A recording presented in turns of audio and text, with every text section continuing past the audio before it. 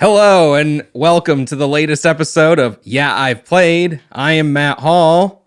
And I'm Jordan Hill. That's right, the two guys from Hidden Machine. We played at the request of a Patreon supporter. It's our first Patreon request, Yes. I believe. Yeah. Magic Turtle. Oh, Magic Turtle. Well, Magic Turtle, I've got words for you. Well, we're going to have probably about 5 hours worth of words on this bona fide classic. Yeah, that's what according I hear. to the world at large. That seems to be the consensus. We played MDK2 for the first time. Although you... Yes. As a child, I played through the demo of this. My best friend as a child had a killer demo disc. I think you sent me the list of yes, games it's a that were very on this. stacked demo disc. But it was like they had Tomb Raider. They had the first Tony Hawk Pro Skater. They had MDK2. They had, what was it, Fur Fighters? Something like that, I believe. You're doing pretty good. I'm pulling up the listing right now. And I think there was a fifth and or sixth one. I'm trying to remember, but it was just stacked. It was really great, and I remember. Go ahead. Tomb Raider: The Last Revelation, Yep. Tony Hawk Pro Skater, Tony Hawk's Pro Skater, even. Sorry. Railroad Tycoon 2, Sonic Adventure, Okay. Dead or Alive 2, Yes. titties, Rayman 2, Fur Fighters, and MDK2. Mostly played Fur Fighters, MDK2, Tomb Raider, and Tony Hawk. My damn cock. But I didn't. Never played Roller Coaster Tycoon, but it was. I remember having fun with it as a kid. It was, of course, just like a short demo of the first at least 2 levels, maybe first 3 levels. First 3 stages. First 3 stages. I don't even know if it's they might even be abbreviated versions of the stages. They're abbreviated. I remember not getting as far as I did. I remember being like, okay, this is new now, seeing this. Because I remember not getting very far with Max, and you don't do a ton of stuff as Kirk either. Okay. Well, we'll introduce all those characters in just a moment, but first I have a little background to share. Dive right in. MDK2 was released in the year 2000 for the Dreamcast, the Sega Dreamcast. Rest in peace, probably my favorite console. Several months later, it was ported to Windows. And this port gave players the ability to adjust the game's difficulty and to manually save. Thank I God. can't believe people played this game without saving and liked it. I can't imagine. In 2001, MDK2 Armageddon was released. This was a PS2 port that included lower resolution image. They took away the 480p, but it was a lot easier to play. Okay. They eased up the difficulty. This version was ported to the Wii in 2011, and that same year we saw the release of MDK2 HD, which is an HD remaster for Windows that was released through Beamdog and Steam. Which I played a little bit of. And when I needed help, I watched the walkthrough that I watched was the HD walkthrough as well. Yeah. Right, you got a little ways into the HD, and we'll little- talk about that. Sorry. So, have you ever heard of Beamdog? No, I heard of Beamdog. I've heard that phrase one time before. Do you all know where? Was someone calling you a bird dog, or they got mad and accidentally called you a Beamdog? No, it is the because they were just tripping over their words in anger. I'm pretty sure it's Crunk Goes Punk or Punk Goes Crunk. Max Bemis doing ODB's Got Your Money.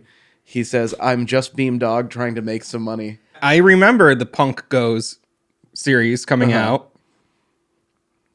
and I was very excited because at the time I thought Say Anything was a decent band that was also getting increasingly worse, and that cover was kind of the final straw for me. I go, oh, I think I just don't like this band anymore. The cover felt really like it was very clearly just a paycheck for him.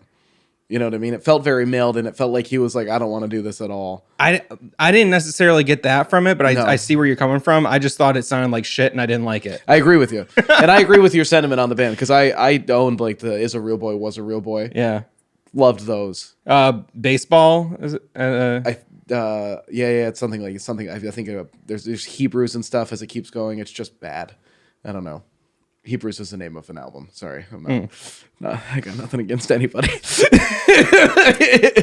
Listen, our sponsor's gonna be very upset if we don't move on. Beamdog is a game publisher that also had like a client. Like it seemed like it was maybe like a Steam-like client. Right, like a competitor at the time, maybe. Well, but I think it was only for their own games. They did the first Baldur's Gate PC game, Almost like the remaster. I think like Rockstar still has its own games launcher for whatever yes, the reason. Rockstar Games Launcher or something. Yeah. Even though you can buy GTA 5 on Steam and then it launches through the Rockstar Game Launcher. I fucking hate that shit. I don't like, I don't mind. I've started to migrate all my games into Launchbox, and it's pretty sick. I had a hard time with that. I felt like a caveman. Well, I had to watch a tutorial because when I tried to do it myself, I was like, okay, I think I got it now, and I deleted my ROM library straight up. It's gone. If you guys know where to get some good, especially like a good MAME set, I'm not tapped in anymore. Let us know in the comments or in the Discord, please. Please, the places I used to go don't exist anymore. I always have good luck with Vims, but I know yes, they don't have use offer code Hidden Machine 10 for 10% off your first Vims order. So. I just wanted to bring that up because Beamdog was so odd to me. I look up the Beamdog site. MDK2 isn't listed on there anymore. So I don't know if they just if they had like a licensing agreement that just went expired, away. Yeah.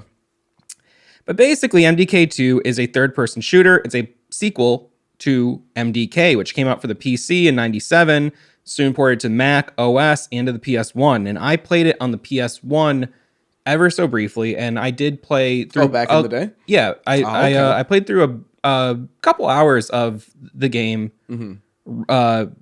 last year. Oh, okay. On PC through Just to GOG, check it I out. think. Because I always thought it was so cool looking. Do you have any memory of seeing this game, like MDK 1 or 2? Like, for the MDK2, disc? yes. I remember thinking it was really cool when I saw it, like playing through it. I remember specifically thinking the aliens looked sick as hell. I didn't get to any of we'll talk about all the enemies that you'll encounter, but I didn't get to any of like the fart aliens. Just like the big hulking guys with like the big headdress looking things. And then I thought Max was sick as hell. I just thought the guy in the sniper suit looked... He had like an edgy, like a sexual edginess to him with the all black latex, like tight bodysuit. Tight. Mm-hmm. And it was like when I was also like first becoming aware of like 9 Inch Nails and like, like industrial. Mm-hmm. I think I was 6 years old when I was playing MDK2. Okay, I was like 9 or 10. So I think I might have been getting into like Bowling for Soup. Okay. Green Day. I wasn't even like really like listening to those bands. I was just becoming aware of their aesthetic. Yes. I mean, same. Like I was aware of like the Limp Bizkit aesthetic and like Korn. You know what I mean? Like I remember my dad had those it had like a dark, edgy look to it. Very I had much so, no yeah. idea that it was. I always liked that kind goofball of game thing too. Back in the day, I always liked that like dark, edgy. Yeah. You know what I mean, I don't know. It plays into your insecurity. You're like, I'm you made me the monster I am. Animal I have become. I don't know that one. I think that's 3 Doors Down or third 311 or 3 Disgrace. Yes, because that song goes like. It was 311 for sure. I think it's 3 Days Grace. Whoa. I have listened to recently the first couple 311 albums, and they kind of rip. So I won't knock 311 ultimately. I mean, like it's catchy stuff. It's pretty good. I don't like their like slower adult contemporary stuff they did later. Like Amber, I could never listen to that song again easily. Yeah, I hear you. Their Friday I'm in Love cover, is it? Or do they? Love Song. Yes, Love Song. That's bad. I also could go another day without hearing. I know a drugstore cowgirl, so afraid of getting bored. But the album cuts I wasn't aware of were like, I was like, oh damn, like. They're okay. They were pretty ahead of their time. It was just like as someone who like used to listen to a lot of like Fat Wreck, like like No Effects and like those kinds of bands. Oh, okay, I never got into them. It was like like a little piece of this history of music that I like didn't get into because by the time I was listening to them on the radio, they like sounded pretty different. Yeah. Their like mainstream stuff is not quite their, real sound. Anyway. No, 311 talk. Where are we going with this? I don't know.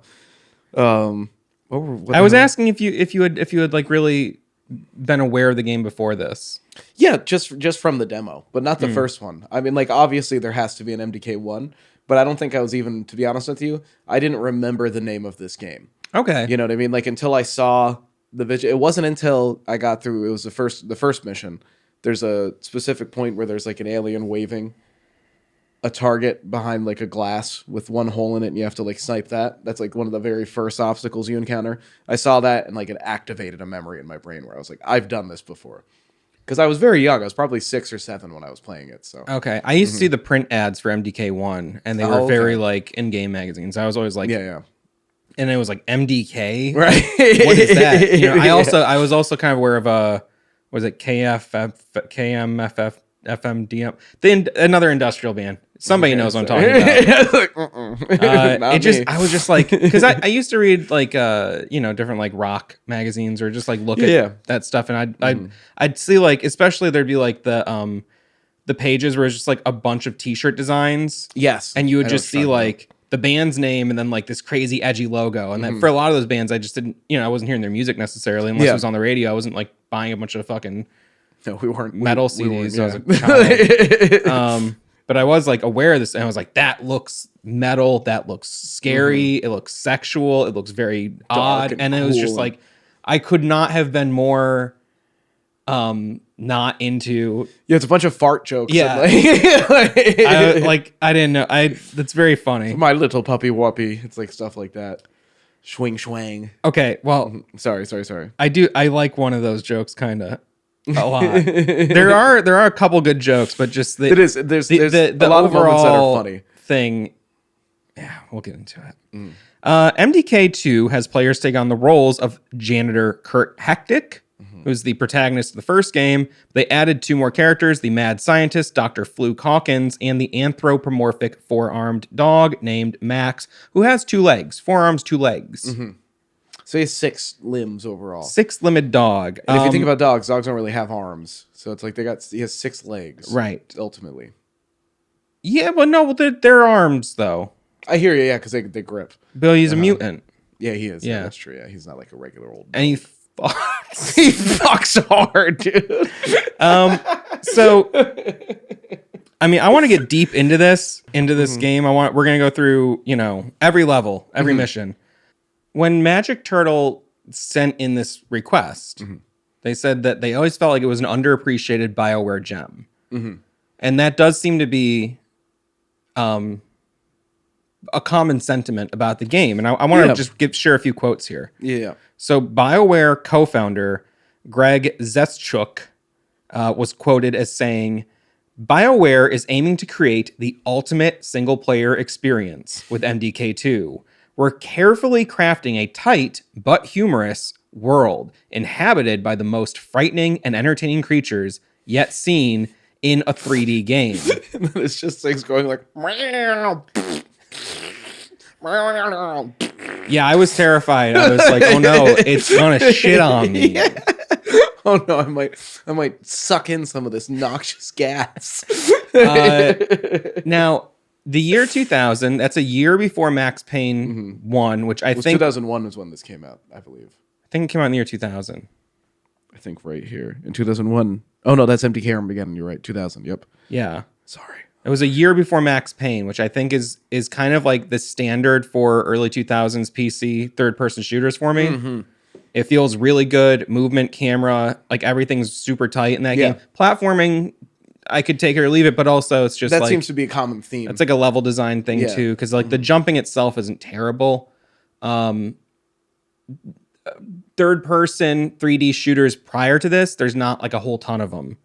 So I do think that if I had played this at the time, I probably would have been pretty into it. And the thing I noticed, a lot of people online say, love that game. Never got around to beating it. I saw that more than once. And I saw also haven't revisited it in the modern age. Haven't revisited it. I saw that a lot. And not only because, I mean, like, we'll get into a bit, but it's like, it is kind of difficult to find a good port of this. You know what I mean? Like, the emulation ended up being fine. That's what I did. But I remember playing this as a kid. But it's seemingly not the ideal version of the game. That's what it seems like, yeah, from what people say. Sorry to interrupt you. But No, you're good. Like, my experience as a kid is I remember playing this and having a lot of fun and not really having the same, like, I think at the time, because really I had only played like Super Nintendo and Nintendo 64, Dreamcast was like my first. I mean, the Nintendo 64 had an analog stick as well, but Dreamcast was like Dreamcast was on another level. It was on a more modern setup, like For the layout sure. of the controller. And the look of everything Oh was my just God, so yeah. advanced. And it blew me away. And I remember not having any sort of difficulty with the controls. And like now, even I started out trying to map my controls exactly the way that a Dreamcast controller would have been set up and the way that it would have worked. Felt impossible. You know what I mean? So it really is one of those things that like, it's like I had a friend who said it for a long time, but like when you go back and watch something like 2001: A Space Odyssey, in order to like truly appreciate it to a degree, you have to put yourself in the time period. You know what I mean? You have to put yourself in the You have to pretend it's the year 2001. Yeah, effectively in this case, or like in that you have to pretend it's the 1960 whatever. I meant for a Space Odyssey. Sorry, that's so bad. I'm sorry. We're gonna cut that whole joke out. Don't worry. But no, I know what you mean. You know what I mean. I mean, whatever. I agree, and I was playing game. Well, I think the last time we discussed a game, it's an episode that hasn't come out yet at this point, but it was, and this will be a spoiler. It was Portal 2. Yep. And we talked about Portal 1 and 2, and I remember saying like, hard for me to compare this directly because I wasn't really gaming at this time. Yeah, and you did not like Portal 1 very much, or as much as I did, mostly because you were playing it now for the first time. Whereas this is something that was like that was a childhood memory I was revisiting. Right. And I tried putting myself in that mindset. And it's kind of like, well, I also just don't know a lot of those other games that came out around the same time as Portal 2. Yeah. Or Portal 1 even. But I was still gaming probably around the year 2000 is like when I was at my peak of PC gaming before I moved to almost exclusively to console gaming for many, many years. Right.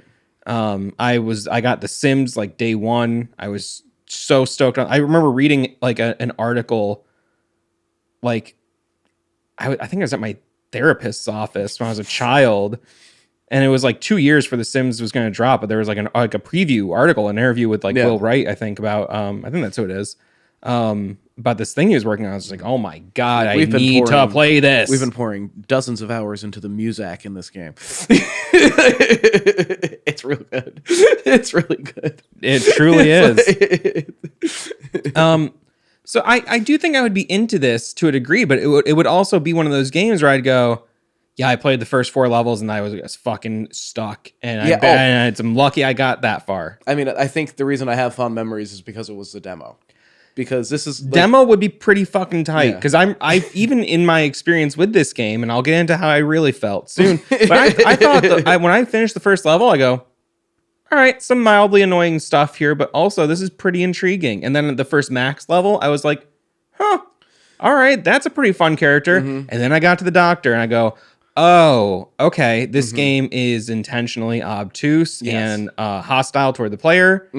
Okay. Because don't love that. Hopefully this is the worst it gets. It's not. It's not. It's not even close. The third level's not even close. Brandon Justice. Son of a bitch. Sounds like an adult film star, doesn't it? Kind of, yeah. Yeah. Maybe Brenda Justice sounds a little more porny. She worked for Naughty America. Brandon Justice from IGN at the time said each character has his own feel, and just when it seems you'll be mad for the shift in character, you'll get sucked into the next major part of the adventure. The trick is not getting too pissed between figuring out the objective and trying to solve it. That's fair. That's very fair. I say that's very fair. Yeah. I go, if you're not frustrated by going, what the fuck? This doesn't make any sense. Like you've established all these things, and now you're just throwing out the window for this one part. And it's like, it's kind of just like a person who like, now I'm thinking of a specific person, but someone who like, will just like tell a joke that makes no sense and expect you to get it. That's what this game design is like. And it's like, I made the game. Yeah. It's like, why don't you? Well, that's the only solution. It's the one that I made. That's the only one that made sense to me. Why isn't the only one that you're coming up with? It's like, well, I don't know, especially based on all this other stuff you just said. This doesn't make any sense. Based on gas pump puzzle, floating gas pump. Yeah. So I say this because one of MDK2's most endearing qualities from an old school perspective may just as easily be one of the most frustrating as aspects to the average gamer. The game is really hard. As contradictory as this may sound, this is a man's game. A chew you up and spit you out type of game. A no, I won't hold your hand in the parking lot type of game. If Clint Eastwood and John Wayne held gaming challenges, they'd throw down an MDK2. Make no mistake about it, this game is tough, but I mean that in a good way. It isn't that you don't know what to do or why you're doing it, but if you expect to make it out alive, you'd better at least halfway be capable of doing it. Both your brain cells and your reflexes will get a workout here, and if you are easily frustrated, this could be the one thing that keeps this game from being a keeper.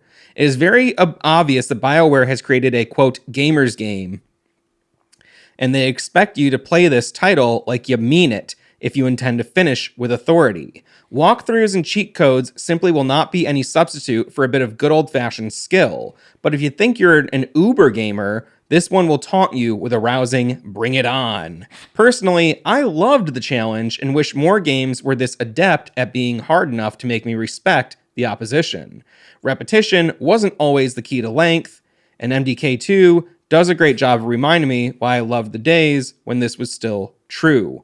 9.4, amazing, from IGN back in the year 2000. Jesus. Also, I watched a little Watch Mojo review on it from a long while back, and they called it an absolute masterpiece. Yep. And then the reviewer went on to say, but I never beat it because it was, quote, so incredibly hard. Well, how can you call it a masterpiece? Yeah, if you never, if you didn't finish the game, because I imagine that they didn't make it to like the final fight and got locked up. I imagine they probably got stuck on the first level with the doctor because they got stuck on level 3. Because it's kind of fucking terrible. It's really awful. We'll get there very soon. But so I want to talk about getting the game to work. So I'll tell my experience first. Okay. I got the game from GOG. Mm-hmm. Could not get it to run in the correct aspect ratio. Mm-hmm. No matter what I did, it kept stretching to widescreen. So I downloaded a repack of the game that someone put up. Yep. And that one had a different like launcher. And I was able to set a 4:3 aspect ratio. Mm-hmm. And it looks good. And the game doesn't look good stretched. No, it does not. I don't think any game does, but especially this one. It looks really, really awful with the stretched. resolution, the textures and stuff, you need it to be tight in 4:3. Mm-hmm. No shade to anyone who plays Mario Brothers and 16:9, but you are insane. You're a different breed. But I downloaded 2 different repacks before one of them worked for me. Mm-hmm. So that's 3 versions of the game, 2 pirated, 1 purchased. Yep. Then I sent you the repack that worked for me. Yes. And I downloaded first the one that didn't work for you. Yes. And then I didn't touch that. You sent me the new repack, downloaded that, managed to get it to launch. You know what I mean? No audio. Was like, okay. And it wasn't working at first. No. Like, I think even getting it up and running. Even getting it up and running was a difficult task. And then eventually I like managed to finally get it to launch. And I was like, oh, thank God. First time I launched it, there was sound and stuff. And then the moment I went to launch it, it crashed. And I was like, oh, shit. Launched it again. This time, no sound. Doesn't crash, though. So was like, okay, cool. I'll try to play it. Crashes again. Mm-hmm. And that was pretty much my experience. Either the sound would work and then it would crash, or the sound wouldn't work and then it would work for a while and then it would crash again. And it was very frustrating. So I say to you, well, hey, there's an HD remake, HD remaster. I think it's still just the same core game. I think they just... It looks just like a reskin. Yeah. Mm-hmm. I go, I'll purchase it via Steam. Yep. And... You know, we have a shared Steam library, folks. It's true. Yeah. It's 2024. Guys are sharing libraries, all right? Get over it, all right? So it's not illegal. He buys it for me, the sweetheart he is. Well, you bought it for us. You guys bought it for us, really. I feel like I wish we could go totally wireless. I wish, hear you then, you know. Yeah. I wish there was no need. Well, that's what we used to do actually with the lav mics, and that Yeah. was its own pain in the ass. So fuck it. But anyways, get the HD remaster going. It works.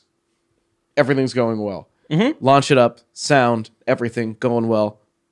Looks great. Play through the first 2 levels. Sick. Get to the doctor level. Hate it, but get through it. You know what I mean? Go, all right, calling it a day. You know what I mean? I'm done. Go to start it up the next day. No sound again. I'm like, okay. Crashes. I'm like, okay, well, I'll just try to re-download it, verify integrity of files. Went in, made sure that I had deleted all of the old files I had from the stuff you had sent me. Didn't matter. Nothing doing. Inevitably, just downloaded a Dreamcast emulator, downloaded the ROM, played through that. But I played through those first 3 levels probably 4 times. Me too. Probably Me 4 too. Me too. Actually, for various reasons. So, you know, all in all, you're playing the original Dreamcast version, which, you know, like I said, is not necessarily the ideal version of the game because they went on to rebalance it several times and also tweak some of the level design and tweak some of the textures, I believe. As someone who played through the first 3 levels in 3 separate versions, it was easier in the HD remaster, like for sure. Like it was just not like that. It was like the mechanics were any better or You anything, couldn't but just select like your difficulty level. there was either, no difficulty selection which at all. I played on easy because I started on normal. I go, oh, I do not have the time or patience for this. The Dreamcast seemed like it was at the very least set on hard. You know what I mean? Like probably comparatively. Fuck. It was it was a challenge. I finished it like 2 hours, like an hour ago. Dr. Lucky Shot on Twitter, I asked for some impressions of the game. They said, I was one of those that enjoyed MDK2 as a kid. I guess I was enamored by the game's crazy action and outstanding visuals. I played the Dreamcast version more than anything. I beat the whole game, but I never went back to replay it and see if it stood up to the test of time. Another sentiment I saw go, shared. Wow. I commend you, Lucky Shot. Yeah. For beating the game. I said, I replied, I was like, that, I don't know if even now with the quick save, the game seemed insurmountable to me. And so you use save states. Yep, thank God. You save scum through this game a lot? Yep, just using the emulator itself. You know what I mean? Because the Dreamcast doesn't have a quick save. No option for it at all. And the checkpoints, some of them are good. Like, but they're the ones that are like convenient at all are the minority. You know what I mean? The bulk of them, you're like, fuck, I have to go back basically. Another frustrating thing was seeing the play times on this of 3.5, 4 hours while I'm like... Took me just over 8 hours. Yeah, I'm 4 hours in and I'm maybe 4 missions in. You know what I mean? Yeah, you're spending like an hour per mission basically. And it's like every other playthrough I see, it's like 10 to 18 minutes per mission. Yeah. I'm like, what the fuck? It didn't make... All these guys are speedrunners compared to us. So what do you think of the sound? I did like the music. I love the music. The music's I love hard. the music. The audio sucked. The dialogue, that sounded really bad. Well, the sample rate was probably pretty low on that stuff. Yeah, it didn't sound great, but I mean, none of it sounded really great. But I love the music. I love this whole aesthetic. Like, it's the same exact music that was played in the background of like, you want to steal a car, you want to steal a purse, so why would you download a movie illegally? You know what I mean? It's all the same, but it's like that exact music through most of it, just like that hardcore techno. I don't know. I like it. Very fitting, very fun. I love it. That's fun all the way through. I literally grew up on that shit, so it's like this is one of my favorite aesthetics. I also thought the graphics, for the most part, textures a little overly busy for me. Honestly, it was like kind of like ugly and hard to look at points. Yes, but at the same time, year 2000, that's a pretty damn impressive game. At that point, it was not always about like what looks the best. No. But maybe what is the most impressive in terms of doing lots of complicated textures, like strange lighting, different effects. Yep. It wasn't what the hell was that? Oh. There's a dog barking outside. I know, I just seen that the first one. I was like, was that one of your cats outside the door? That's not a noise I'm used to hearing. I didn't love the aesthetic the whole way through visually. There were just like some sections I thought just looked really gnarly. There was a lot of sections on the ship that looked really bad when you're on the Jim Dandy that were just like gross. You know what I mean? They're just like, It was very, and also I didn't really like the character designs all that much. I didn't, yeah, I mean, the best Some character, I liked a lot, The best actually. character design was Kurt. You know what I mean? And then I thought the frog enemies looked cool as hell. Giant frogs. I didn't like how Max's tail looked like a little like lump, like a poop coming out of his butt. No, I hear you. It looked like a white turd. That is what it looked like. Yeah. And white people, I mean, I feel safe saying this on the show. Mm-hmm. Because I know not everyone that watches the show is white, so this might be shocking to you. I actually know a lot of people who watch the show are not white because I can see the analytics. Mm-hmm. And it makes you select your race when you make a YouTube account. Mm-hmm. It's not optional. White people poop white. White people's poop is white. We've been hiding it for since time began. But when I saw this, I go, my character's pooping. I go, no. And you're telling everyone. But I was like, oh, it's just his tail. It's his little but I tail. thought because my whole life I've been looking at white poop coming out of my butt. I watched it too. And I feel safe saying that because I know this podcast is a safe space and you're not gonna let the secret out. No. Please. All other races have our back on this one. Keep it in the inner Don't circle. tell anybody that we poop white, okay? But it's true, and that's what all I could think of whenever I saw Max's little tail hanging down. It's a dog whistle. Do you know what it really looked like to me as well, for real? What's that? I'm joking. White people's poop is whatever color it's gonna be. Yeah. Listen, I used to clean bathrooms for a living, so I've seen some stuff. Yes. We actually probably cleaned the same bathroom. Yeah, we cleaned literally the same bathroom for a short period. I think our previous co-host, former cleaned that co-host bathroom. Andrew, also cleaned the same bathroom. That was one thing we all had in common is we all worked at the same shitty bar and cleaned the same disgusting bathroom. Yeah. Let's all do the same horrible There were shit. I've said this on other previous episodes, but there are some days where I just go, oh God, I just like throw bleach on it and walk away and just like wait for it to eat it. There was an episode of the old Trash Cast, the Kitchen Bitch, in the first one I was on, where I think we all talked about our shared experiences there. That was pretty good. No, but do you remember the Ninja Turtles that when you fold them all the way in, they become a little turtle that like crawls on all fours? Yeah, I have one of those. Okay, and I have then Donatello. his tail. Mm-hmm. Yeah, It looks like a tiny version of Max's tail. Yeah. Mm-hmm. I'll bring up a picture of that I always figure. thought that was so weird. I was me too, because it's like I go, I know a turtle has a little tail, but like this it looks weird. I've never even noticed a little turtle tail. Really, turtles have a tail, but when you draw a turtle, you don't draw a tail. Right, you don't need to. You know what I mean? It doesn't. You don't think about it. It's not a thing you draw. Like I've seen a bunch of turtles in real life. They all have tails, but like I don't think of a tail when I think of a turtle. It's like when I draw a woman, I draw two big circles and a triangle. Yeah, I'm not worried about anything else. Yeah, anything else. It's not another thing I'm worried maybe about. I flip the paper over and I draw a little asterisk. With an open and closed parentheses on the outside of it. And that's it. I'm kidding. God. I'm not. Listen, I'm an art major. That was my senior project, but I'm over that phase of my life now. No, but I still thought the graphics were cool. And also the year 2000. You got to bear that in mind. Think of Max Payne. Max Payne is, I wouldn't say is like the most visually impressive game all the time, but it had like such cohesive style. Yes. And atmosphere. And it used the photo textures a lot of the time, which were cool. But like, this is like a whole year before that. I'd say Max Payne is like maybe not the most visually impressive game, but the way the engine overall worked as an entire unit. It wasn't just like the look of the graphics. It was how the graphics worked within the world and everything that I thought was really tight. But you couldn't get much better than just like a photo. No, that was literally like that. as good. That was like the best thing you could do. As good as it got. That's all I think. Yeah. Anything was for like Half-Life and shit, like photo textures. So it's like, something like this, which was so much more abstract. It felt I saw a lot of like H.R. Giger kind of influenced walls. Oh, yeah, for sure. Which obviously been done to death. But yeah.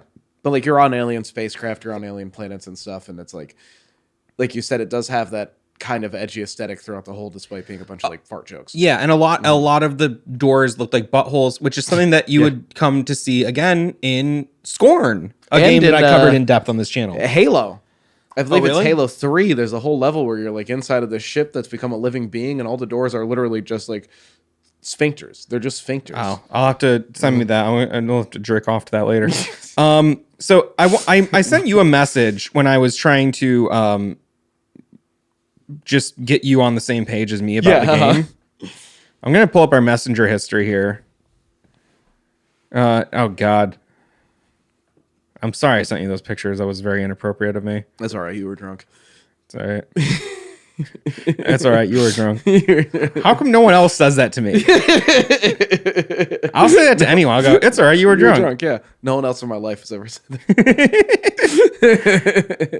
that. I'm showing you the chicken sandwich from Stewart's, which I've eaten. I got one. You got one. I got two. I had it twice. I've considered it. It's fucking good. It's the one of the better gas station sandwiches I've had in my life. I'm putting it in that tier. It's an F tier sandwich. Yeah, but like within the realm of gas station sandwiches. I mean, Stewart's has some of the best gas station sandwiches. The Stewart's burger.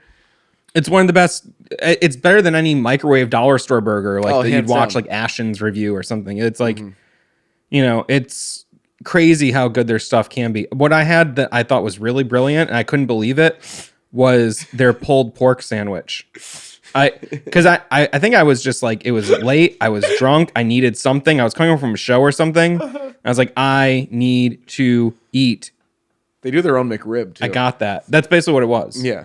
Yeah, it was like a pulled pork McRib sandwich. Yeah, it was like a McRib someone just like smushed in their hand and dropped into the Yeah, and then put in like a plastic sleeve and then set under a hot lamp for 9 hours. I got, this should not be as delicious as it is. The thing is, but I tell you, it's $2. they really ride a fine line between form, the texture, the shape of the sandwich. It maintains the shape that you think it should. It looks like it should, and flavor. Not necessarily like, oh, this is good tasting chicken. No, but it meets the expectation. You're like, oh, this is a flavor that is pleasing. Yeah. Sometimes that flavor is just salty, hot. Salty hot with like a good texture of crunch and and you go, that's enough for me. I could be eating a brick of styrofoam dipped in honey barbecue sauce right now, for all I know, but I'm okay. But it's hot. On that note, I have to pee real quick. Okay. As we talk about that. Well, we'll be right back after Jordan does a pee-pee. Does a quick pee. So, I just closed Messenger. Fuck. God damn it. I was scrolling up to get the message. Fuck. I was like, why is Messenger open? I don't need that. I have no attention span. Listen, I'm very sleepy. I've been waking up at 4 or 5 a.m., going to bed at like 8 or 9. Nice. It is nice. It feels really good, but I'm also kind of like a little bit in fiesta mode right now. Oh, okay, I understand. Smoking some ganj. Legalize it, got to recognize it. Okay. I covered that song a couple years ago on 420. Doctors smoke it. Lawyers too. That's Peter Tosh. It's the original Legalize It. Oh, okay. I don't know that. I only know Peter Tosh because he's referenced like one time in a Tribe Called Quest song.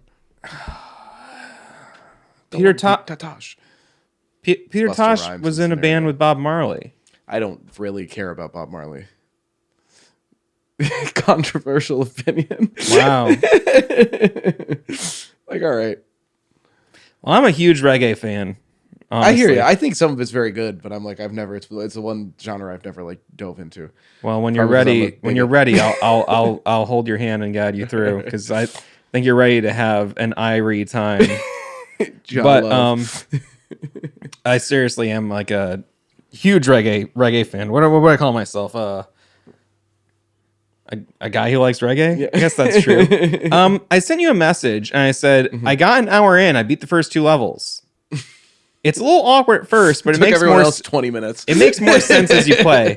I go, you move with WASD. That's normal.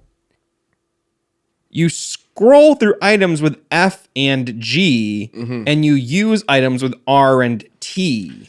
Now, So having not played it and not remembering really my original playthrough of it, when Matt first sent me these messages, I had no fucking clue what he was talking about. I'm talking specifically about the doctor. Yes, where because he's the most, he is ultimately the most difficult to control. so he does WASD, and then he has a left-hand inventory and a right-hand inventory. You scroll through with these 2 keys, and you move up a row, and then you go grab that item, but then you have to press the button again to use the item once you've locked it in, which can be a little confusing. I go, oh, click to use the item. Yeah. No, you press the same item select key as the item use Only key. if you're using the one hand. Right, only if you're using it for one hand. If you you're click, using both you're hands, combining the items. Yep, and then you combine it, and then you can use the attack if it's like a thing that you created that can use your attack. So that was very confusing, super confusing. The menu, I mean, I'll show the footage.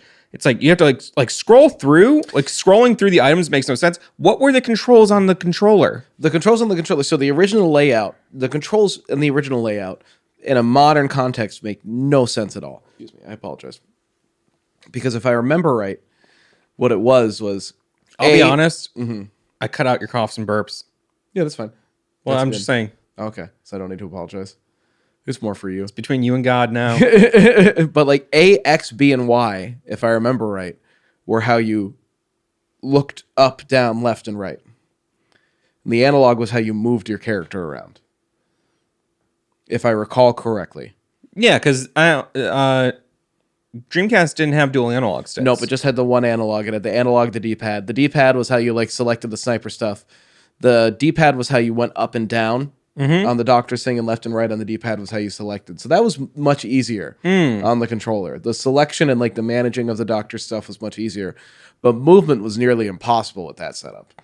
So I had to remap like A, B, X, and Y to the the right stick, I believe, so that I could aim, and then the left stick I kept as the movement. That's analog. cool. So it's I ended up just remapping everything, and it made it much, much easier. So Max's controls are similar to the Doctor's in that you use the same buttons to scroll through your items. But instead of scrolling up and down, you scroll left and right, and then up and down equips or unequips them instead of left or right equipping. Exactly. They literally reverse it. You have an inventory. You can carry like something like 8 guns at a time or something. Yeah, something like that. You have like one that has unlimited ammo. You have your base and that weapon. also, and even on your first tutorial as the dog, he's like, you have one gun that will never run out of ammo. That's yours. I got that for you. Like I made that. I mean, that's your one gun. Yeah. The other ones though, they will. And it's like I was like, I barely ever got down to the one gun. yeah. I don't know if I ever did. I did a handful of times, but the Dreamcast version, I will say, it seems like it was quite a bit more difficult. I'm sure. I noticed even playing through the first 3, like the first max level on the HD remaster, I found way more guns than I did in the original Dreamcast version. Well, You know what I anyway, mean? so Sorry. you fucking scroll through the guns, then you have to equip a gun to each hand. Yep. Every time you equip a gun, it goes to the next available hand. Yep. You thankfully don't have to press like 4 different keys for 4 different hands. Yeah. That was very nice. All characters jump with the left trigger, except shoot with the right trigger. Not trigger, but mouse. Right and left mouse. Left buttons. and right mouse. Were they left and right trigger for that as well. So left trigger was jump, right trigger was shoot. Okay, that's intuitive. Yep. Kurt has a sort of parachute that it's if like you a hold your parachute jump button, glider thing. So you can kind of, it's a common trope in games. I'm sure you've experienced something like that. It's like Princess Peach's parasol. Or Link's glider in Breath of the Wild. And stuff. It's a very Nintendo thing. It's like the cape in Mario. And then My area. you have a jetpack with Max, the dog, and it works the same way. And then you later get like a quantum jetpack or something where it just doesn't run out of gas. Yeah, recharges naturally. It has like a rechargeable battery. And that's the basic controls, which I honestly found I never... We didn't really cover Kurt. Well, Kurt... Oh, you're right. So Right. So Max is run and gun action, very straightforward. Yep. The Doctor is all about puzzles, finding different items, combining different items from your left and right hands. Kurt, well, if you press the space bar, I believe in my version of the game, you go into sniper mode. Yep. And then that's where you have your inventory. You go through different types of sniper, ammunition. Yep. And sniping is a huge part of this game because you're pixel hunting all the time for little balls. You have little glowing balls. And there's also, you have like little secondary weapons that you can equip, you know what I mean? Or like little like grenades. Yeah, which and I stuff almost like never that. used. I used them pretty heavily in this version. Specifically just like the dummy. I found the cloak. grenades, every time I shot one, the enemy was already moving farther away. Then it was not useful. It was good in groups. The dummies were useful at points. Dummies very useful in the cloak. There was we'll get into it later. I'll tell you when they were really useful. Okay. There was really only one level where I used them heavily as Kurt.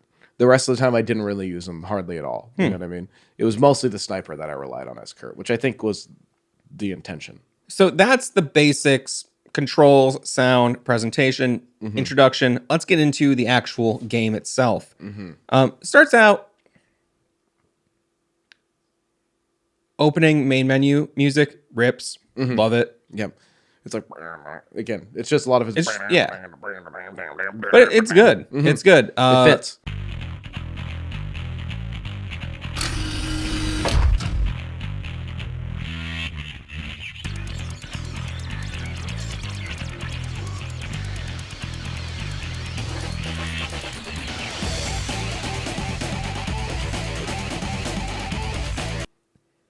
There's comic book style cutscenes.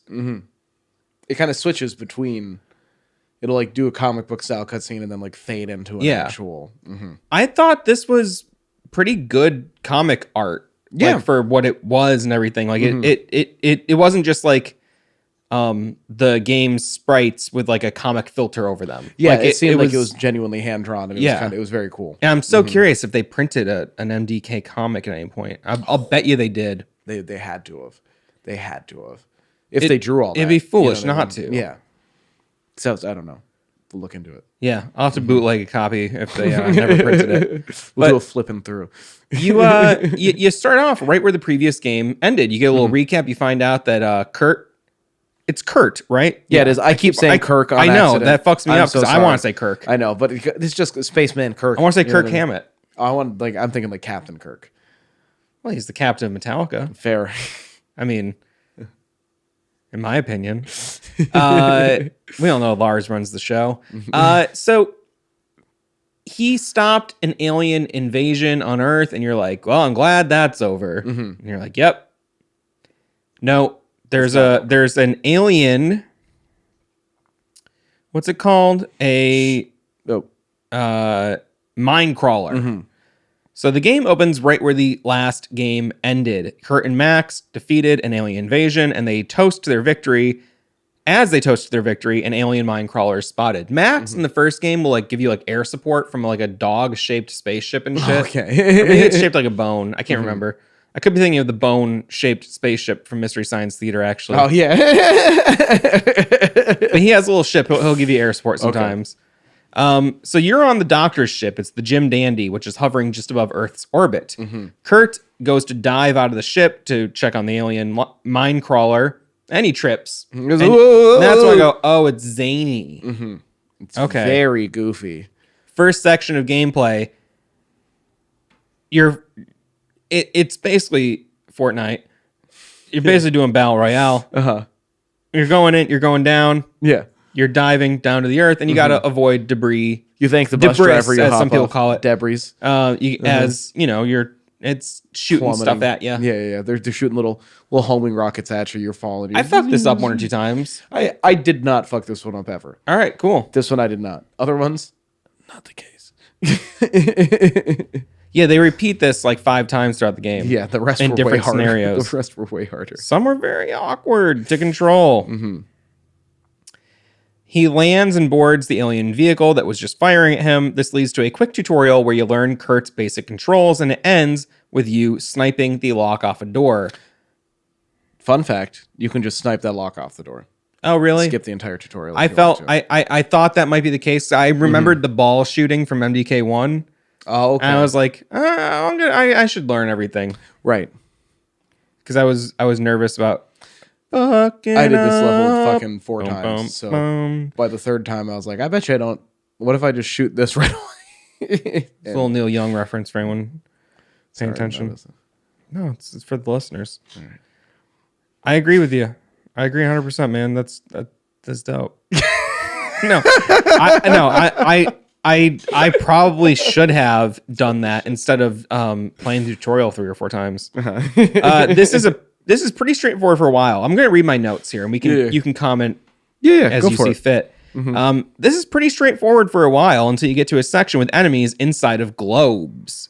It's more like glass domes, like amber glass domes. You need to lob a sniper grenade into an opening on the dome to move forward. Yeah. I found this to be very unintuitive and difficult.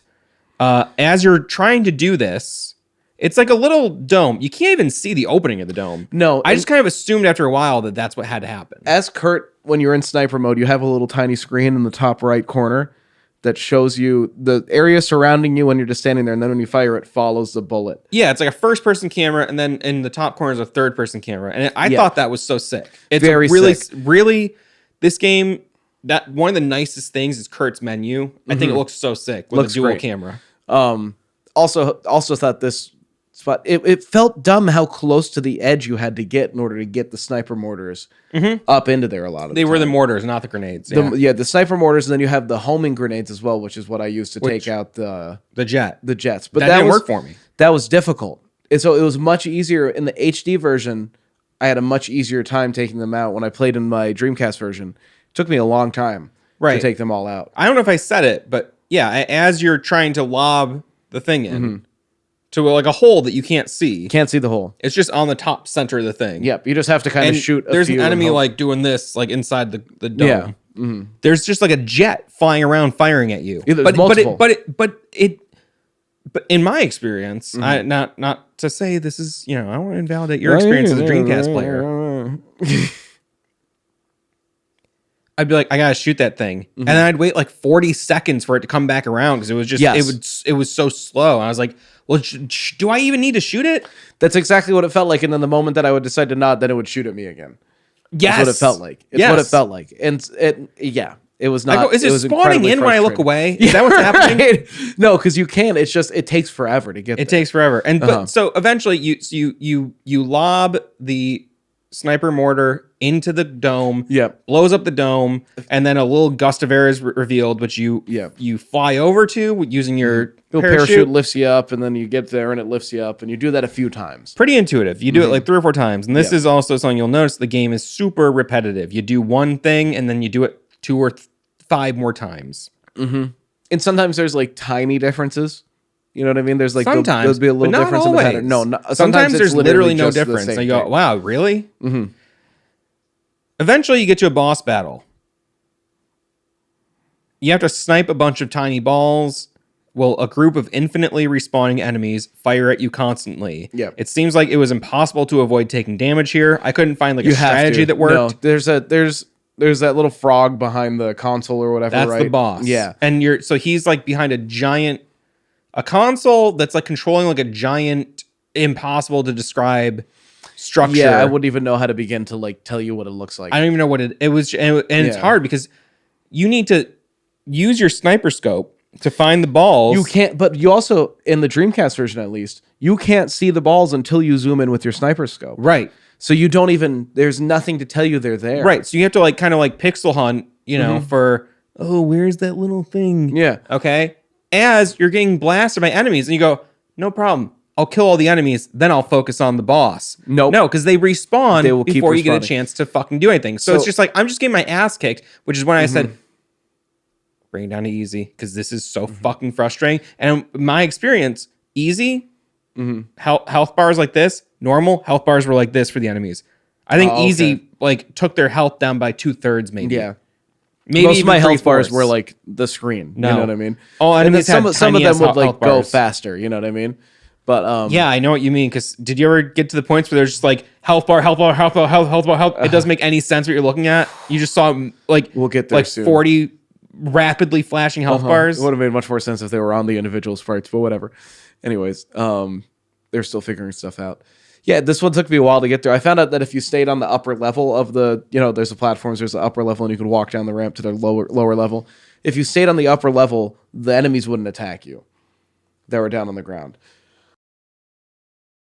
That's what I discovered pretty quickly. So I'd stay on the upper level. I didn't figure that out. But if you get down on the lower, I'm fucking stupid. But if you get down on the lower level, you can hide from the rocket launches. You know what I mean? Or like the laser launches or whatever that are coming at you. But on the upper level, those are constantly coming at you. So I was literally just strafing left and right the whole time in sniper mode, occasionally falling into the fucking hole. Most of the boss battles were me being like, shit, fuck, shit. Most. Oh no. Or come on. It was either that or that was it. Yeah, or I was just like, okay. All right, I guess. I just like shot and jumped for a while and then it was over. I was like, that what? Yeah. Am I doing it right? Because I'm expecting to be punished. Yeah. This boss battle was super confusing. This one took me a while. I was not always sure when I was damaging the boss or if I was even doing the right thing. So it's like up until that point, the balls were used to represent doors that you need to unlock. Yeah, they were like locks effectively is all they see. And that's how they were described by the doctor when he's giving you the tutorial. Mm-hmm. So it was very, it was not, so it's like, is that intuitive. His HP now? Like what is, it doesn't make any sense. No, because then you have to shoot him specifically once you take it all down, and then he hops down and you fight him on the ground. And then he becomes a regular enemy later. Yes. The only not boss super to regular. become a regular enemy. No, I think he appears in stage 7. Yeah, and that's it. The battle ends. Kurt is attacked by a large, unnamed alien. The signal to Kurt is jammed by an alien ship. So Hawkins and Max are on the Jim Dandy. Suddenly they're not in touch with Kurt anymore. Mm-hmm. So Hawkins says, Max, go destroy their power supply so that they'll stop jamming our signal. Max sick 'em. Brings us to mission 2. Max has to drive a torpedo into the alien ship called the Alien Orbiter in a horizontally scrolling vehicle section that is similar to the opening of Kurt's first mission. Mm-hmm. Now, this is the one that you're going to encounter a few times. The doctor said, "Oh, I lost control of the torpedo." I go, "That's a torpedo?" Yeah, it looked like a rocket. It's a classic rocket. And it seems like there's a seat in there for you. Yeah. Yeah. Okay. So is this like a kamikaze torpedo scenario? We see aliens, and they are shaped like walking green beans, and they can't stop farting. And this is when I go, oh, okay, yes. First you had them trip out of the plane, but now you have characters who constantly fart. Yeah. It's like, and sometimes there's a thick cloud of green gas coming out of their butts. Yeah. Oh, wow. When I was 6 years old, loved it. You know what I mean? Hilarious at 6. When I was 6 years old, I put super glue in my butt so I'd never fart again. I started putting tampons in my ass like in sync. I put tampons in my ass that are soaked in rubbing alcohol so I could capture my fart essence and I'd drop it in a jar once I pooted. And then you'd inhale that later to get high. Yes, it was called Junkum. It was similar to Jankum, but a little bit different. This is your own homebrew. Damn, I'm really sharing a lot. I'm talking about white people's poop color. Talking about my fart collection. They were just the alcohol soaked tampons you were shitting out. I wasn't shitting them out. They weren't that far. They have a string. They have a string, yeah. That isn't to say I didn't shit sometimes when I pulled it out.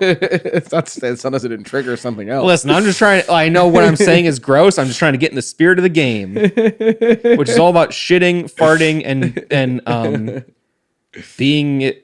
being like sexually vulnerable. I guess it's also like it's like a theme of this game. It's a weird theme. Getting caught with your pants down, literally. So Max crashes the torpedo into the ship and just is just like, I'm killing Flips everyone. up. Just like I guess they're hostile. I guess but it's just like I was like, wow, he's just wow. Yeah, he's just killing everyone. Well, it made me feel weird about it because also there's a moment later in the game where it says our xenophobic trio. and then also you land on their homeworld at one point, and Max hops out, and everyone, the same people you murdered earlier, all run away from you in terror. You know what I mean? And when the doctor's there, they ignore you. Yeah, they act like you're not even there at all. So it's like maybe they're not hostile, but Yeah. also you later find out they have a death ray pointed at Earth. Yeah, so it's all, who knows? But again, it's like maybe it's just the government. Maybe you don't need to murder all the people. Yeah, who knows? Who knows? But hey, I say kill them all and let God sort them out. You know which side. This is where I wrote my notes. Max's tail looks like a big log coming out of his butt. We get a brief tutorial, and then Max is off to take on the level. This is pretty straightforward, except for when it isn't. You nailed it in this little paragraph here, honestly. Some doors can be shot open, and that's something that it tells you. Oh, your guns can break down certain surfaces. That's not really like a thing that happens. Like for it to be like introduced as like this is how your guns work, and then later it's like It's something. that's how your guns work like 5 times. Yeah, it's something you use kind of often in this level, and then again like once or twice 4 levels later. Yeah, and never. Like, I had to between. look it up later for when to use it because I didn't do it. Right. You know what I mean? And then I was like, Right. "What the fuck am I supposed to do here?" And then it was like, "Shoot Was down it the wall." And I was like, The "What?" level where you're in the streets? Yeah. That made no sense. What? Okay, we'll get there. We'll get there. We're on level 2. This is a classic. Yeah, I played. This is going to be 10 hours. On a game we didn't even like. On a game. This is going to be longer than most people's playthroughs. A game that pissed us off, so I was so fucking mad through most of this playthrough. Eve left me. Because That's why she's not here tonight. I got very mad, and I kind of just like, I took it out on her. I yelled at her. I said some very vile things that I was like feeling toward the game. Yeah. And for some reason, in a moment of weakness, like I projected that onto her, and my wife left me because of how much I hated this game. She's gone. She's gone. She's gone. She's gone. I'm paying rent. She's not on this coming place. back. We split the rent. Yeah, now it's just you. I do not make enough money. to support you. No. This is probably the last episode we're going to shoot. We have a few banked, but this is probably the last. This you're last gonna one you're hear from going to me see. It in might a be while. another year, but before you see it. But you go down a series of nearly identical corridors, which open up into large open combat arenas. Yes. And you eventually have to use a jetpack to ascend through a series of chambers. So this is a thing where there's like 6 chambers or something stacked. each chamber has the one turret on like each corner. There's like 4 turrets in each fucking chamber. So you fly up, a little butthole opens, you go in, and then you're just immediately everything's shooting at you. Yeah. Like hit scan enemies just and you can like land on the outer rim of the butthole. You know what I mean? I think you can't avoid getting hit though. You pretty much have to get hit every time. Like a little, just a little bit. Max also though to compensate for that. So he has like 200 HP. Each character has a different amount of HP. Yeah. Kurt has I think 100. Yeah. The Max has 200, and then the Doctor has 60. Which kind of makes sense. You know what I mean? Like one's a bioweapon, one's a human being, and one's an old man. You know what I mean? So it's like, all right, one's like a middle-aged human being, I should say, and then one's an old man. But Max, but he has the magic suit. But Max also like to compensate has a higher for you to take because he is the run and gun guy. And I do like what it's going for with having each character feel distinct. Yes, because that's something that the guy who posted the Freedom Brandon or whatever, Brandon Justice. Go Brandon. Freedom. Let's go, Brandon. I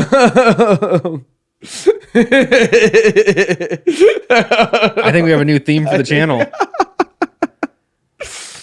Anyway, he mentioned that a little bit where it's like that is part of the charm, and I can see what they were going for, and I think that is a very interesting concept that like I'd like to see someone try it again now. I have to ask you something as an aside. For sure. What the fuck are you talking about? No. You played Mass Effect and shit? Yeah, I played all 3. Knights of the Old Republic? I played the original KOTOR, yeah. Okay, I've never played any BioWare RPGs. Oh, okay. I played like 3 hours of Mass Effect, one of them, and I was like, this is like so mid. I'm not into this at all. Yep.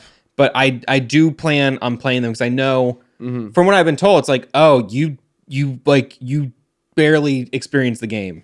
it gets bigger, and there's some that are much better than others. Almost across the board, mechanics, gameplay, story, great. You know what I mean? Actual RPG aspects of Knight of the Old Republic, 10 out of 10.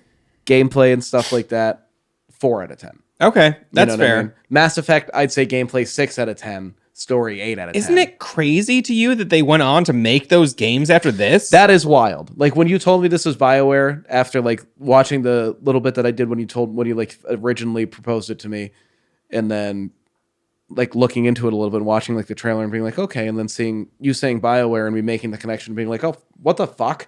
Because it doesn't feel like anything else they've done except for the fact that the mechanic's not great, story a little bit better than even a story not great either in this game, frankly. Not it's really. like, okay, but it's the like, story also is kind of like, we beat the guy, now I'm in trouble. Oh, we beat that guy, now I'm in trouble. Yeah.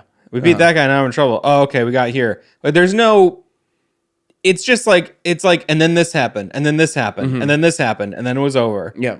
It's not really a story. It's a series of disparate events. Fair. The only connecting thread is the first guy you encounter, who is unnamed. I won't say his name yet. Oh, you said his names earlier. Yeah. Yeah. Schwing Schwang. Or Schwang Schwang. Schwing. Yeah. When you finally get into your final encounter with Schwang Schwing, he says, "Sorry, I was just following orders from Emperor Zizi Baluba." Yeah. And you go, the Emperor, it was him the whole time. Which makes It's you like, question, are you going to be murdering all those people, or is it just the government ultimately? Do I have to destroy an entire people? You're reading deeper than the game goes. Fair. Yeah. You've been watching a fucking Vietnam documentary. They call you xenophobes in the final scene. Back in the year 2000, that was a compliment. That's true. It's pre-2001. No, I'm kidding. Those themes are definitely present. They're not in your face, but they're not. If you look into what's going on, which I think are themes that were explored from my cursory understanding, explored much more in depth in their later games. I guess. You don't think so? Like stuff about like different alien races and alien governments. Yeah. And when you get into when I'm thinking more about Mass Effect, yeah. I'm thinking about Mass Effect. A lot of Mass Effect gets pretty horny though too. And who doesn't love to fuck? Yeah, fair. And a lot of it's just a lot of people. A bit of it's just a little dumb. You know what I mean? Well, I don't know. Anyway, you eventually use a jetpack to ascend through a series of chambers. So you go in, the butthole opens, you shoot the four turrets, then you fly up to the next one. Shoot the four turrets, fly up to the next one. Shoot 4 turrets, fly up to the next one. The thing is, you don't have enough jetpack fuel to go all the way up each time, so you got to keep going all the way back down to the floor where you have a little jetpack refueling gas pump. Then you go back up, do it again. Back down, back up, down, up. So repetitive. Yep. It doesn't matter how skillful you are. If you shot them all your first try, it seems like no matter what, you have to at least go back down like twice. For sure. I don't believe no matter what. I don't believe there's enough. There's just not. Because there's just not. Even if you just held left trigger and went straight up and didn't move at all. Because in the time it takes you to shoot the first turret, turrets 2, 3, or 4 are gonna hit you. One of them's gonna hit you. And I don't believe the next sphincter opens up until you destroy the 4 turrets. That's true. So it's like you can't just skip past all of them. Right. You know what I mean? And your jetpack fuel doesn't recharge. No, it does later. Yet. And it does later. You get a jetpack upgrade so yeah.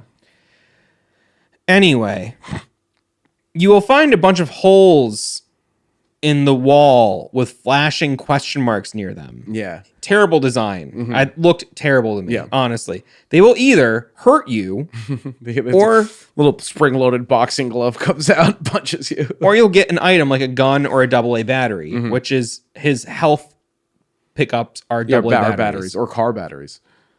Oh, really? You can find a car battery as well. Like the AA batteries are like 25 health and a car battery is like 100. This is the introduction of these random / guessing game elements in this game. Yep. There's no indicate. I like a game where I go, oh, if I make the wrong choice, I'm fucked. But give me some context clues, challenge me as a player, let me go, fuck, I wasn't asking the right questions, I wasn't looking close enough, I wasn't considering, I wasn't patient. Sometimes I go, oh, if I like just fucking stop for a second, like looked at the situation, I'd see this. This is completely random. This one is, yes. And much of the game is like this. Yeah, there's like a lot there, especially in the later half of the game.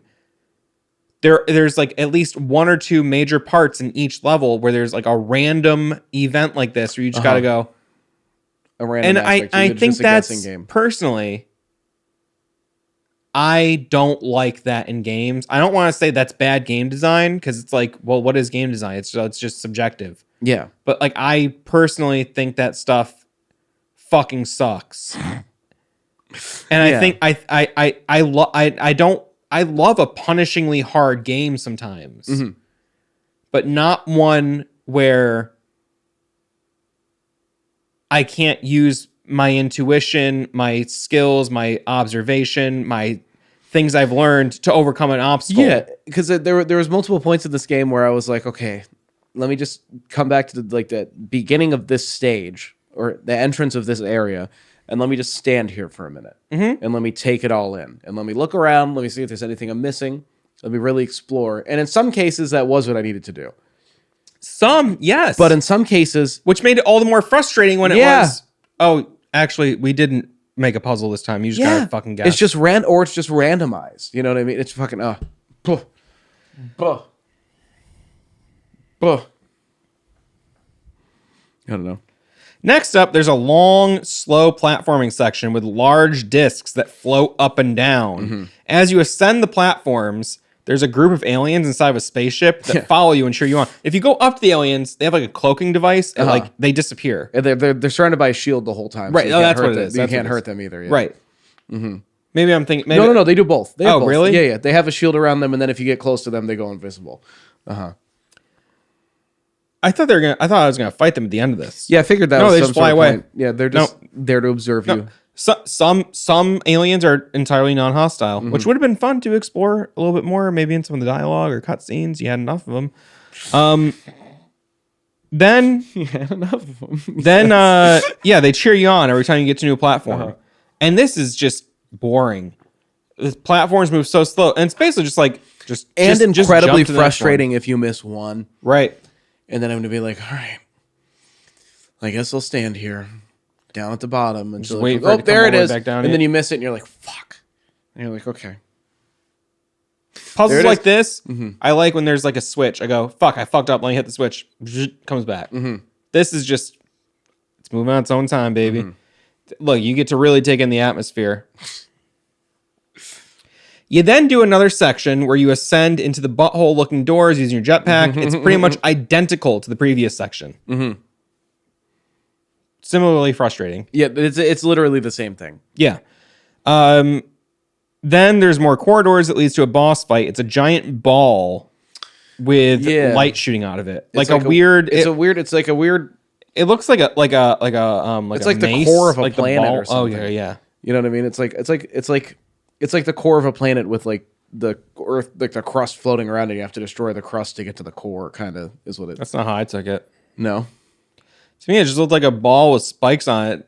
Except the spikes were rounded off. You know, like a morning mine didn't look star like or something. Mine looked like a big. Mine looked like, you know, it was like cheap. They're not like a cheap ball that has like different colored holes all over it, and then like it spins on a little axis and does like party lights. Oh yeah, I know what you're talking about. That's what it looked like.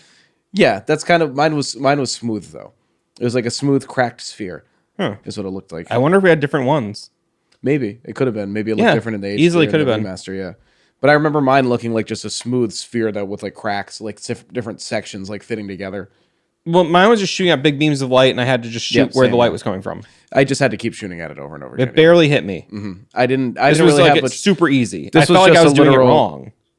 It was literally just like you running around in a circle, shooting at a thing. It was just sometimes I could stay in the same spot for like 30 a while, seconds. yeah, and be fine. And it just had a the lot only of thing health. that was confusing was being like, what part am I actually hitting though? This is the part we talked about where it was like, You would just every keep time. getting... So your bullets you don't have like precision shots. Well, it's weird with every gun. Because it's weird because you do when you're aiming at like a thing you have to destroy. Like if there's an object you have to destroy, whether it be a wall or like a stack of barrels or something, you know what I mean? You can aim at that kind of precisely. And when you're the doctor, you can aim at things precisely. But when you're Max, and also as... You can't really aim at stuff precisely as the doctor. Not precisely, but you can figure out where it goes. You can figure out where your trajectory is going to land, but my God, like aiming as the doctor is one of the worst fucking parts of the game. But with Max, it almost at times auto-locks onto your enemies. Right, yeah. Mm-hmm. So if you're like trying to destroy a specific thing, but then they're sending out these random little guys too, you'll just keep going to them rather than the thing you're trying to destroy. Yeah, that was weird. That was. But this is one of the sections where you'll see just like everything has a health bar. Yeah. And you'll just see health. It's just like you start to question whether or not you're doing damage. Too, right. At a certain point. I thought the health bars were filling back up. Because that's what it looks like. Fuck, am I doing something wrong? Even if you just like, I know it'd be kind of confusing, but even if you put like a name of the item that you were, or the part that you were hitting on the health bar, Agreed. Yeah. Oh, I'd be like sphere 1, sphere 2, or like lung, brain, or whatever. Or even like just putting the health bar on the individual thing that you're shooting. Having a small health bar that's too advanced on it. I hear you. That was probably ahead of its time. But I don't know. Well, it's like after having such a complex first boss with Kurt, where you have to find the specific little spots to shoot with the sniper. I figured there was a mechanic I was missing at first, but then inevitably I just kept shooting it. And just shoot the ball bunch. Thankfully that worked out. You're constantly seeing life meters switch depending on where your bullets land, and it's impossible to keep up on exactly what part is taking damage. Yep. Thankfully, this boss was super easy, and I didn't take any damage or even notice many attacks. Then there was a joke here. The doctor chimes in via communication port. Max, oh, who's my little puppy wuppy dingy doggy? And then he goes, oh, doc, come on, it's an unsecured line. Yeah. Which I thought his response was very funny. Yes. Whoa, doctor. Like dingy doggy's not that funny, but no. But being like, oh, hey, I mean, come on, like any other time this would be cool, but I want everybody to know that we're like this. Yeah. Which that's not to like, it's not like a gay thing. No, it's more just like a badass. He's a badass. He doesn't want to show that he's vulnerable. He's like, he's like, I don't show me affection. I'm the fucking mutant killer dog. Mm-hmm. I'm not your pet. I'm the. But he is his pet, and I imagine they have great times together. He's just scratching his little chin, and or scratching behind his ear. Oh, you got to taking him out for a dump. There were like a lot of the jokes in this game didn't land for me, but some really did. That was one of them. Just because the delivery of like, oh, Doc, come on, because he was like, I'm flattered. You could hear it in his voice. He's like, I love you, man, but come on. You know I like this, but like we can't right now. And later, aliens repeat the line back to the doctor, or to Max, and you're like, oh, it really was an unsecured line. Like they were, and that's kind of sort of they were reaching for something with the story, trying to connect everything. Yeah, but it was so. Which honestly, it just felt like more like an afterthought than anything else. You know what I mean? Maybe, but the levels of connection. Not to say this is on. We've been playing too many Remedy games. Not to say this is on par with Max Payne, but did you feel when you first played Max Payne, you were like, wait a minute, that guy was like connected to that guy? Yeah, for sure. Yeah, it was like, oh, because it wasn't always telegraphed or even communicated in a clear way at all, until you like went back and go, wait a minute. Oh, now I see. That's the nature of it, though, because that was like even like finding out that like your friend's your enemy. You know what I mean? Or like the guy who's been helping you, like Vladimir or whatever. Through I think that's Max Payne 2. Yeah, but Vladimir has been helping Lem you. becomes the enemy. Yeah, becomes the enemy. Where it's like you're not supposed to know everything that's going on in Max Payne. You're supposed to be figuring it out as you go and unlock. You know what I mean? But I didn't figure it as I go. I figured it out after I finished the game and then look back at it. Yeah, then after we talked about it for 10 hours after we played it. There's a lot of time I go, oh, that's what, because sometimes be like, I guess I'm here shooting this guy. What? Yeah, there's a lot of connections in Remedy games that I came to while we were talking about them, because I was like, this is the first time I've thought about it like this. Well, I thought the storytelling in Max Payne 1, even though it's a masterful game, the beat to beat storytelling is pretty fucking confusing. It's a little rough, yeah. And same in this one. Same in this one. I don't know. Then Max said, he goes, I need a report, Max. And he goes, deployment speed lacking, must grease pelvis, friction is distracting. What is he talking? He He's has saying to he grief needs his, to lick his crotch. He's a dog. oh, must So he has grease to lick pelvis. his crotch. Yeah. I don't know. No, that's a better That's how I solution. took it as, but it didn't like land. That I was like, I know they're going for a joke there, but all I can think of is if I grease my pelvis because I'm trying to fuck fast. I'm trying to hump the shit out of that. I go, hey. Tell you what, anytime I'm putting grease anywhere down there, it's to, like you said, to fuck fast. To go trying to break the sound barrier. Yeah. Call it to fuck little as fast sonic as boom. Fuck as fast as Twista. Remember that? Yeah. Do you remember that in Slow Jams by Kanye West? I've never listened to Kanye West. There's a breakdown at the end of Slow Jams where like it's you can hear in the background them like kind of having sex. She's like, faster, baby, faster. And Kanye goes, damn, baby, I can't do it any faster. But I know somebody who can. And then Twista comes in and he starts rapping. I'll have to look it up. I've always Slow Jams is pretty good. been a Twista fan. I have nothing against Kanye aside from well, even that stuff I don't hold against him because I just feel like you shouldn't put someone who's so clearly having a mental health crisis on a microphone, especially on that stage. You shouldn't be giving even them that much. Me as a amateur broadcaster. I've had a few people going through mental health crises. Go, hey, can I get on the show? I go, oh yeah, no, but like I'll talk to you for sure. Like we can chat. But, we like, can talk to each other. I'm not going to record it. I'm not going to give put you that a on video. Yeah. That's exploitative, and I think that's what people have done with Kanye, especially because most of his most offensive and egregious outbursts have been around the same times where he's announced that he's not taking his meds anymore. Yeah, it's like, boy, you couldn't fucking make it any more clear. So I don't love the Nazi stuff, but I'll go, well, I don't hold it against him. No, I've always just never listened to him. He's got good stuff. I believe it. I know he's got old stuff with like Rhymefest and like Beanie Siegel and stuff like that. I know his like stuff from his first 2 years of like mainstream releases. Yeah, but beyond that, I kind of fell off. I thought Through the Wire was pretty incredible. Yeah, when I was a that kid. Was great. Yeah. I'm pretty confident Slow Jam's off the same record as Through the Wire. I never listened to the whole album. Oh, okay. But I will. I do. The thing is too, the last time I tried to get into Kanye was when I Love You, I Fucking Hate You or something. I don't really know. This was like in the last 5 years. My life of Pablo and all that stuff. I was like at a show and like I think it was Austin, friend of the channel Austin was like, hey, new Kanye's out. Let's put it on. We were like setting up for a show and he put it on. I go, this is so whack.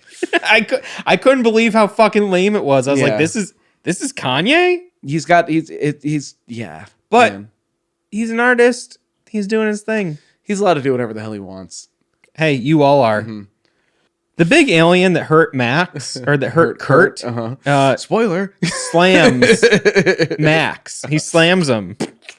Then the alien sends a transmission to Hawkins and identifies himself. His name, as we said before, is Schwang, which I go, fuck you. That's terrible. It's so bad. That's a terrible fucking name. There's multiple moments in this where it is just like, it is kind of that early 2000s. Plurpy Lurpy. Yeah, that's good. Whistle Wobble, that's his name. You know what I mean? You're like, what's funny about that? And you're like, isn't it just funny? Because it's like, who says that? You know what I mean? You're like, nobody, because you said that and you suck for it. You said it and it sounded stupid when you said it. I fucking hate you.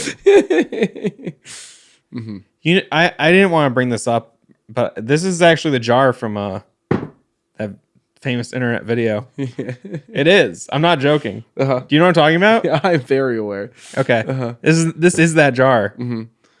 It's clean. That's why I'm drinking out of it. Still always to me the most incredible part of that, without getting into anything that happens in that incredible film, is the lack of sound you hear from him. The entire, there's sound because you hear other noises. He barely makes a noise. I think you hear so there's a hull breach on the Jim Dandy because there's some like weird like screaming disembodied voice that I think is the AI of the ship. Yeah, it's like it's your Hal. Hey doctor, this is what's going on. And I'm like, I get that they're trying to like play off the blasé kind of alien voice, but also I didn't do anything. I thought it was. I mean, these were the worst parts of these were the worst parts of the game. Brings you under mission 3.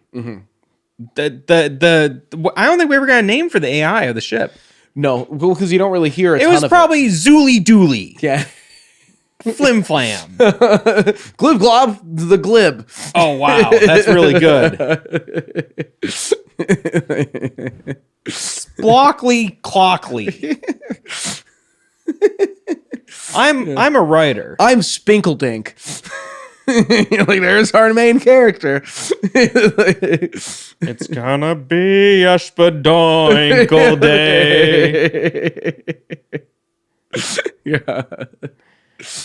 Oh. That's what that's talking about. Yeah. No, I understand. Cannibal the Musical is 10 out of 10.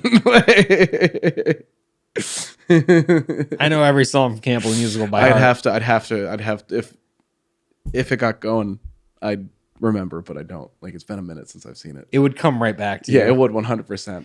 I can remember the tune to Spadoinkle Day, but I cannot remember the lyrics. You know what I mean? I gotta tell you, last time I watched it, I tried to show it to someone. I go, oh no, it's not funny at all. It wasn't funny at all, and they didn't think it was funny at all. And I was like, oh, I used to love this so much, but I don't know if I was just dumb. How do you think Orgasmo holds up? I never liked Orgasmo. Yeah, I never didn't liked like it. Orgasmo. I liked basketball. I was a basketball man myself. Not that I'm gay or anything, but I don't like Orgasmo, which is a callback to one of the jokes. To Orgasmo. Basically, I was more a basketball man though. Basketball I haven't revisited it. I need to watch it since because I was like I haven't 22. I haven't seen it since I was like 11. I saw it like when it came out, and I was like, what? I definitely watched it as like a drunk, stoned 22-year-old. I also watched as a kid the series premiere of South Park. Oh, yeah. And it was transformative. And I haven't kept up on every season. I have watched every season up to like, I don't know, like 21 or something. I've watched like all. I'd say until like 2013. I had like a depressive episode where I watched every episode in a very short amount of time. That was maybe 2015. I know 2 people who just watched The Sopranos in 4 days. Okay, I've been trying to watch Sopranos for like months. I know, it's been a year for me, and it's not that good. After season 3, it's pretty good. It's not even the best HBO show to me. No, Oz is better. I could rewatch. I could rewatch Oz in a heartbeat. Oz is one of the best shows ever, and it's so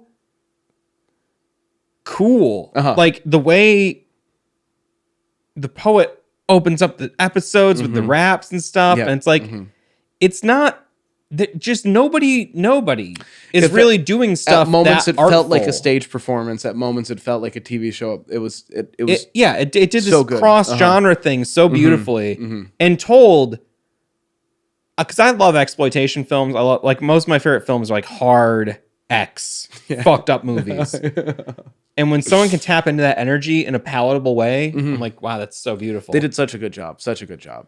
So dark, but then like, and also telling stories that like nobody was fucking trying to tell stories in that manner. I mean, like people were, but like not in a mainstream manner. No. You know what I mean? And my God. So like Christopher Maloney's Hog. You got like first of all, like one of the nicest looking dudes ever in my lifetime. With a piece on him. And he's doing gay shit. Didn't expect that. Nope. Didn't expect that. I watched you on SVU for so long, and you were doing the essing. I remember you in Wet Hot American Summer, and I didn't know what you had under this. He's great in that. He is great in that. We got you a Shay's Lounge. Is it fucking, what is it? Is it Lord Jamal in there and Method Man? Is it Lord Jamal? I don't know if Lord Jamal's in there. I know Method Man's in there for a minute. I feel like Lord Jamal's in there as well. From Brand Nubian. One for all, Brand Nubian. And Brand all Nubian for one. Yeah, and then the game ends. And now it's pretty much... That was it. Who fucking cares, man? Now, you get teleported to the danger kitchen, and you have to pick up the toaster and a loaf of bread. Then you run around the ship finding and combining items. At some point, you go into a bathroom, and the Jim Dandy is very 50s retro. Yeah. Very Jetsons, very classic. You go in the bathroom, you take a giant shit, which causes nuclear shit. some Three Stooges style, you imbecile, kind of like a fucking sound effects to play. Yeah. Like a guy's voice comes out. It's not your voice. Yeah.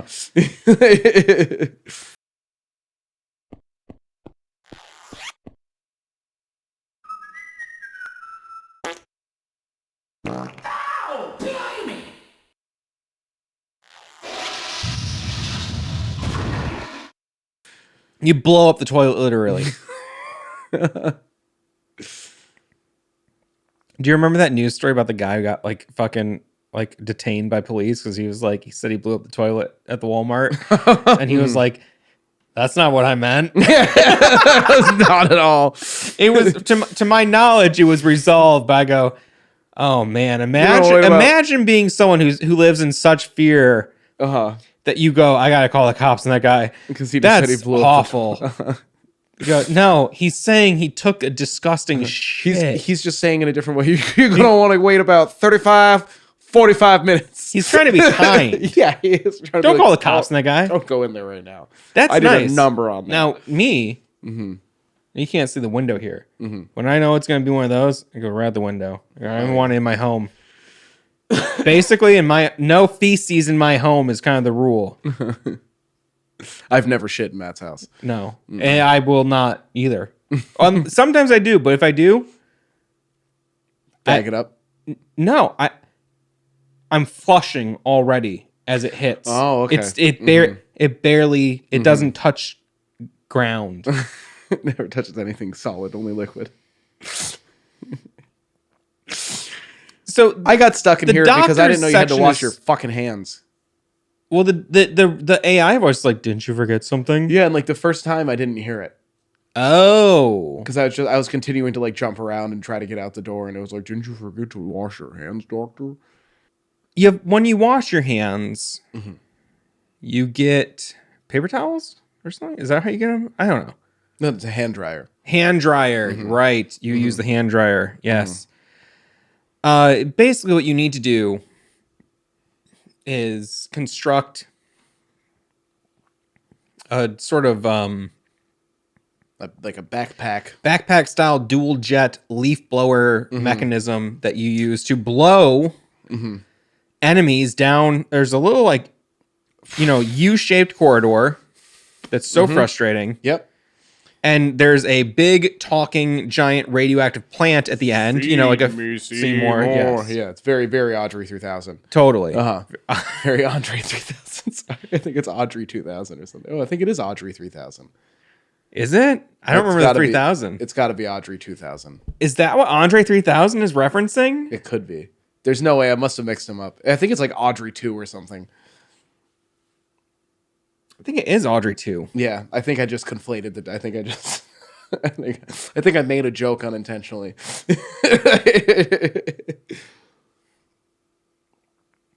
Anyway, you gotta.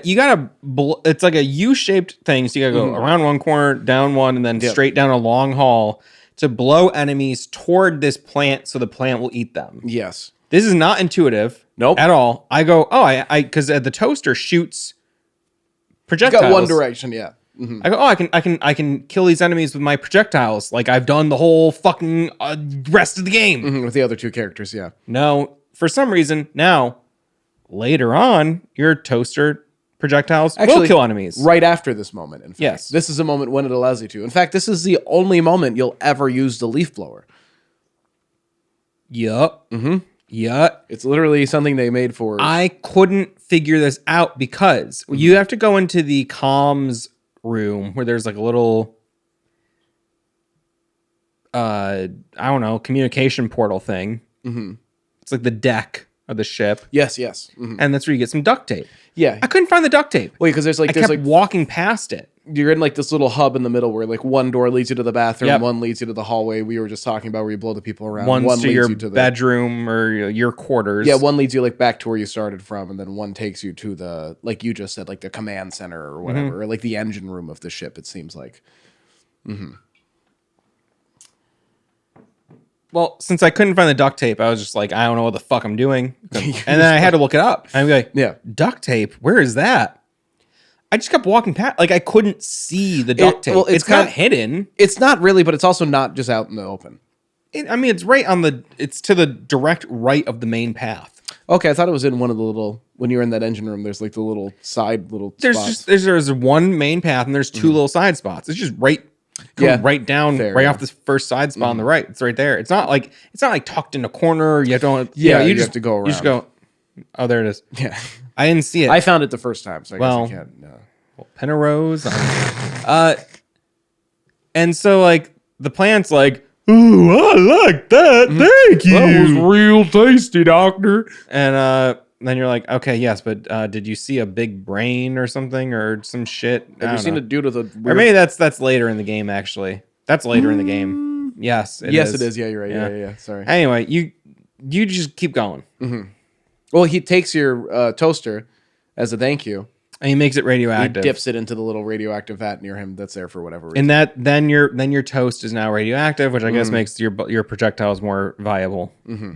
Now they can do damage. Next is what I described as an insane platforming section where you have to blindly go down into an area and tape up a leaking pipe that is causing some kind of like electrical problem, like the water's leaking and there's electricity. So there seems to be some sort of exposed wire, and then because there's water, now it's like causing it to zap everything. So you go in, there's just like a you can see a pipe that goes down, and there's like an area, and there's like all like pipes hanging off it. Yeah.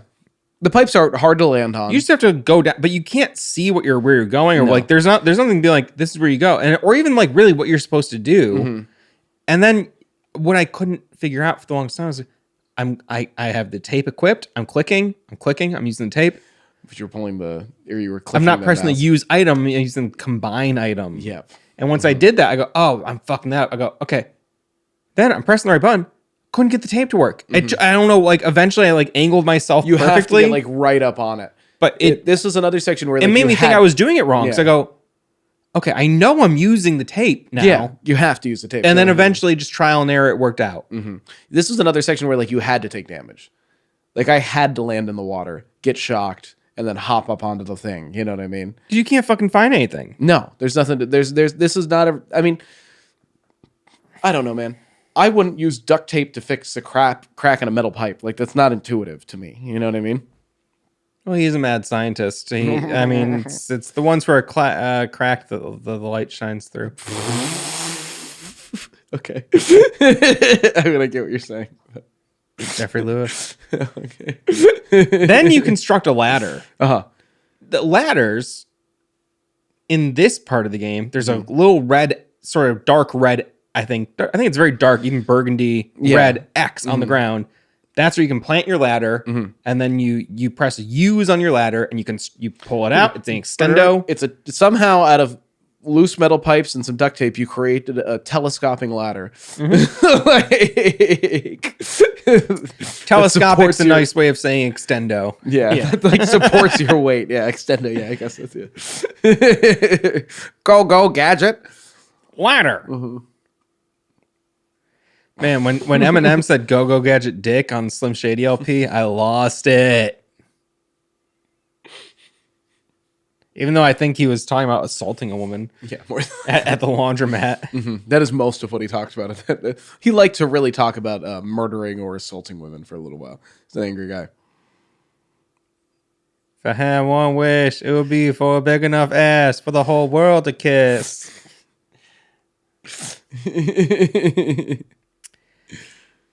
Later in the game, the icon for where you can use your ladders changes. And I was like, wait, why? It becomes like a metal square with like a little thing on the inside of it. Totally got me at first. Yeah. I was like, maybe the ladder, but no, that's not what the ladder thing looks like. It was and then like later I was like, I guess it is. And it worked, but it's like, why change it? It was the only thing that made sense to me. So I guess that's why I fucking went for it. You know what I mean? But why change it? No, there was no rhyme or reason to changing it. There's a few things in this game that there's no rhyme. Well, I'm going to interview the devs and ask.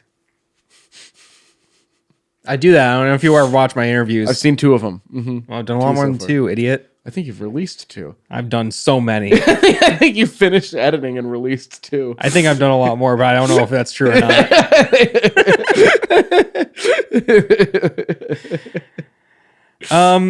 I did the Stephen L. Kent interview. Yep, you just dropped that one. I did the interview with the Divine Frequency devs. Yep, and you had a handful of people in that one. There was 2. There was 2? I thought there was 3 people in that one. A third was mentioned but didn't appear on Oh, screen. because I did the you had me do the voiceover for them, I'm pretty sure. Nope. You had me read their email. That was someone. That was an entirely different thing that's never been released. Oh, okay. I forgot about that. I did the interview with the Mr. Sleeping Man dev. You did do that one. Yep. Okay. And I did an interview with.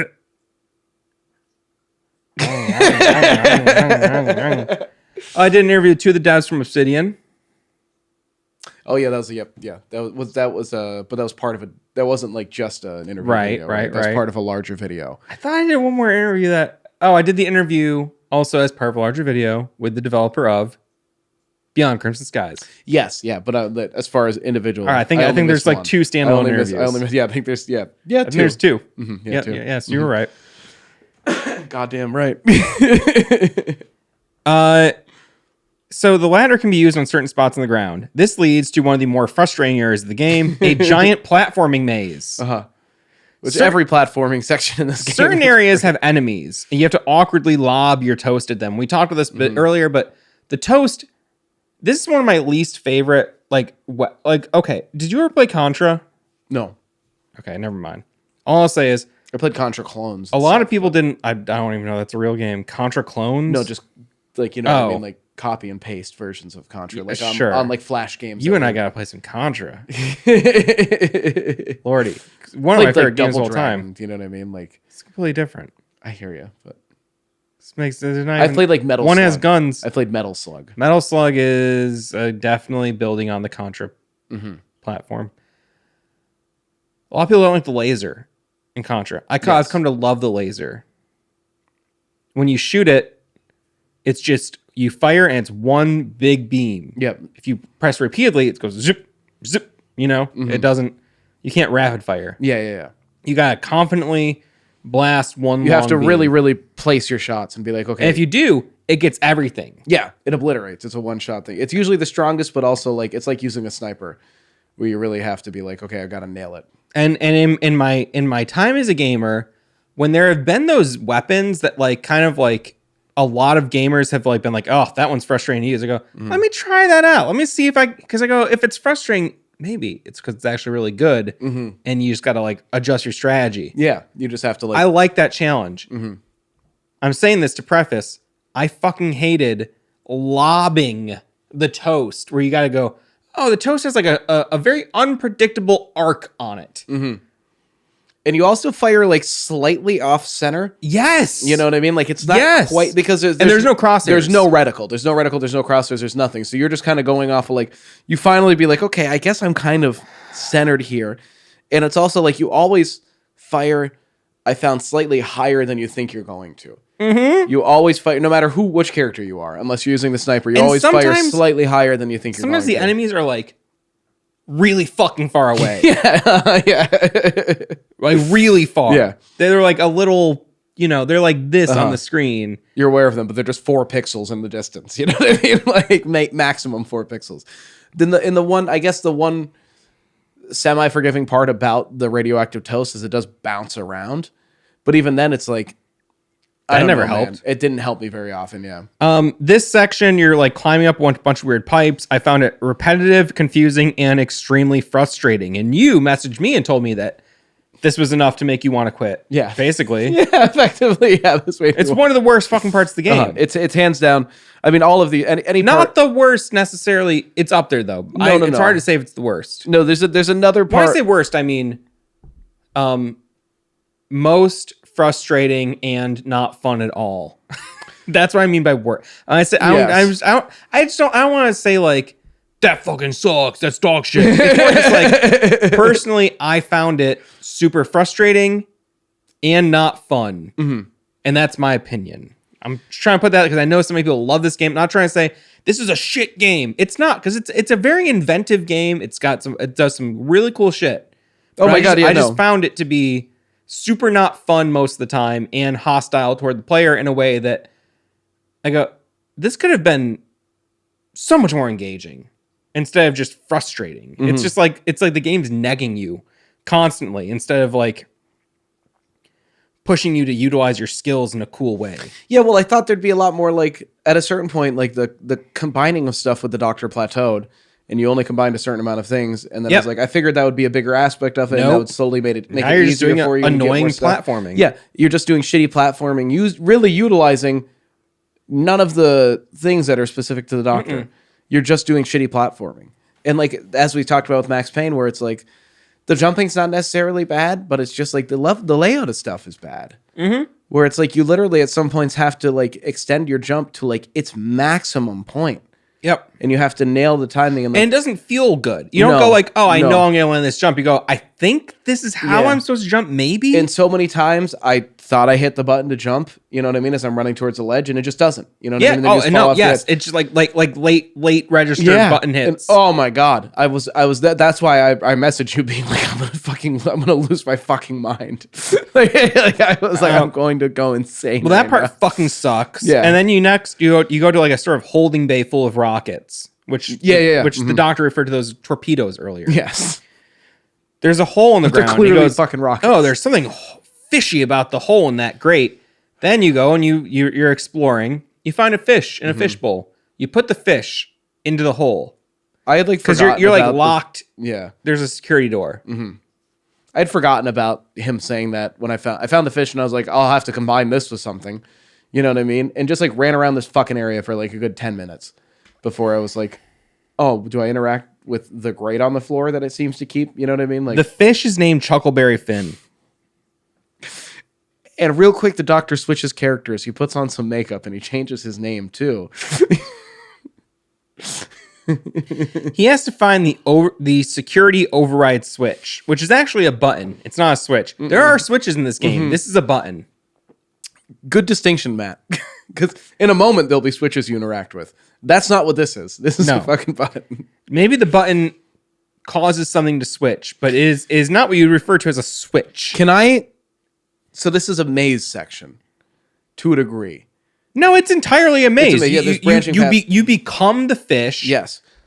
There's a bunch of tunnels. Mm-hmm. There are spiky landmine looking bombs. I don't know what those are called. Yeah, but they're in Mario. They're just sea mines. Yeah, they're like they're depth charges. Okay, mines, whatever. Yeah. Uh-huh. And there's also big mutated fish that if they see you, immediate dead. Yeah, if you make, go right for they're like hit scan. You can dodge them real quick if you nail the charge. Ever get that? No, you move really awkward, and you have a little charge, but the charge has a very hard to place rhythm. Mm-hmm. Some games you can charge, charge. This game, I never really felt like I got the rhythm of it. Much more just like mashing the button. You know what I mean, and charging. Whatever, and there's no indication as to whether or not you're going in the right direction until about 3 seconds before you hit your goal. You see a little bit of red light. Yes, flashing a little bit. But there's nothing to telegraph that ahead of time. There's also nothing to warn you that there's going to be the fish thing coming around the corner. Because there's several of them. There's several of the mutant fish, and they just patrol seemingly on random routes. There'd be moments when I would just reach the end of the where I'd either had to go left or right, and before I could even make the decision to go left or right, it would just eat me. Before I could even register. How about this? Sometimes you respawn. Mm-hmm. You don't always respawn from the same point. You don't know where you're respawning from. No, you respawn from a seemingly random point on the map. I'd respawn in a spot, and then I'd die again, and I'll go, okay, I remember I took 2 lefts and then a right. Oh, this time I'll take 2 lefts, and I'll go left again, because right was clearly the wrong way. No. Starts being a different. Suddenly I'm back nearly at the beginning. I'm like, what the fuck? It didn't make any sense at all. The other thing that sucks and I didn't know when to save scum because I was like, I don't know where the fuck I am. Exactly. Save scumming is not a solution here. Trial and error, purely trial and error. It's because 100%. There's also nothing telling you where you are. Like I said, right before, basically when you've already solved the puzzle, you see a slight red light. You go, oh, that's it. Any landmark. Zero landmarks. Landmark. It's just a bunch of tunnels. Yeah. It's just a bunch of tunnels. Fuck. Sucks. And I said... One more maze section like this, at least that I remember. At least one more. There's one more big one. Hate it. I mean, terrible. I thought it was terrible design because I go, this isn't fun. I spent like an hour on it. Because I'm not like being challenged. I'm just being frustrated because I guess the thing is there's nothing that my skills can bring to this because one, even if I try to map it out, if I get hit by this hit scan enemy that just comes out randomly, when I respawn, I have no way of knowing where I am when I respawn. Idea. No, I can't use anything I've learned as a player to progress through this, which is why I think this sucks. There's moments where where I wouldn't even be confident. For me, yeah. If you think this is a 8.5 out of 10, like most of the internet seems to, I guess I'm just fucking stupid. It just seems like those people are glossing over these sections. Or maybe they didn't even play that far. Yeah, well, that's the other thing is because so many people say either I didn't beat it or I haven't revisited it. In so many games I played as a kid, I didn't fucking finish. And you know what? That first level by itself, you go, damn, this looks good. And also, name another third-person shooter from the year 2000 that was like this intuitive and good, like for that first level, or even the second level is max, and feels has pretty this good. bold of a concept where it's like fully different control schemes for each character, and like sniping, like smooth sniping. Yeah. It's like this game is dope in a lot of ways. I think a lot of people played the fucking demo. The demo I played. I believe it. I believe it because I thought it rocked based off the demo. Now, Dr. Lucky Shot beat the game. He did beat the game, and he had real criticisms of it though. But he seemed to. Not really. Just said I didn't. Well, his criticisms. Maybe I was taken aback by the graphics more than anything. Yes, and I mean he did mention that like I guess it's not a criticism, but he talks about how hard it is. Right, and haven't replayed it. Yes, but he's also like he's into the whole. He thinks video games should be obtuse and difficult. It seems. I think you're thinking of Jason Bourne instead of Brandon Brandon. Yeah, I'm talking about someone else. Oh, yes, you're talking about the Twitter post. Sorry. Yes, my bad. No, the other guy was like, and here's where I get if you're someone coming from the 90s. Because, there were games in the 90s that I played where I'd be stuck on a part for 6 months, a year. I go, and that's you go, man, have you ever beat that one part in Contra? Or you ever beat that one part in fucking, I don't know, like, Demon's Peak or whatever. I can't think of the weird NES game. I'm just thinking of like there are some like, or oh man, could you ever beat that water level in Ninja Turtles? Yeah, the one where you have to disarm the water temple in Ocarina of Time, even, you know what I mean? Or did you ever like? Right. I never. It took me. I know a lot of people didn't. And they go, oh, 10 out of 10 game. Yeah, it took me 3 years to get off the boat in Metal Gear Solid 2. Listen, if you haven't beat a game, I don't care to hear your score as a professional journalist. I frankly don't. Genuinely. If you're my buddy. Tell me your impressions. Yeah. But if you're a journalist a reviewer who hasn't beaten a game, you better shut the fuck up. Don't put your rating out into there because it's not valid. The review should say, hey, this is just what I think about the little bit that I played. Incomplete review of MDK2. Incomplete review. That's a great way to put it. Incomplete review of MDK2. Incomplete review. That's all you got to do. And then incompetent review is more like it. Knuckleheads. You lughead. You fucking jackwagons. I don't mean to get too harsh on the language here. Listen, Peckerwood. Sorry not to get racist on the pod. Oh. Anyway. It's pissed me off, this fish part. Yeah. Fish part sucked. Platforming section right before here, dog shit. The whole of the doctor sections were really... It would have been... I think I would have given it a 7.6, no doctor. With the doctor, I'm giving it like a fucking 5. Maybe 4 or 5. I would agree. The doctor levels suck. Yeah. I did not enjoy them, and by the end, we'll get to it because we have to. Yeah, by the end, I was fucking furious. We're messing. I finished this game today.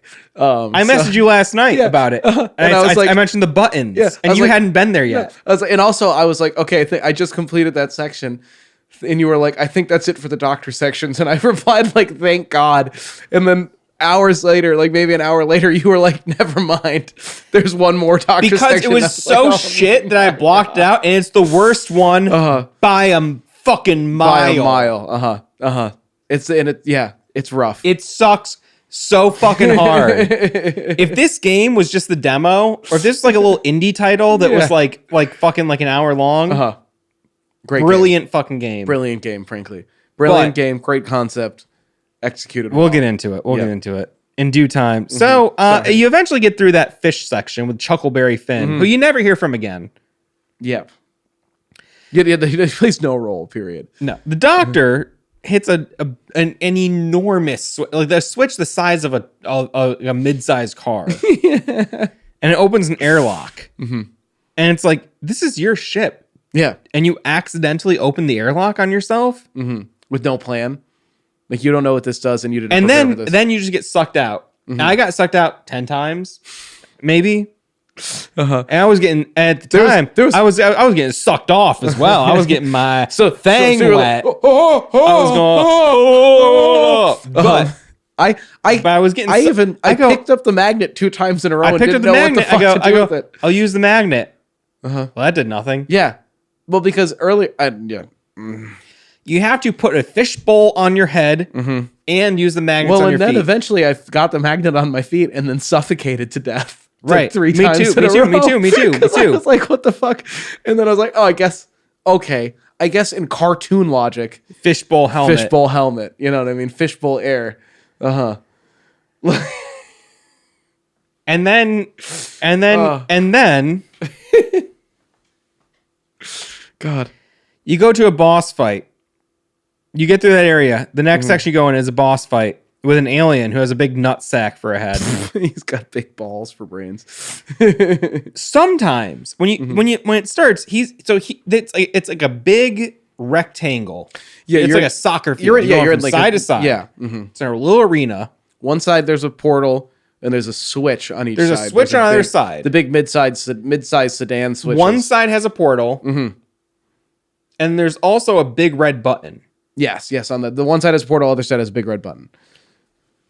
I don't like showing my socked feet on this show, but I'm going to for a moment. White Cruise. They're real tree brand. Oh, there you go. Just like my favorite energy drink. Real tree. I used to have very jacked calves. They've gotten flabby in recent years, but sometimes I go, my calves will eventually return to their You just gotta former walk glory. for any period of time. I take walks every day. No, okay. I do. I really do. Stand on your stairs and just stand on your tiptoes over and over again. Oh, really? So here's your stair, here's your foot, go like that, and then try to dip down a little bit and then come back up on your tiptoes. Okay. You'll build up your calves. You'll feel it. I'll do it. I really will. Man, I love doing leg presses. Those are fun. I think it's one of the most fun machine You feel like exercises. you're escaping. You feel like you're like escaping from death. Yes. You're like this It's like the game over screen. Well, you're also like 10, if there's 9. ever been a practical workout, you know what I mean? Like if I'm trapped in a car and I can push the fucking roof off with my feet, Push the roof off of your feet. That'd be good. I obviously can't, but like you're stuck under something's coming down on you. You're like, oh shit! You get your feet under it, and you could maybe.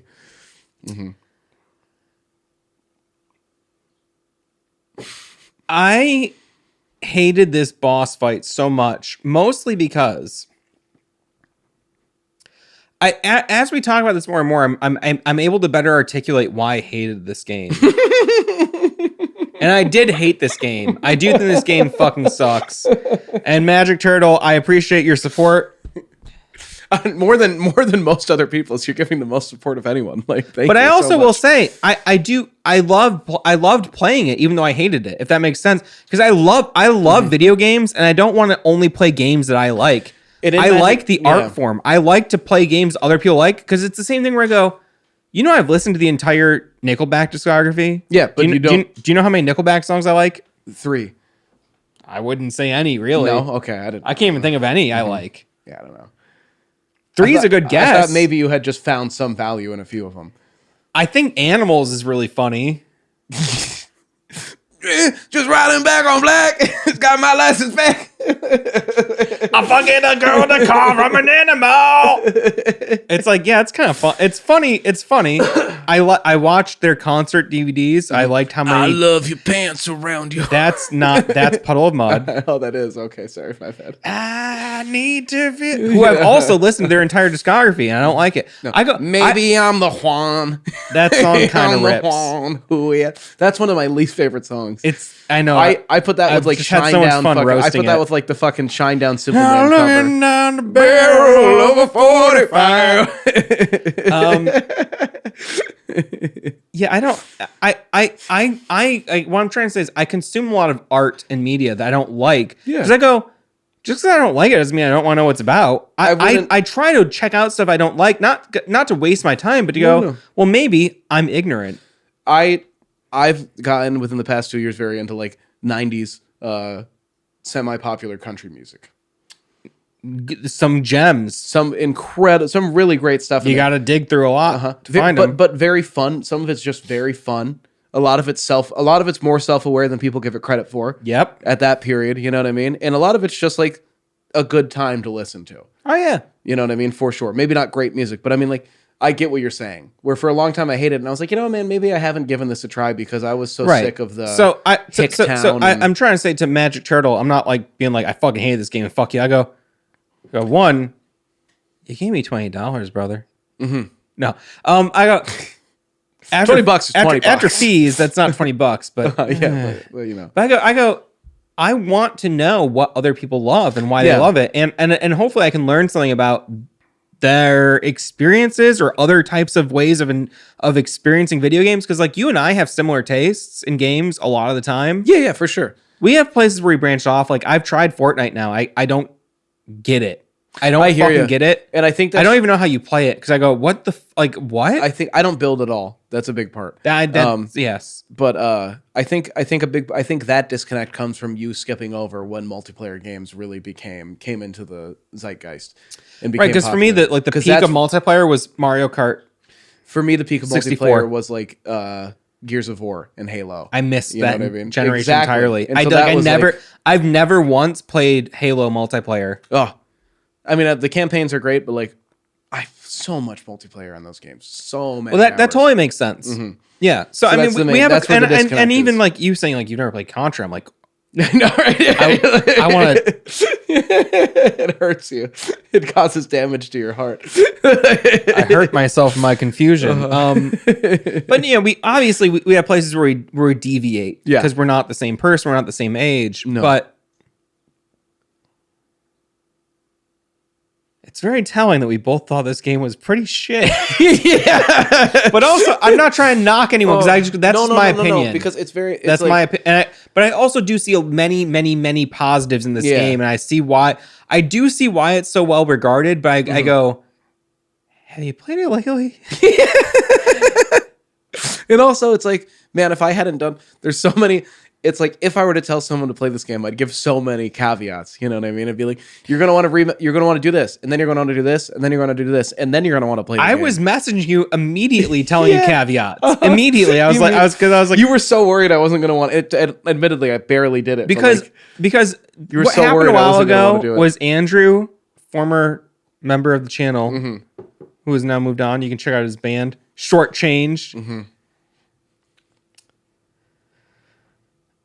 He suggested Arx Fatalis.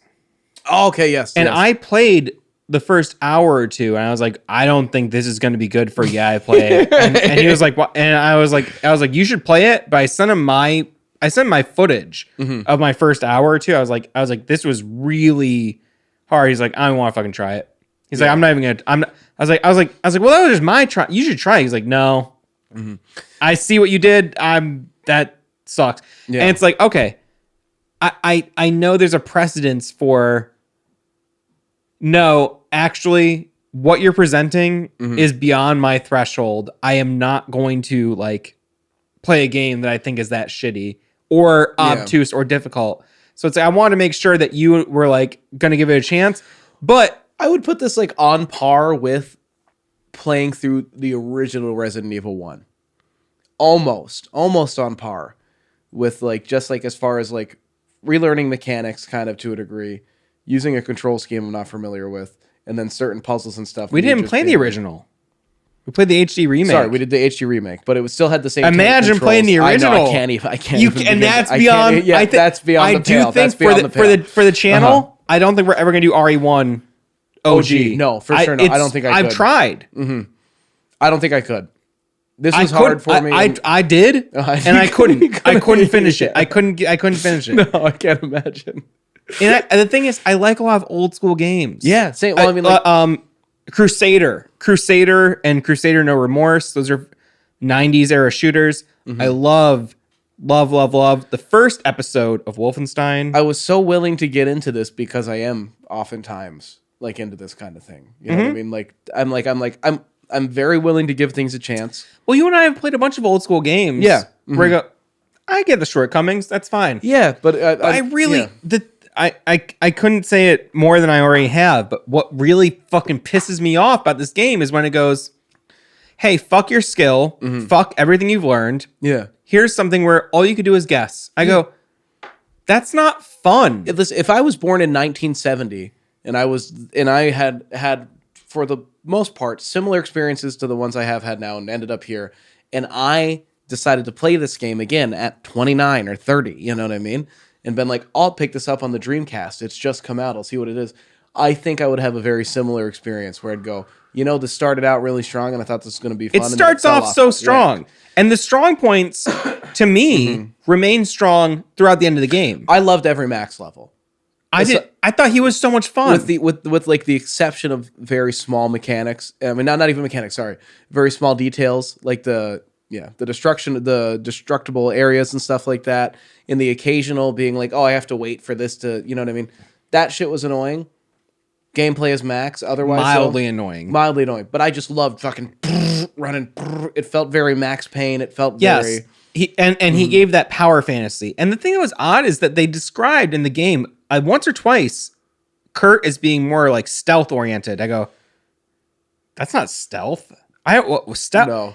Have you played Metal Gear Solid? Yeah, I know. Oh my god. Have you played Siphon Filters? Have you played any of the Splinter Cell games even? You know what I mean? Splintered Cell or Siphon Filters? Siphon Filter. You ever played Elite Sniper? Fuck. So, have you ever tried to do well at Hitman? Never once in my life, and I would love to. I would love to for the channel with you. I've played through a lot of that. You know what? What's that? Hitman, Agent 47, first game in the franchise. Came out same year as MDK2.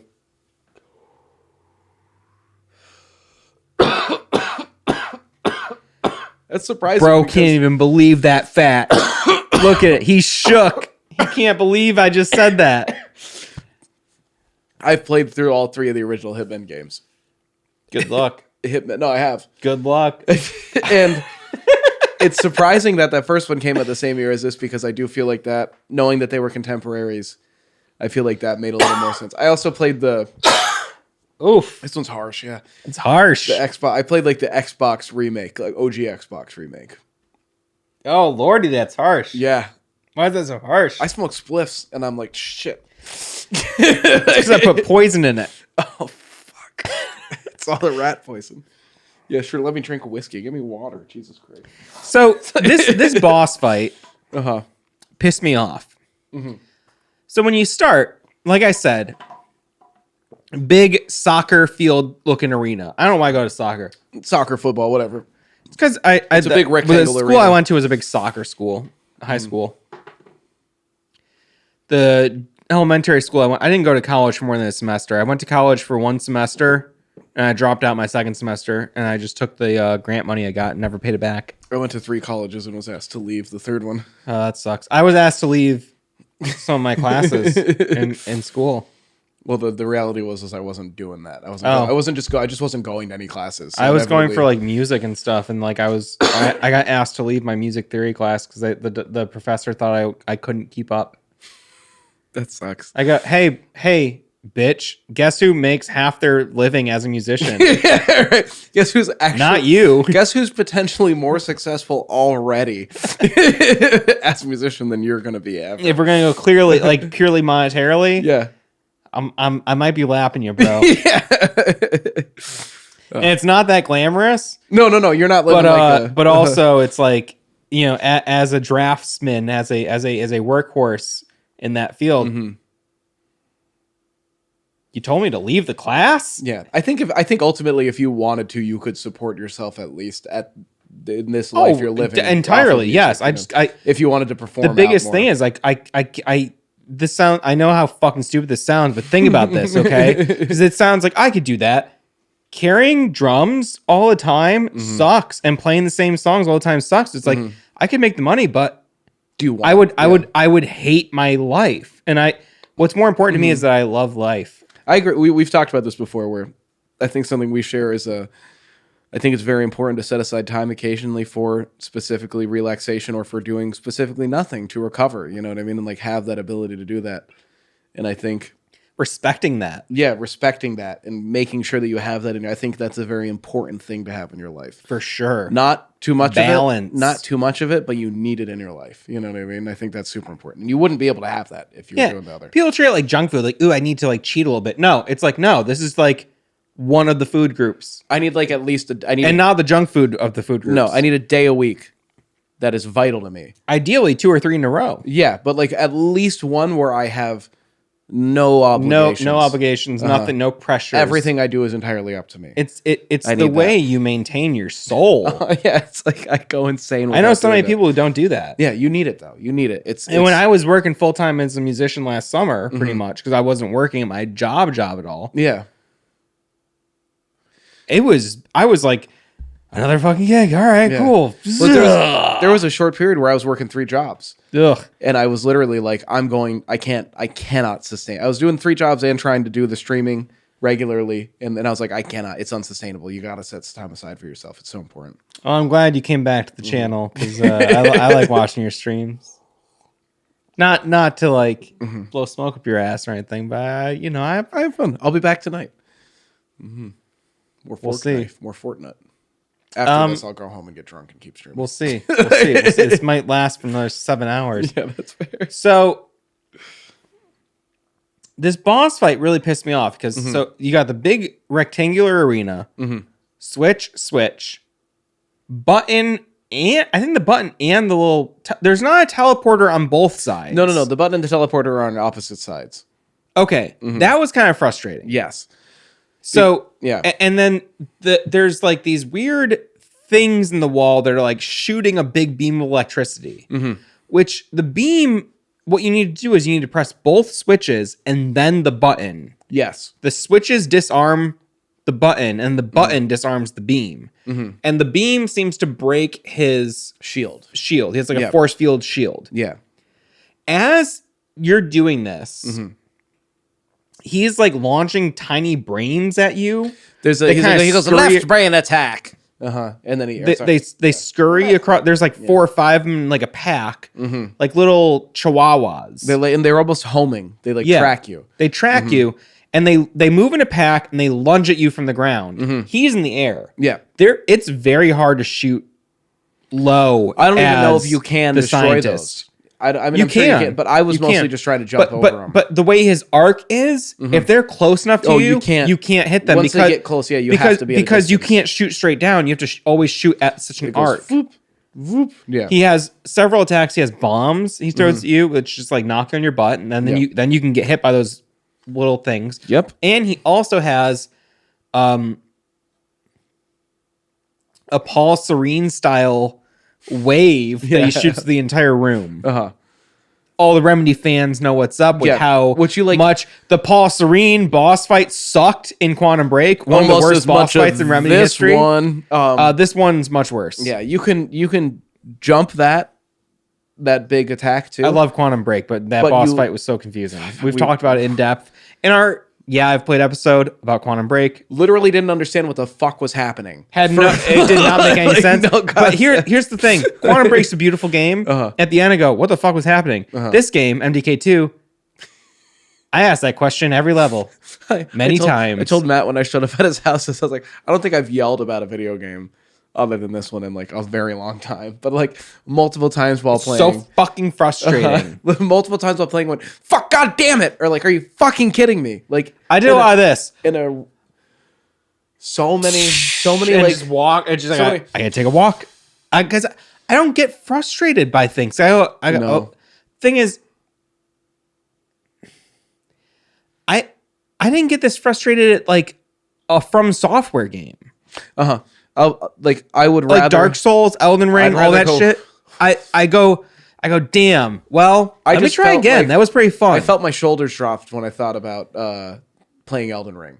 I was like, it'd be fun to go play Elden Ring, and my shoulders were like, wouldn't that be relaxing compared to like this experience I just had? I guess I mean to say like I like frustrating games. Yeah, I love so many old shitty Nintendo games. I often finish 95th out of 100 in Fortnite.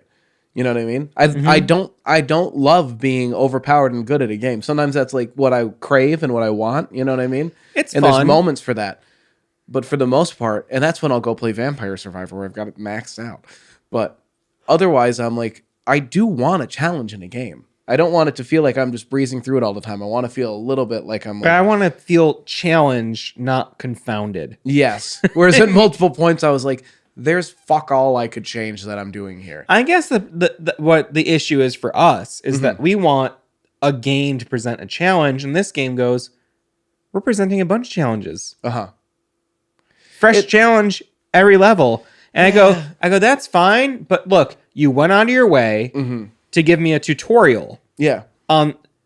So why not tutorialize all of the other new mechanics? Yes. But they it's don't. like because one game that I know doesn't do this is Scorn.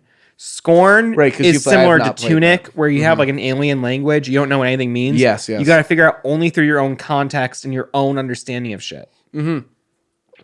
And like maybe it'll slowly unlock things for you, and you can take that context and have a new understanding of stuff You you build saw on earlier. stuff. But ultimately, that's non-guns too. That's why I think you'd like non-guns. Okay, yes. Non-guns is a I have. similar game. I've watched the trailer again since you mentioned to me last time.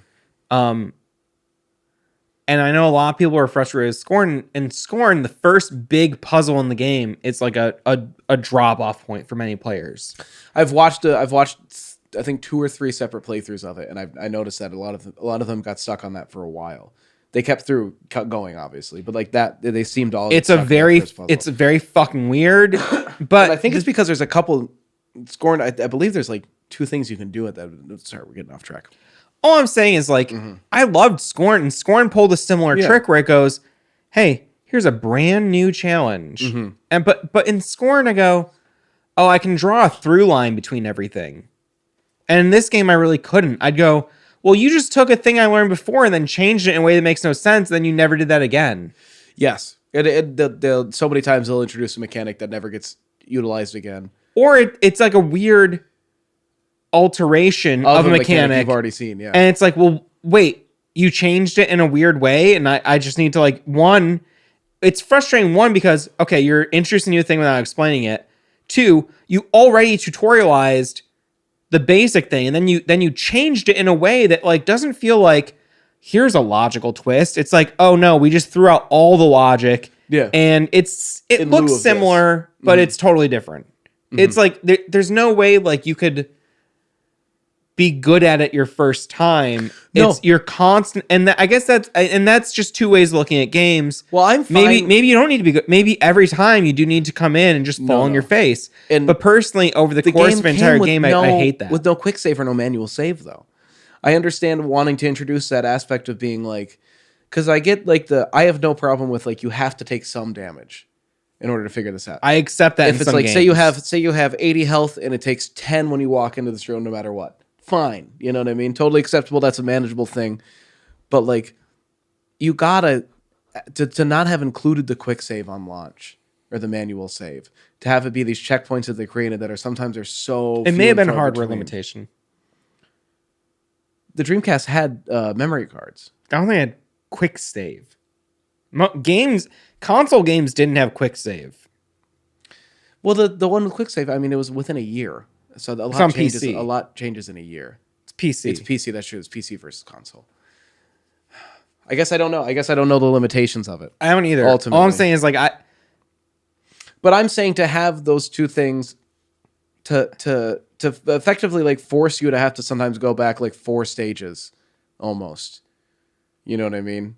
Not full missions, Not full missions, but like but 4 like areas. segments, yeah. 4 segments, you know what I mean, of a stage. No, it's super fucking frustrating. Yeah. I don't know. I can't imagine if I had not been save scumming, I wouldn't have been able to do it. No, this boss fight was terrible to me. You have to aim up at the guy after you get his force field down, but then he's dropping enemies that like they're like homing enemies that like leap at you in packs. Yeah. But it's so hard to shoot them. It's hard to shoot They them. move faster than you can aim, and you also it's not you have a very slow projectile. So it's like you need to like they need to be far enough away from you at the time Where you that can you hit can't them. hit them. There's a very large window where you pretty much can't hit them. But it's also near impossible to then- lead anything with this weapon. right. And then on top of that, when you're not fighting them, or when you are fighting them, I should say, Based on you're what- also yeah. getting bombed by the boss, the BFB, Or occasionally getting the big fucking AoE attack that goes out Right. the big rings. And something they introduce later is like they introduce weapons later, like the baguette and the the pumpernickel. baguette and the pumpernickel. That I'm like, you clearly are addressing the fact that this other one's hard to use and these Yep. make it easier. But I don't Yes, know. there's I don't know. there are different types of bread you can put in the toaster that Yeah. create different types of attacks. Seems like basic white bread / Wonder Bread is the primary one you're yes, using. and then you later get baguettes and Pumpernickel. pumpernickel rounds. But inevitably, you flip the switch and go through the portal enough times and hit the button. He's flying around somewhat aimlessly, and I had a lot of trouble finding him sometimes. Like sometimes I was like, okay, I cleared the force field. Where is he? I need you Because to he's know- not always making sound, and sometimes he's just like in a corner. You'd be like, I was just spamming toast the whole time. right, because you never Hoping know that they'll blow up near him because or- when you see him, you go like, okay, aim, and then because it's not like it's like okay, I see my arc, I can see where it's gonna land. It's harder to do that when it's okay. Not only do I have an unpredictable arc, Yeah. I have a moving target that's moving in a full And you hit a cat. XYZ axis. So like if you're on an axis and you're looking like this, you can only look up to like here. Right, You know right. what I mean? Once you hit here, that's the plateau. You can't look directly above you. Ugh.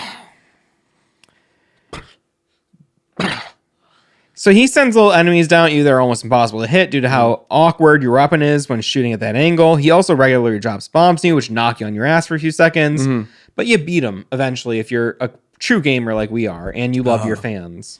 God fucking damn it, dude. I don't mean to call anyone a fan. That's a joke. Kurt is teleported back to the Gym Dandy. He's cowering in his underwear. He's in his little boxer shorts and he's like, "Oh, I'm naked." And I go, "Oh."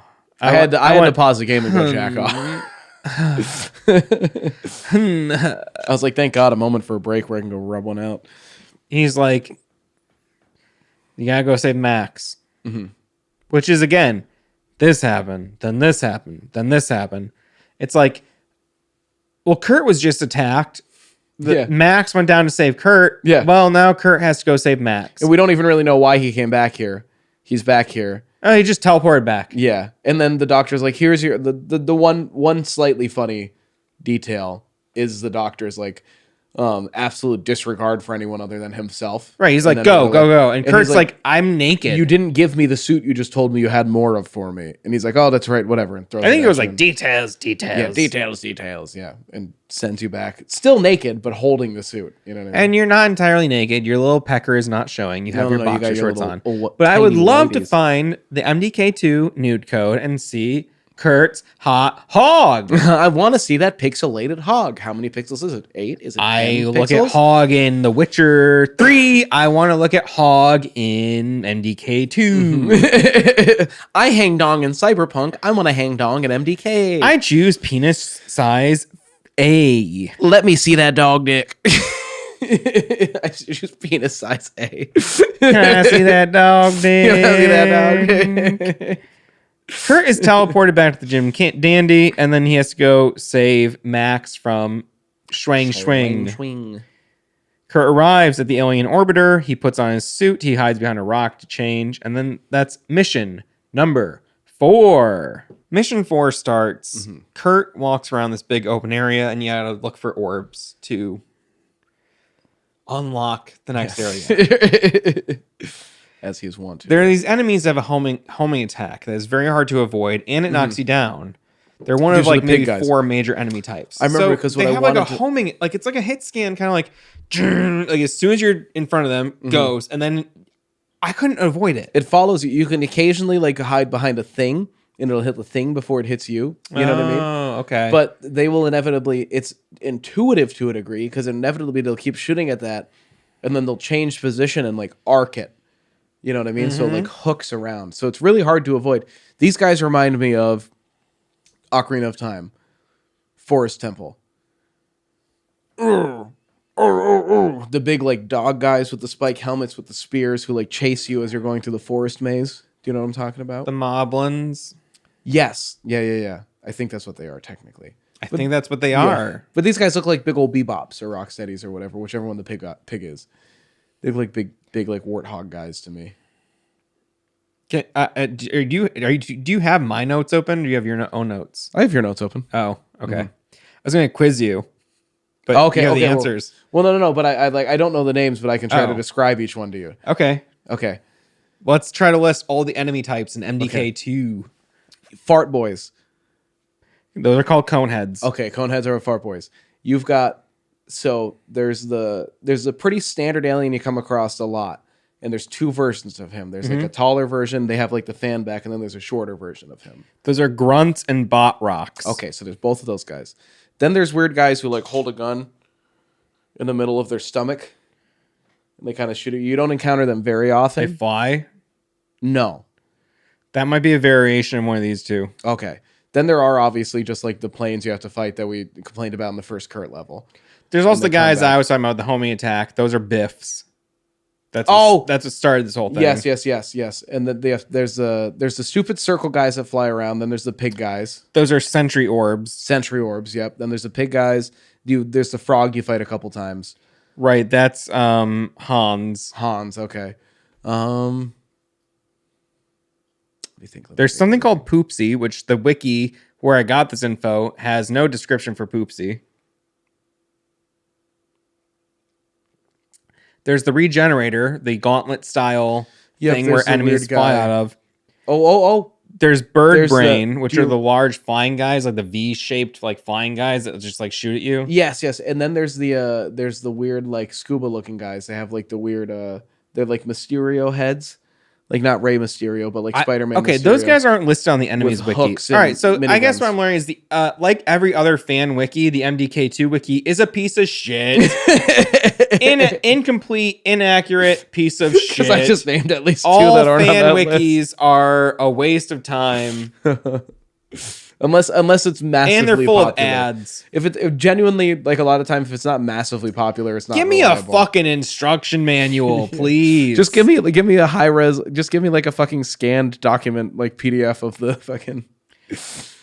Kurt has to ascend a giant area full of platforms with air currents, all the while searching for balls to snipe and getting shot at by other balls that he also has to snipe. Those are the sentry drones, sentry orbs. So in this part, if I remember right, I specifically set aside time to pick off as many sentry orbs as I can. It didn't seem to do anything because I was like, then- there's more up there where I already shot There's the same more ones. up higher and there's more down below. Pretty much always, it seems. It's like they keep spawning in, maybe. Yeah, and this is where like you have to shoot the orbs to create platforms for yourself to jump to, right? So there is an extremely frustrating section here where you have 3 balls that go up and down through a vertical corridor. Oh yes, I was talking about right before that too, though. Where the part you're talking about, the sentry orbs, where there's like there'll be like 4 in a row, and you have to shoot them to create the platforms to jump to the other end, and like No, that's the first part. Yeah. that's the first part, and then you're talking about Yes. Yes. Right. So yes, there are they're not the sentry orbs. They don't fire at you, but they're similar. yeah, But they're just the lock orbs, and when you shoot them, they become platforms. yes, That's how you get through this area. But then the next area you come to, there's a large column that you're inside of. All Yes. throughout the column are like little like alcoves, like in the wall. You can jump from one to the next, but you can't jump on your own because you have no momentum. So what you have to do is there's these 3 balls that are going up and down at different speeds. When you shoot the ball, it stops. And the ball has its own sort of atmosphere to it. It's like a tiny planet. And that atmosphere will like push you upward. It's basically like it would make more sense if these were just 3 floating fans that you could. It'd also make a lot shoot. more sense. You know what I mean? Then I would have understood. And then I'd go, oh, I get it immediately because it took me a minute. This took me a minute. It took me a minute to even get exactly what to do. Where'd you mine this? Real trap shit. It took me a minute to even figure out disgusting. what to do, and then took me even longer just to do like, it. It was so much of me just like waiting and being like, okay, and you can't shoot the thing shooting at. There's something shooting at you the whole time that you can't shoot until almost the end. So what you need to do is you need to use those 3 balls and jump from ball to ball. You got to kind of set them up like a staircase. Yes, to get to your next platform. Each one raises you up a little bit. But the thing is, you don't know how much of a boost each ball is going to give you until you start to fuck with them. And even also, then, at first, it doesn't feel super consistent. It was also difficult at first to determine whether you needed to get on top of it or into it for it to raise you up. Yep, it doesn't make much sense. Nope. And you wouldn't know until you tried it that these balls did this. You wouldn't know because this is not a thing that's like ever in the game before or after this. Nope. Another one done. You just need to try it, and then you're like, oh, okay, I guess I get it, maybe. And the thing is, so because each ball only gives you a limited boost, you got to place each one perfectly. Yes, effectively. And by the end of it, I got, because you do it 4 times. There is a little leeway where I think on most of them you can make it with just 2 of them. Oh, I did not find that to be the case, but I believe you. It seems like on most of them you could make it with just 2 of them to the next level. You know what I mean? But by the end you need all 3. Right. So you got to shoot the ball, stop, jump on it, see how far it gets you, jump to the next one, and then maybe you fuck up and you got to go back and recalibrate. All the way to the and if I wasn't safe scumming, all the way back to not the beginning of this part, but the part before. Yeah. Truly insane. Truly insane. And then, like you said, the whole time, there's enemies firing at you. Yeah. That you can't hit because they're too high above you. And you can't hit them. Cannot aim at them. It's just, you just have to, if you come out of your little alcove to look at where the balls are, you're going to get shot at. And there's no fucking way to miss, to not be fired at. Yeah. You could maybe dodge the firing, but you can dodge the firing because it does have a pattern where it's like 4 shots. At the same time, it's like pause. Sometimes you're like, I'm trying to scope out where this is, and then you need to scope to hit them because they move, and it's not easy to hit them. I was just going fire, fire, fire, fire, fire, fire, and trying to hit it. There were moments where I was like, yeah, I finally got it, fucking nailed that one, and then the next one I'd be like, I just missed this 6 times in a row. Terrible. I fucking hated this. Yeah. And it was another thing where I go, give me a section that forces me to use my sniping skills in a unique way. Sure.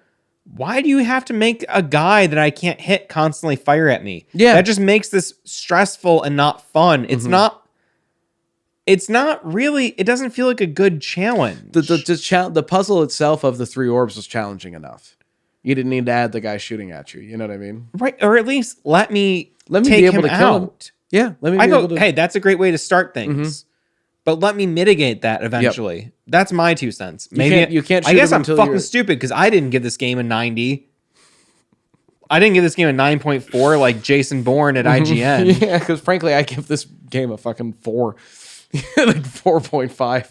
I give it a 4.5 out of 10. I spit on you, MDK2. Spit on your grave. No. I said good day. That's right. I'm convicted. Or I don't know if he is. Wilder Valderrama, was he also convicted? Good. Wilder Valderrama's good. It was Hyde. It was just Danny Master. It was just Hyde? Wilder Valderrama's good. But Jackie and Kelso came out in support of Hyde. And they go, didn't do anything. Another interesting detail about the 2 of them. Mila Kunis was 14 when she got onto, or 15, I believe, when she got onto that 70s show, while the rest of the cast was 20 years old. And mega hot. They were on the... I'm joking. So obviously Ashton Kutcher and Mila Kunis were on the cast together from the time when she was 14 or 15 and he was 20 or so, and then they've been married. They made them kiss. They made them kiss while there was that age gap, and then they got married, to imply that there might have been some amount of grooming in the Ashton Kutcher thing. Ashton Kutcher is also very into stopping child sex trafficking, almost to a weird amount, but he's also not open about it at all. Like, he doesn't really advertise it at all. And I think that maybe there's a weird conspiracy where potentially Ashton Kutcher is actually just a prolific. I don't want this to be true.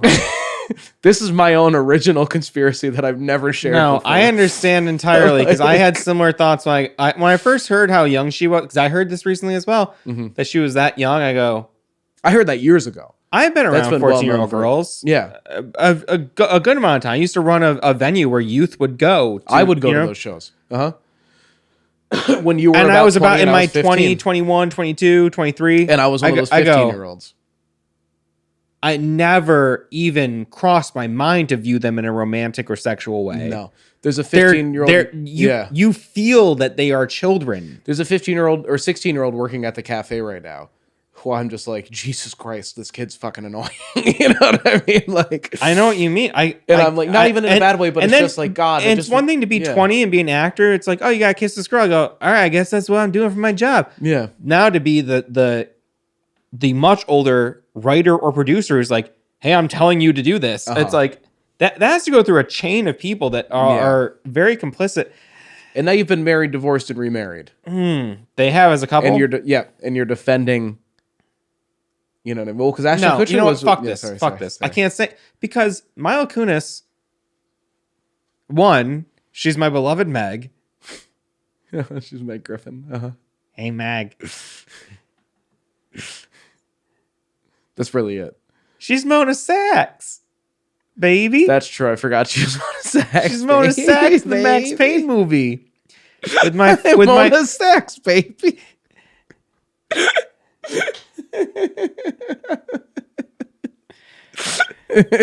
So I can listen. I don't care if Mila Kunis there were women that came out against Hyde. Yes, she could those women for all I care. She could silence them with extreme prejudice. And I'll go, she's my beloved Meg. I can't. She can do no wrong in my eyes. I don't know. She's got those smoky eyes. I go, hey, in a court of law, maybe that's wrong. And the court of public opinion, maybe that's wrong. In my heart, she's my little Meggie Pie. I go, Meg. In the court of roses in here. You're the best part of Family Guy. I hate Baby Stewart. I hate Peta. I hate Hey Lois. Hey Brian. All right, they all are Chris. Brian, the alcoholic dog. Meg's the only pure soul there. And she got me through so many hard times. So I can never hold anything against her. No matter what horrible crime she committed, because she's part of the Hollywood syndicate. If you want to call it that. I didn't say that.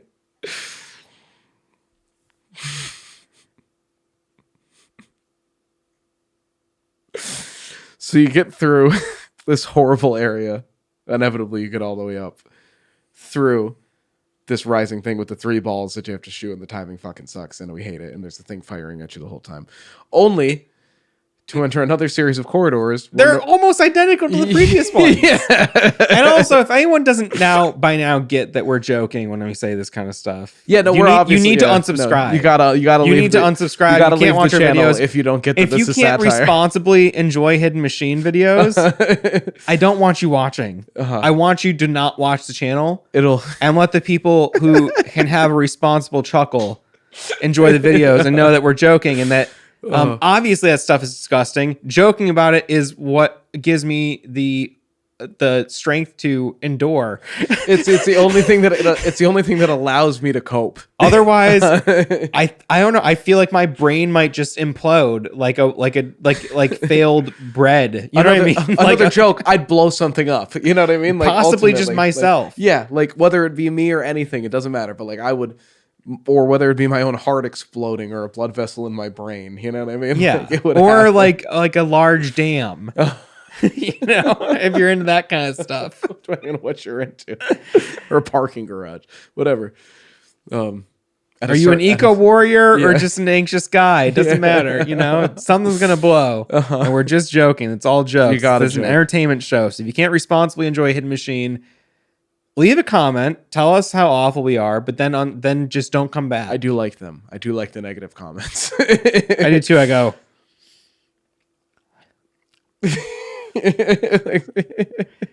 This leads you to more corridors full of ceiling-mounted turrets that immediately start firing on you. You have to snipe them. You have to like. I had to keep like going. You have to like go in, get shot, because you can't walk in as a sniper when you're. That's something too. When you're a sniper, forward. you can't move forward. You have to strafe left You or have to right. go in, and as soon as you're in, they can shoot you. Yes. And then you can snipe them. You can't. No, you have to. There's so many moments in this game where you have to take damage. You are forced to take damage. And again, that's okay, sorta. But I go, come on, can you give me a fighting chance? But they're also not giving you health all that often. A lot of the time, and they're not giving you chances to I had to save. play on easy. There's not chances. They don't get. This is why I had to save scum. They don't. That's why I had to save scum as well. They don't give you the chance. And you can take this as evidence of me being a fake gamer. It's okay. Yeah, it's all right. This leads to an extremely confusing part of the game where you enter a room, the lights go out, someone laughs, and then you have to pick between maybe like 6 or 8 doors. Oh my God, You're in like it's either an octagon or a hexagonal room. I got beat to death. All right, and then there's a bunch of the anus doors, one on each wall. They open up. There's a hole. It's the hole with the flashing question mark from Max's level. And you'll either, one of them will just explode, and it's the way forward. Yeah. Every other one is going to, the boxing you. glove's going to hit you. I literally got beat to death the first time I came into this room. This is so fucking stupid. It's not fun. You also can't turn around and leave the room. No, you're locked in. Yeah. So you just need to guess. And there's literally, I don't believe any indication. No, and it's randomized because I watched a walkthrough to try to figure this out. And the door that they go through to finish, to like the door that they go through immediately, I don't know how they knew which one to go through, but they walk immediately through the right door in the walkthrough. And I was like, what the fuck? You know what I mean? But it was a different door than the one that was the right one for me. I don't know. I got no You answer. think this game's a fucking 9.4? I got beautiful beautiful graphics, amazing soundtrack, and very creative. Very Not fun to play. ambitious concept. Cool original idea. I see what you could do, but what you did Was fucking is disrespect. bad. It's mean. It's mean. To It's me. cruel. I feel wrote hurt. cruel in my notes several times. I gotta pee again. Okay. We're taking breaks. It's one of those episodes. It's fine. It's fine. I'll just take it on you later. So I did the guessing game bullshit. I go through. You get forward eventually. You go through. The ball just explodes on one of them. I thought that maybe there was like a sound cue where you heard Max talking. Oh yeah. That like let you know is the right one. But then I checked it again. No. I did it twice. First, like I said, first time I died. Second time, just got it entirely by chance. I got punched 3 times and then made it through the right one on the 4th one. From my notes, next up is another extremely confusing part. There's a theater area with balcony seating and a stage with some spotlights. So what you have to do is you have to kill all the enemies in this area. Almost. There's 3 on the balcony that you can't hit. You can't hit. So okay, But there's a couple other types of enemies. Yes, I struggled including with- one brand new enemy. yeah, which is the guy with the He has a glass Mysterio dome head. on his head, like Mysterio. Yes. And you can shoot him down repeatedly, but if you don't break his dome, he doesn't die. And they don't communicate that to you. No. In any And you've way never seen this enemy whatsoever. before. And this is the first time I had to look up the walkthrough. This moment was the first time I had to I looked this up. I had to look this up because I did not understand. It's the only enemy that takes body part specific damage in the entire game. Yes. That isn't an orb. And what was really so I looked up the walkthrough. Well, that's not true because the final boss also has body part specific, but that's not in the same way. Different. This is like I'm talking about one single regular enemy, not a boss. Yes. Okay. Get over it. Even after watching the walkthrough, didn't understand what I was doing wrong. Me either. Because I just saw what I had to do afterwards, and then inevitably I just entered the room with the sniper and happened To headshot him. to kill him. So if you get these guys in the head, they go down. Took forever. And then once you do, what you need to do now, which is again entirely, I would say, not at all intuitive. Nope. And completely insane and sucks. Makes no sense. Makes no sense. It's clearly just the developer's sense of humor. You know what I mean? Which is which is clear from like the swing swang and the bizzle bazool and the Jim Dandy and the, you know what I mean, and all that stuff. And it's just like all this stupid shit that is just literally you being like, it's Zizzy Baluba, I believe, not Zazul. Sorry, Zizzy. Right. My bad. Jackass. My bad. I don't mean. Jesus Christ. I didn't mean to denigrate. I'm glad you said that because I thought you did mean to. I'm sorry I mistook your actions for denigration of this this beautiful of Zizzy Baluba. Zizzy Baluba. The emperor of Swizzle Firma. Swizzle Firma, yes, sorry. Gives orders to Schwing Schwang. Yes. Or Schwang Schwang. Schwang sounds a little racist to me. Schwing Schwang sounds more like you're going for like a Schwing Schwing. Schwang, I was up in that thing. Talking like Wayne's World. Bussing on a Saturday night. Yeah, but like Wayne's World where they're like Schwing Schwing. You know what I mean? Swing. Swing. Yeah, it's when you see like a hot chick, you're bussing. Or because it's giggity. Yeah, exactly. That's Schwing Schwang to me, but Schwang Schwang sounds like a phrase I won't say.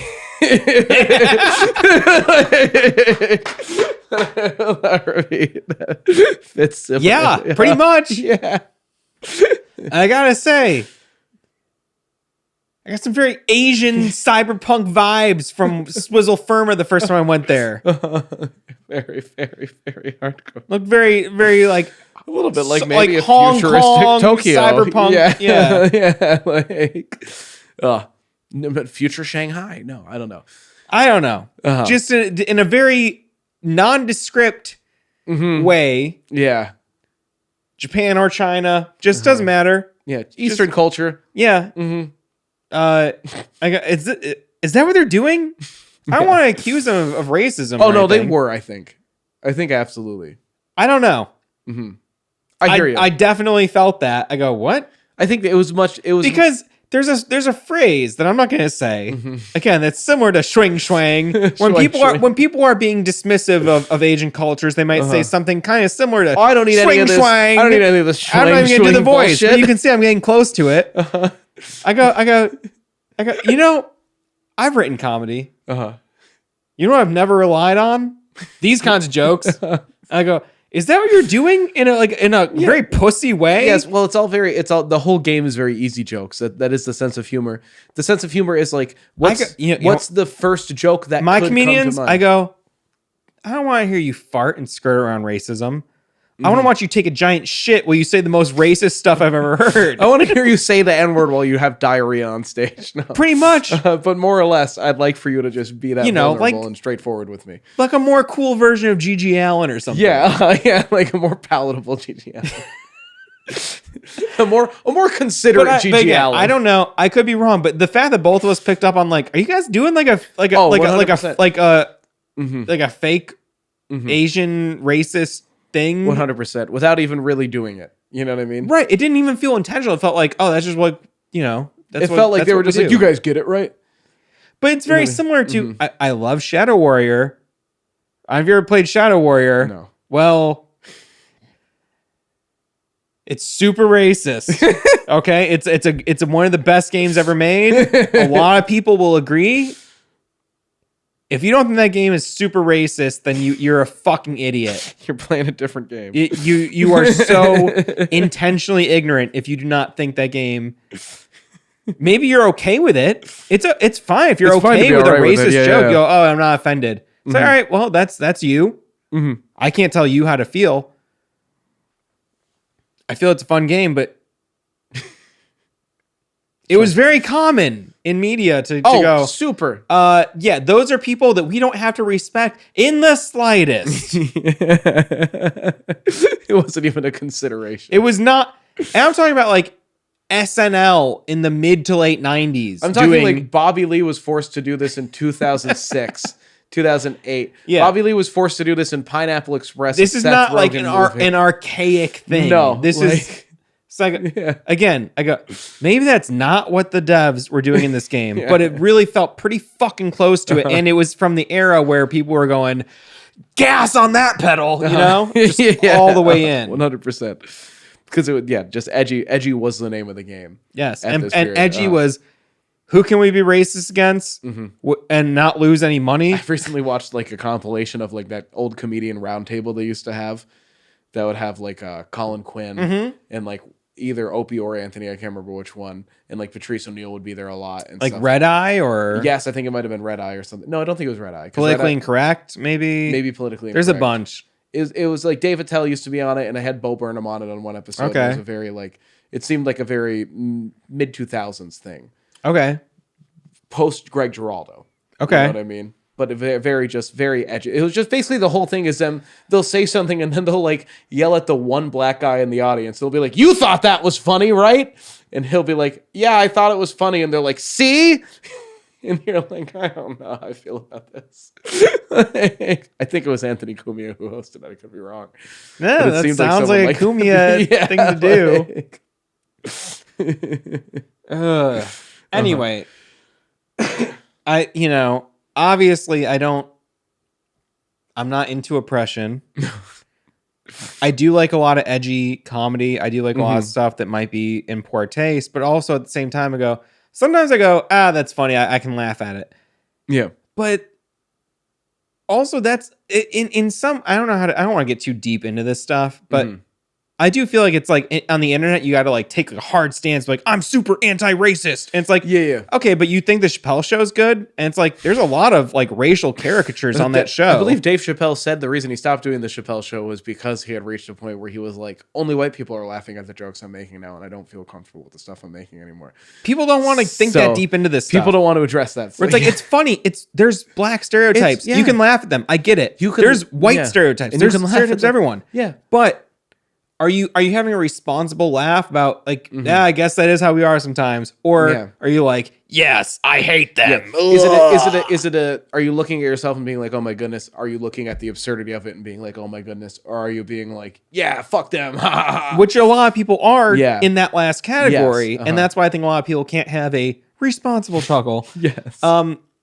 So, but like, anyway, I don't know. It's just like when I even though I'm okay with that kind of humor sometimes in different ways, not always, obvious. It's very case by case.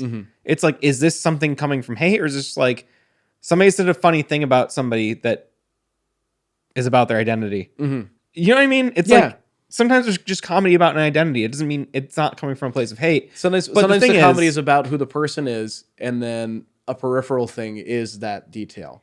Right. You know what I mean? But the thing is, as a writer, I've never felt like I want to go there. And I'm always super skeptical of people who do go there, because it's like, if you're not someone who loves people, and you're not someone who loves and is self-aware, then you can't, even if you don't mean to come off as hateful, you can't really write those kinds of jokes.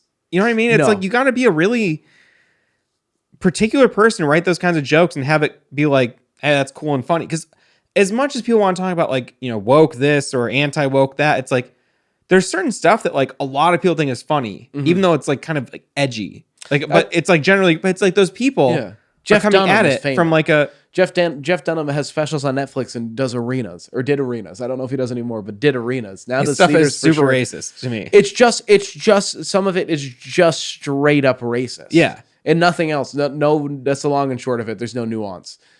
But I mean, there's even stuff that I think both sides can agree is funny. Yes. Yeah. No. Okay. I hear what you're saying. Yeah. And it's like, but that's usually stuff where it's like, and sometimes one side is like kind of maybe laughing at it just on the surface, and the other side gets a deeper level of satire to it. Donald Trump is somebody who's funny.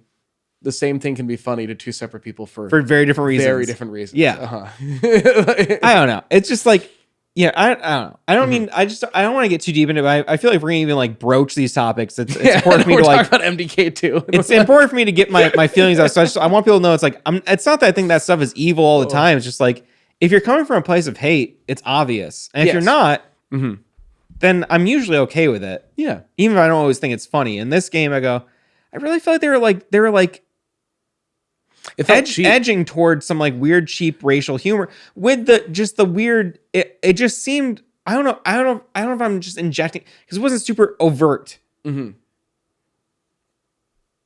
but it felt a little swing shang. Like I said, swing felt a little like another phrase. Yeah.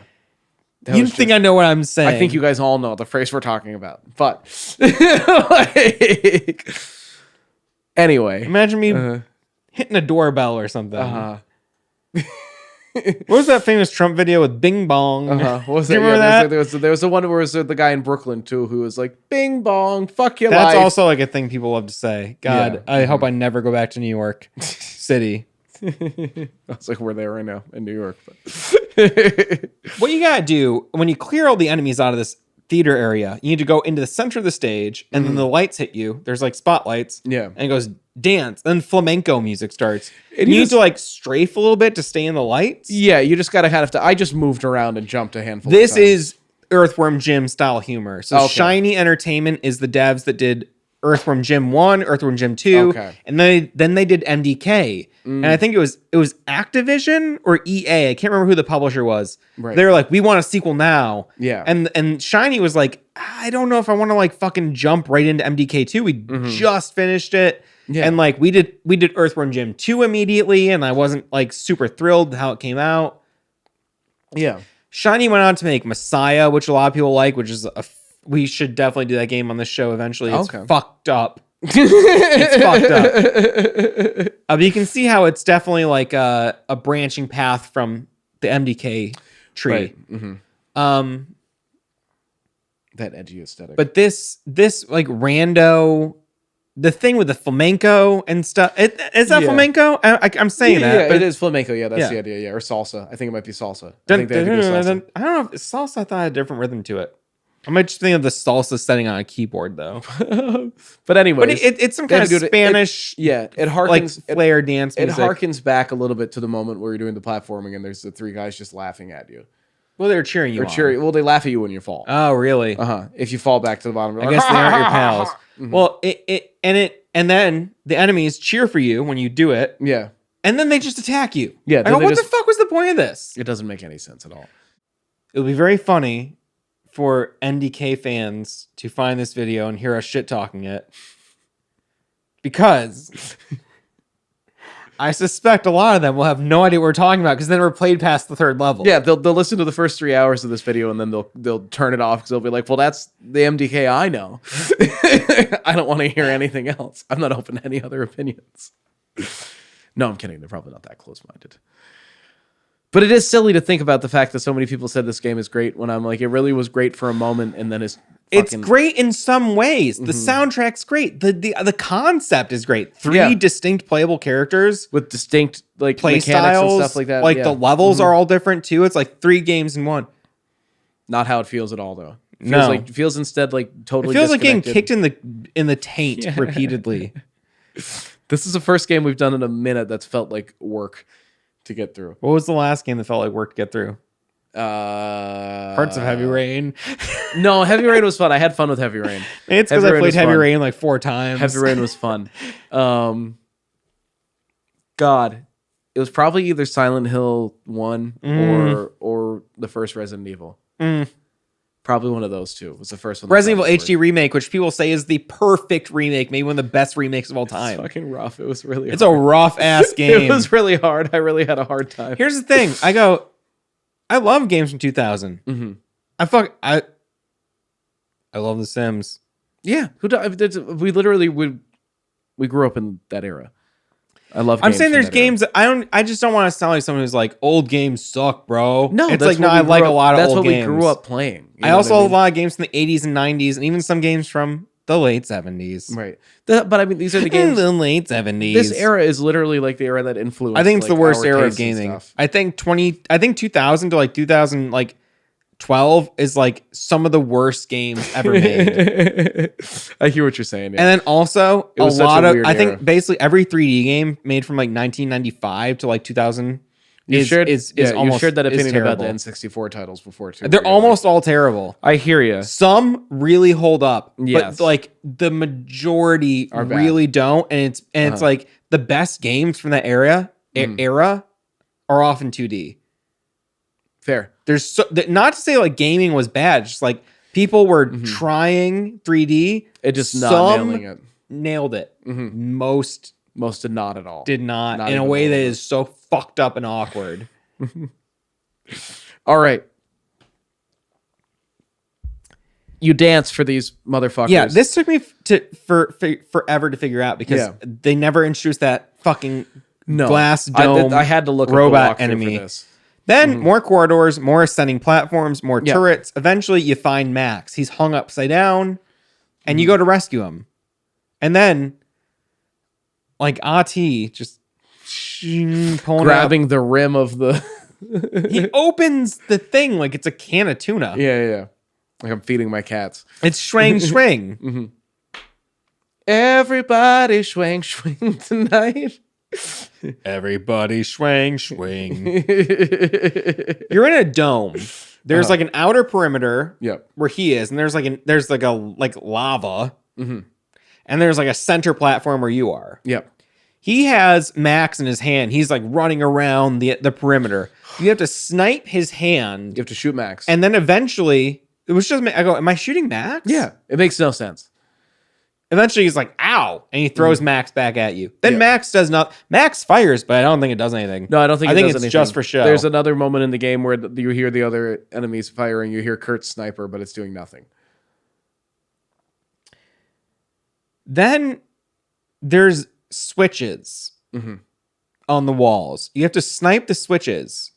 There's balls on the switches that cause a laser beam to come in from the ceiling and zap Schwang. Taking away like a chunk of his What's that beam? Where is that from?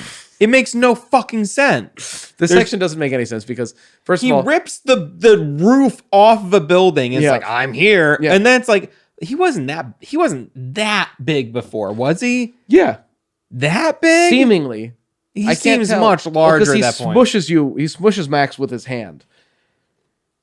You know what I mean? It seemed like he was much bigger when he opened the ceiling. Fair. The perspective seems to shift because he also seems much bigger when he's in the wheelchair later. He's in like the floating wheelchair later. He seems much bigger at that point too, I thought. Well, but anyway, it made no sense where that beam was coming from. That shot him. You have to activate the beam a few times. Then he's like, "Oh, I'm dead, baby." And also he talks like, this guy rock almost and Duke roll. Nukem.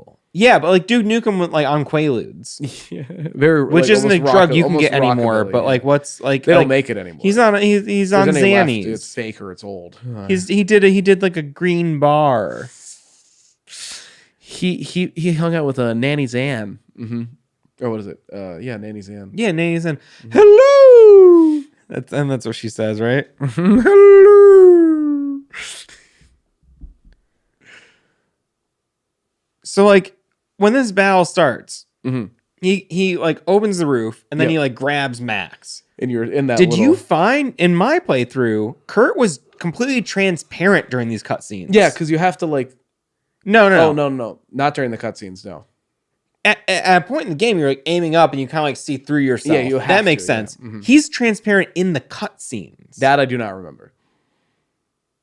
Maybe that's the difference between the ROM and in my notes I wrote, then you have to fight Schwang. Believe it or not, this boss fight is also very confusing. Surprise, surprise. After you defeat Schwang, Kurt calls the doctor for help, but the farting aliens pick up the phone instead. And this is where they make the callback to Duppy Wuppy Dingy Dongy or whatever. Yeah. They've invaded the cone heads, the cojones heads have invaded. We come from France. The Jim Dandy. That's where the naked ladies dance. I hear there's a hole in the wall where you can see it all. That's what I've heard. I don't know if that's true. There's a hole in the wall where you can see it all, where the men can see it all. Men can see it all. Yeah, that's enough syllables. That's good. Max gets into a spaceship. All right. But first, Schwang wakes up after you defeat him. He has... Fuck your ashtray. He has just a classic... It's just like a rectangle with a big button and a wire on it. That classic sci-fi device. Yeah, just detonator. And it opens a big portal. Yep. Kurt jumps into the portal. This guy, I thought it was Max jumps into the portal. I thought it was Kurt jumps in the portal. Kurt follows. That's what I wrote. Yep, no, you're right. Max jumps into a portal later. Max does jump into a similar portal later. Yes, sorry, that does happen. I was confusing them. So Max instead gets into a spaceship, and then we have another one of those sections. This one, I go, what is this ship he's in? He's in like a weird mech, and he's like going through, and you gotta fucking dodge the debris. This one was super fucking frustrating. It was very confusing to look at. I kept losing. Me too. This time it's horizontal, except you're going from right to left. Yeah. Like you're reading a manga or something. Eventually, Max lands on the Jim Dandy, and there's 3 aliens who are like doing their like, and they're doing the Macarena. They're doing a coordinated dance together. It's the Macarena. Yeah. I don't know if you were around from the Macarena craze. Oh, if you think I wasn't at Lake City Skate dancing in the dance room separate from the skating rink to the Macarena, you're fucking wrong. And then going back and playing Tekken Tag. 1 and 2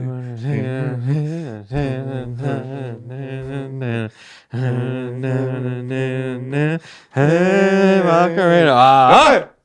Yeah, all right, we kind of know it.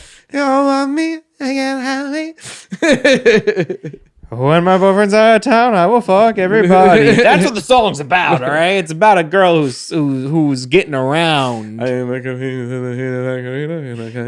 2 and 3 Macarena. It will be hard for anyone who isn't as old as you or I to understand that was. I understand it's like, oh, hit the gritty. It's like, no. Imagine if what's a popular dance? The gritty. Sure. I guess. Imagine if your grandpa. From my childhood. Imagine if you're 14 and you're watching this channel because you're insane. And then also your grandpa is also hitting the gritty at the same time, and you're all equally stoked on it. That's what the Macarena was. It was like, not only was it the youth, it was. Every age group was doing the same dance. I don't think that's happened culturally since then. I think before then, the only one that had reached that point was the electric slide. I was gonna say it has happened before. I don't think it's happened since. And I think in the 90s, I think it was really Macarena. And maybe this might have been specific to this area growing up here. If it hadn't been for Cotton Eye Joe, I'd been married a long time ago. Okay. And let me tell you, everybody knew that fucking line dance. Sounds like a very white thing, I'll be honest. Macarena was multicultural. Very up north. We were in the, we liked square dancing and line dancing in these neck of the woods. Unfortunately. So, Max lands on the Jim Dandy where those 3 aliens doing the Macarena. He gets out 2 giant chain guns and mows down the aliens. Yeah. But one is there and he's still dancing, and he's like, what? And Max just pulls out a pistol and goes, I'm killing you, and just shoots him in the head, presumably, because then the level starts. Yep. And you throw away the miniguns. You throw away the chain guns. You don't have them when you start the level. Yeah, that sucks. That was sick. I'm ready for those. Yeah. Oh, never mind. This is very confusing. You can't go in any door. You have to shoot a hole in the floor. Yes. Well, before it said you can shoot through some doors. Oh, now I'm shooting through some floors. Okay, I guess it's a little bit different. Floors, doors. Whatever. Hated this part. You have to go through a bunch of like really tight corridors. Yeah. It's like kind of claustrophobic. And then you go into like larger open areas where there's like big enemies that can hit you. When they knock you down, it sounds like you fart. Or are they farting? You're going, oof. No, there's a fart sound. I'll play it. You can't hear it now.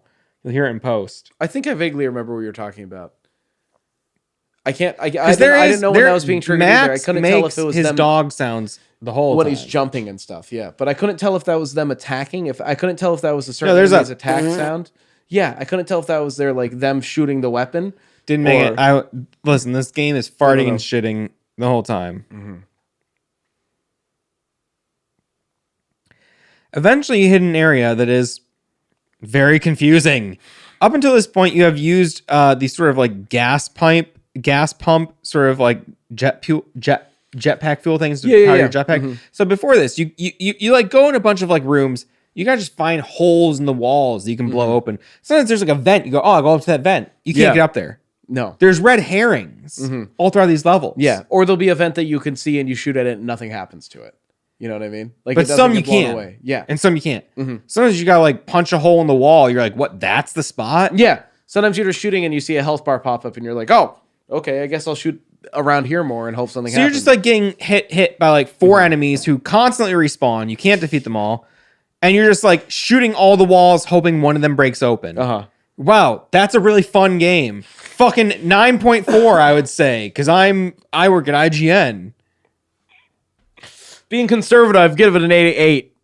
Like, just being, you know what I mean? Being fair, 8.7. I love the part where I just have to blindly fire across the entire fucking room. It's called pixel hunting.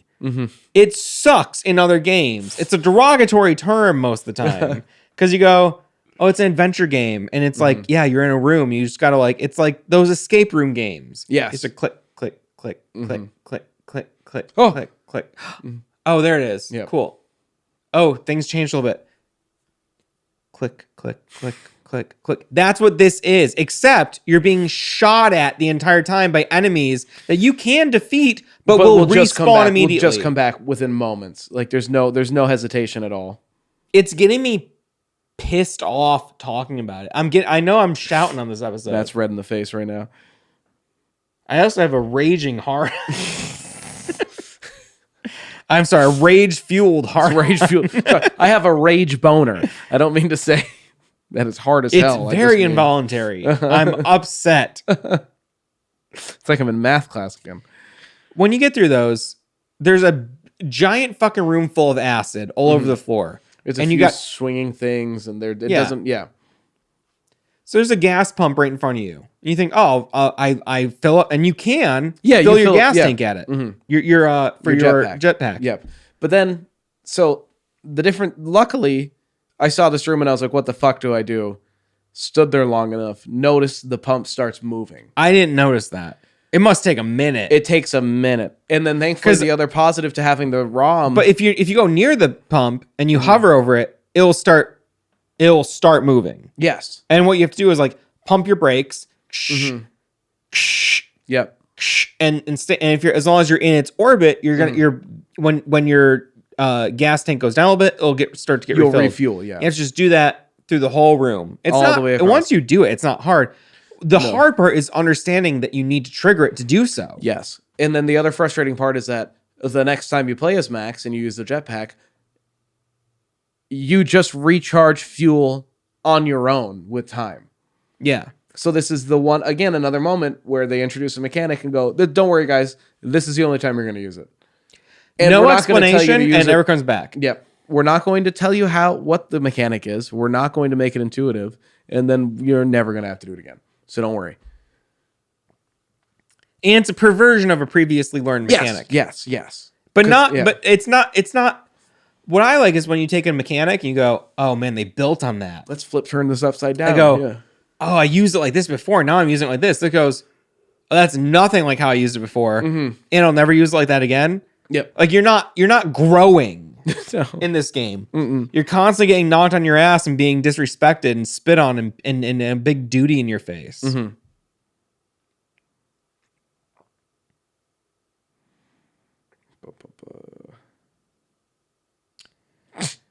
So, sorry, I love reading your notes.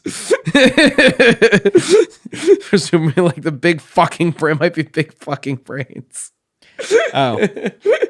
So when you eventually get through there, you go to a chamber where you see the alien guy that you previously defeated. Ballsack alien. His name is BFB, which the comic book pages refer to him as Balloon for Brains. Oh, okay. But personally, the BFG in Doom, yeah, it's a big fucking gun. Yeah. But they don't call it that, and they never say that in the games. Well, that's like, and also Monster Energy for a minute put out the BFC, big fucking can. What'd they call it? They called it the big fucking can. What? Oh, they didn't say fucking their ads. No, out. Just said BFC. But what did they ever say what BFC stood for? The big beep can. Oh. Well, that's an even edgier version of this. Because in BFG, then in Doom, they never said the big boop gun. You know, it was just like, well, obviously it's a big fucking gun. Yeah. I think they even had a fake acronym for it in the game. You know, that's why I think BFB is big fucking brains instead of balloon for brains. Also looks like big fucking balls because his brains look like nutsack. I've got big balls. Give me that nut. Give me that. Them nuts. Sack. Give me them nuts. Sack. Anyway, he unleashes Bad Max on you, which is just a mutated version of Max. Yeah. But He's we bigger. later find out he's like just a cyborg. He's like a completely robot. There's nothing organic about him. Maybe It seems like there's like maybe like patches of fur put over the. Hard to tell if it's organic at all though, because you later in the game Hard to tell, you go to like a storage room. There's like a bunch of them. Yeah. Mm-hmm. It's like, oh, he's just mass produced. That wouldn't be a real dog then. Yeah, no, obviously no. I mean, you know, who knows? Maybe so there's just like a crazy winding series of narrow platforms you have to run up, like a fucked up 3D Donkey Kong level. Fucking falling off of. Oh my god. I didn't fall much, thankfully. I did a lot. You have to keep firing at him, and what doesn't make any sense is sometimes his health refills. You didn't figure that out? No, I just kept shooting him. So, did you realize you can go into the ship? Yes. If you go deep into the ship, there's a car battery sitting in there that's a health thing and a health upgrade. I'm like, you know what I mean? Like that you can pick up. He can also pick it up. And he keeps picking it up. It respawns. Well, yeah, it regenerates multiple times. It like continues to regenerate throughout the entire match because I realized that too. Because I was like, I didn't realize that. You bring his health down to a certain point. He gets a force field. He runs in there and gets He gets a force field sometimes, and then sometimes the force field goes away. I couldn't figure out what made the force field go away. It was him getting health. Is that why does the force field go away sometimes? It's because he gets health. When he heals up, the force field goes away. He gets a health increase and he gets a force field. He gets the force field. So he can go with the health increase. Then once he gets the health increase, the force field goes away. But the health doesn't bring up as much. You know what I mean? It's like you bring him down to halfway, and then the health brings up to 3/4. And you bring this boss battle sucked. I had a hard time with it. I hated it. I died a lot. I hated it. And I struggled with the mechanics. Inevitably, I just kind of got him cornered inside of the ship and just kept doing that. I could not figure out the logic to this. When you kill him, you kick his corpse. You go, "Welcome to the pound." Yeah. And you kick his corpse, and a thing falls out of his skull. Yeah. And it's like a ball. And it opens up a portal similar to the one that Schwang opened. Yeah.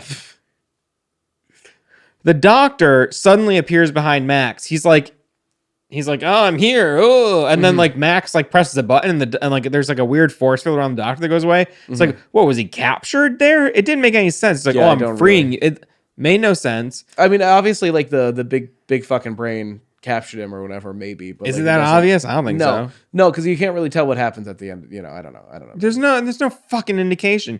I could guess anything. I could say whatever the fuck I want. Yeah, I could say Bingle Bloongle, and it's like, what is that? One of the enemies in this game? Yeah, or another planet. He's like, all right, Max, come back. Max is like, no, I gotta go in the portal. I gotta see whatever the fuck. And he's like, all right, go, puppy. And he sends you through the portal. Mission 6.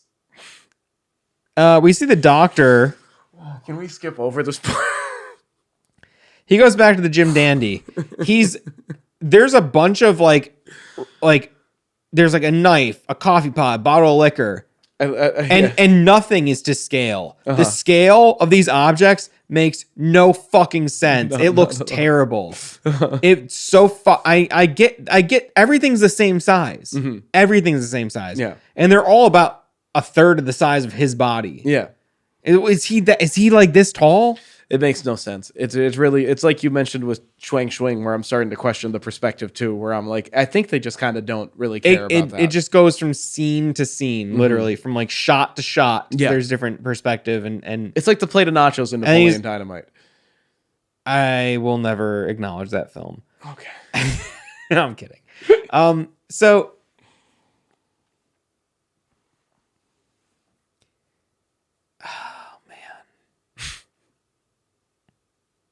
this was where I really started to hate the game. We were messaging about it last night as we were going through. You were sending me screenshots. It's maybe the worst. It's definitely like where the game. It's like, oh, after this, I hate it. I have a question for you. Did you use the lighter? The lighter? You didn't use the lighter, did you? I don't remember if I did or not. A lighter is one of the items you can pick up early on in this level. I used the lighter. I thought on. In where you have to like put the fish in the hole, I put the lighter on one of the rockets and it blew up. So I think you can do that also, but remember when you were like, I can't see any of these wires, they're all in the darkness and I'm losing my Oh mind. no. I used the lighter. And you could see the you wires? could see the wires. Because you just hold it. And after a while it burns your thumb and you're like, ow, and it does a little damage if you hold it for too long. But like that made that section still Okay, well, we'll get there. It's still difficult, but Okay. I accept it. two things here that you didn't realize made it much harder, which was the health respawning in the ship and the lighter. I guess I didn't realize because it was so poorly fucking designed and frustrating and not fun to play. And this not game intuitive. sucks. It sucks my asshole. I'd rather have a dog shit in my butt. I'm James Rolfe. James Rolfe. I'm the angry Nintendo nerd. Angry Virginia. Well, he's still AVN, angry video game. N. He's the AVGN. He's the angry N to me. The ANG. The angry Nintendo nerd. That's what he is. Okay, sorry. He's still the angry Nintendo nerd. I don't accept that his corporate rebranding. his retconning. Doctor goes, "This is science." And at the same time, the doctor's grabbing all these comically large items. We see the BFB just doing something. It's very nondescript because he doesn't have any limbs. And the doctor keeps grabbing. So the joke is that it keeps showing these giant knives near him, and he's grabbing other stuff instead of the knives. You know what I mean? Like the idea is that he could grab the knife and kill him since he's sneaking around, but instead he's grabbing these things to make some. Instead, both of these big brain guys are working on these convoluted things. Yeah. Yes. That's hilarious. Peak comedy. I felt like I was watching a Brendan Schwab special. I feel like I was watching Gringo Poppy. Yeah, it was dicey, I was laughing that much.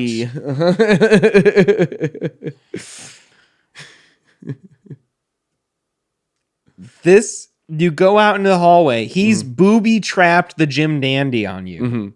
Bunch of bombs all over the place. The way the bombs work, there's a series of 3 bombs. 4 maybe, actually. 3 or 4. There's 4. There's 4. There's 4. There's 4. The way the bombs work, there's a column with rings on it. Look like lifesavers. Yeah. And one is lit up. Yep. And what you need to do, every ring is connected to a long wire. The wire is connected to a button.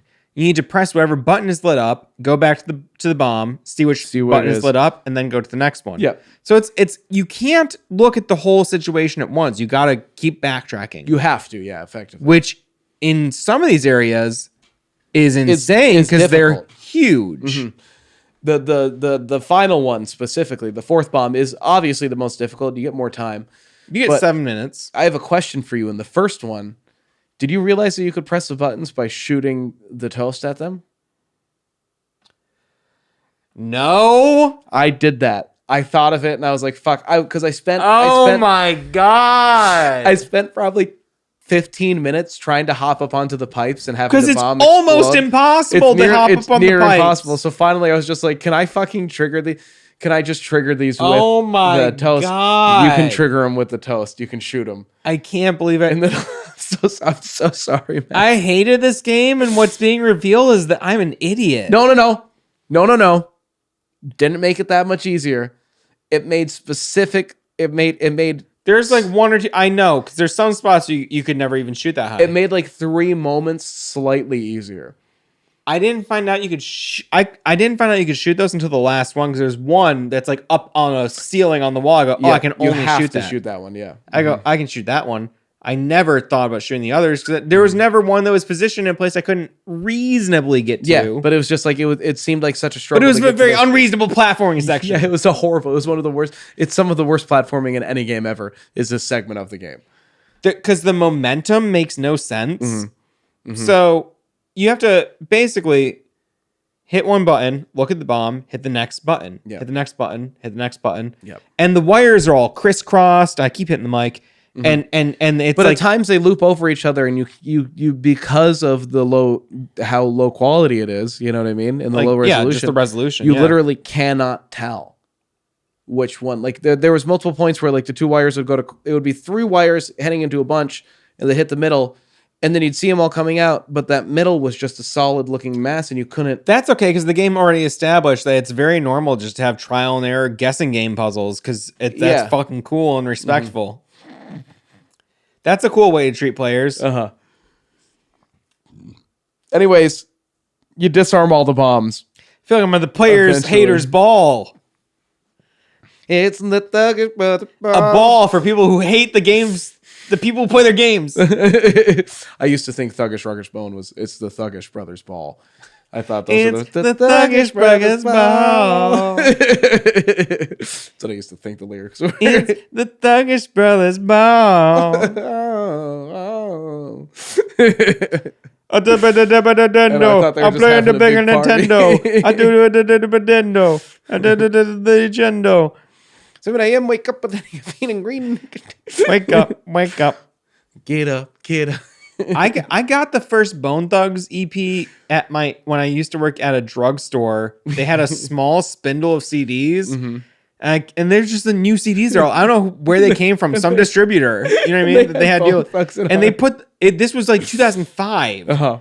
They put the first Bone Thugs record, like 92, even new. Yeah, I was like, that wasn't even close to a newer album. On this like small spindle of like 14 CDs. I was like, what? And it was like $6. I got that, and I got The Cure, The Head on the Door, which I don't know if you guys know that record. It's like one of the best Cure albums. It's got In Between Days, Close to Me. Okay, yes. Okay. It's got a lot of the pop songs people. It's like it's a great Cure record. It's a super catchy. Not all their records are great. You know, they're kind of a singles band. I think Head on the Door is like a great element. It's like I got those both the same weird spot at the drugstore. I worked like a fucking it was called an Eckerd at the time. I know Eckerd's. It later became a Rite Aid. Oh, okay. I remember Eckerd's though. It was a Phase before that. Not Phase Clan or whatever, you know, it's Phase Fayes with an apostrophe. Almost said a no word. This was so bad. I couldn't believe how fucking frustrating the platforming was here. And I did do it. Obviously, I beat the fucking game. I got footage of me doing it, okay? Yeah. I got the footy, mate. If I could have thought to have shot my toast, arced my load, I would have done that. Yeah. But still, this part sucked, right? Yeah, no, it still sucked. And then that only helped with the first section. There's the second section I had. Then there's the corridor, the plant corridor. Except it's all deteriorated and fucked up now. The floor is missing. You gotta jump around all funny. They've destroyed. And there's a big bomb here. The wires are even the buttons. The buttons are all up on a platform, that and they're further away from the thing. Yep. So you have to kind of like, I don't know. To a degree, you have to assume that because it's going to the back left, that's where it's going to, and you get it right. You know what I mean? With like the wires following to the back left of this floating platform. You have to build the ladder to get up onto the platform and then hop back off, and it's this whole stressful thing. But then after this, you get something that it looks like would have come more into play in the final mission, but only comes into play for this mission for the Doctor, which is plutonium drink. Yeah, you come across Andre 3000 again. Yep. And he's like, I need help. Well, I think first he's like, oh, great work with the bomb, Doctor. Yeah. And he's like, but can you give me a little help? And there's just enemies everywhere. It's like you can't eat them. The same enemies he ate earlier with now no he's problem. like, and the Doctor's like, there's too many. I couldn't possibly help. And it's like there's like one more than last time. Yeah, there's like maybe 4 or 5. There was like 4 in the previous one. Yeah, There's like maybe 5 here. The same amount, if not barely more. And so he shoots like this little vial of plutonium at you. And he's like, I think this is plutonium. And you're like, guess I'll fucking drink it because I'm that guy. And you fucking Dr. Jekyll, Mr. Hyde, baby. You become all ripped out of your mind. You go over and you bash the shit out of all the enemies.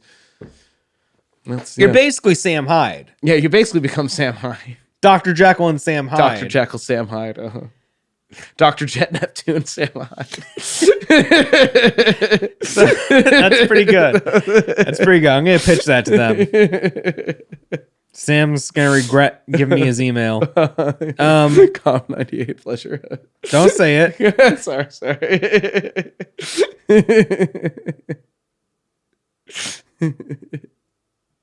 I have his other email. Sam Hyde sex. Listen, I've got Sam Hyde on Adult Friend Finder, so I don't need your. It's actually on Adult Friend Finder X. Oh, sorry. Friend Finder X, which is I think is different than Friend Finder. It is. They are different. They come up as separate things at least when you're looking up. Yeah, I don't know what's my name. I've started using Blackbird because what's my name doesn't work for me anymore. I'm using Blackbird now. Okay. If anybody is familiar with that app, this is some inside baseball talk, but I can't believe this game is real. I know, it's so bad. It'd be the kind of thing I go, oh yeah, okay, but for it to be the kind of game that people go, my face hurts. landmark, 10 out of 10, brilliant game, one of the best, brilliant masterpiece. Buy a Dreamcast to play this. I go, buy a Dreamcast for Shenmue, idiot. Buy a Dreamcast for Power Stone 2. Mm-hmm. Buy a Dreamcast for Marvel vs. Capcom. Sure. You know what I mean? Like, buy a Dreamcast because you could fucking burn CDs and play the ROMs off a burned CD. Buy a Dreamcast because it turns out you can play a CD on the Dreamcast and you can watch a movie on a Dreamcast. Don't play MDK2. No, don't do it. Unless you're insane. And I mean INZANEEEE. Stamp of approval from Hidden Machine. If you're truly insane, then you can play this game, and we give you our stamp of approval. Like Thomas saying, baby, insane. Insane to the point. So,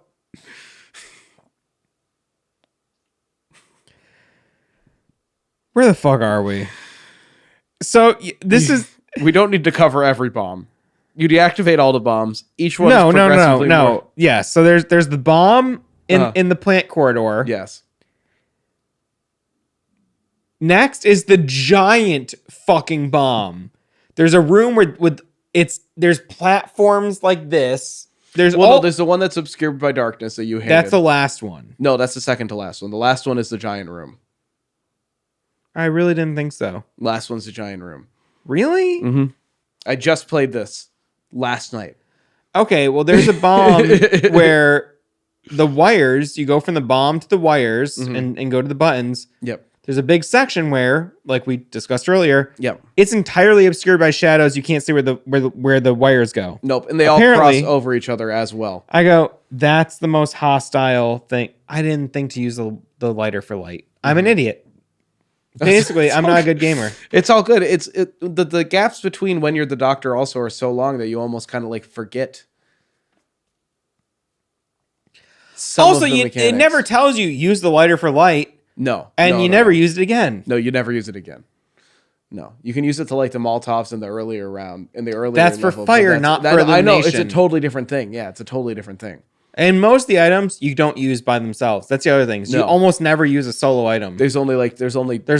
The ladder. There's the Physicola. The ladder is the ladder. But I mean to say like, ooh, I'm getting some tinnitus. Tinnitus. Physicola. Cola's not everyone count that because that's just your health pickup. Thing, yeah, fair. The only items you are the tape, which even then you use one time only. Because then you use it for the ladder. Fishbowl you use one time only. And the lighter, you use one time only. True. It's just hard to remember those. But again, I guess I'm just not a fucking pro gamer. Well, and also because it's another example where you've used the lighter for the Molotov in the last level, so I'm just waiting to get more liquor to make more Molotovs, not thinking to use the lighter for anything else. But then I was like, Matt complained about not being able to see anything. Maybe Matt was just being a big idiot. Yeah. Well, I have in my notes that the big room is before the dark room, but either way, it could have even been switched. Maybe between the two different. I games. remember the big room being the final room. I'm just going from my footage. I watched my gameplay footage. But either way, so there's the one room with the darkness. Yep. Which is just a bombs puzzle. Mm-hmm. Next one, or previous one, And all I can say is it looks like a fucked up level of Donkey Kong. Yeah. There's all those tiny fucking catwalk style platforms. You have to use the ladder to like build yourself up to the next one and like keep moving up. But there's like a perimeter with like platform space. You can't always jump from one to one. You can't jump back up onto them. You can't pull yourself up as the doctor either. You can almost, but not. Yeah, I know. But you can't. It's a fucking. You can, and you get there and you fail. And you drop down. It sucks. This puzzle, you have to go all the way to the top, which you have to pull your ladder out like 4 times. Yeah. You have to go all the way back to the bottom. Yeah. Multiple times. That's why they give you 7 minutes. Yeah. This fucking sucks. I save scum through this because it was bullshit. Same. I'd say every time in this entire bomb section, every time I got a single bomb button correct, myself. I would save it. If I got a button correct on the bomb, saved. You know. Fucking Big Lebowski over here. You're gonna inhale it. Be careful. You got a roach. I'm always fucking singing it. All right. I'm doing Tenacious D. Because I'm always fucking singing. And I'm always fucking That's why I said. Yeah. It's the inward singing. Yeah. I figured out a new technique. Yeah, and guess Cage, come here. Guess what I'm about to jump on the ground and do? What? I'm going to do one of them. Cock push-ups and a power slide. And then later I'm going to order a small seasoned curly and a diet cola because I'm watching my figure. And then it's me and Jordan coming out of the side hatch with the oils and perfumes and incense. The oils and perfumes. Coming out of the side hatch is such a fucking good line. It's brilliant. It's too good. I should just make us a freshie. I think we're doing fine, honestly. We probably shouldn't get too much more in any direction. Well, I didn't have a satisfactory pull. Oh, well then get it now. Oh, maybe I'll try. I'm chewing on it a little bit. I think you got another one sitting over there too. It's a stub. Fair. It's harsh as hell, son. So when you finally get to the last bomb, whichever one it is, because we're not in agreement about the order. Yeah, we're not at all. But also, I really wouldn't be surprised if it switched between versions. They very well could have. You're fighting the BFB again. The big fucking balls. Big fat balls. You need to jump up a stack of crates and lunge at him. But you need to first drink the there's suddenly the plutonium that he gave you, the plant gave you, is now an item pickup. It's just sitting there. But only right now. Only right now and never again and never before. It might be at the very end though, but we did a different ending. So I didn't do the doctor's ending, and I will not. We both did Max. And I even wrote in my notes, you get an individual, each character gets their own ending. Well, I'll never know what the other ones are because I'm not going to fucking think about this game anymore. That final level's so long, too.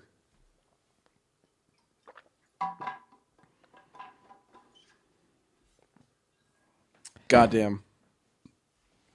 We're getting through. I know. Well, we're about to 6. We're almost on 7. All right, it's coming. You drain the plutonium. You climb up a big thing of crates, and an obnoxiously ugly high level like stack of crates. It makes no sense why there's crates that high. No, and super. Go do anything else. This looks like shit. No one would stack crates that high. It looks so bad. There's like 2 crates, 1 crate, and then there's like 18 crates. Just one on top of another. And then for whatever reason the final 2 are small. Yep. You need to like wait for him to come close to you and then go below you. And the thing is, first you need to drink the potion, then go up. You go up, he might not come close enough to you. Nope. Might. And then you have to go down. Thankfully, the potion, like any crucial item in the game, if there's ever a crucial item like the sniper mortars, or whatever, missile, or the health and the car battery and they always respawn. Always respawn. So you're never going to be out of luck. You can always keep retrying, and the game I think has unlimited continues in general. That's not an excuse.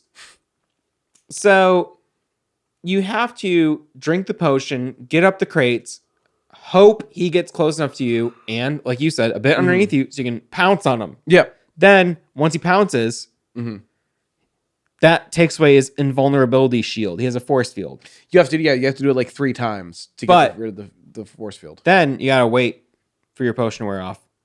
Because when you're the monster, when you're Sam Hyde, you can't fire. Yeah. Sam Hyde can only throw punches. He's only trained in boxing. Yeah. So, unfortunately. CQC. CQC. And CTE. Yeah, and CBT or BBC. But it was so frustrating to be like, oh, cool, I got him.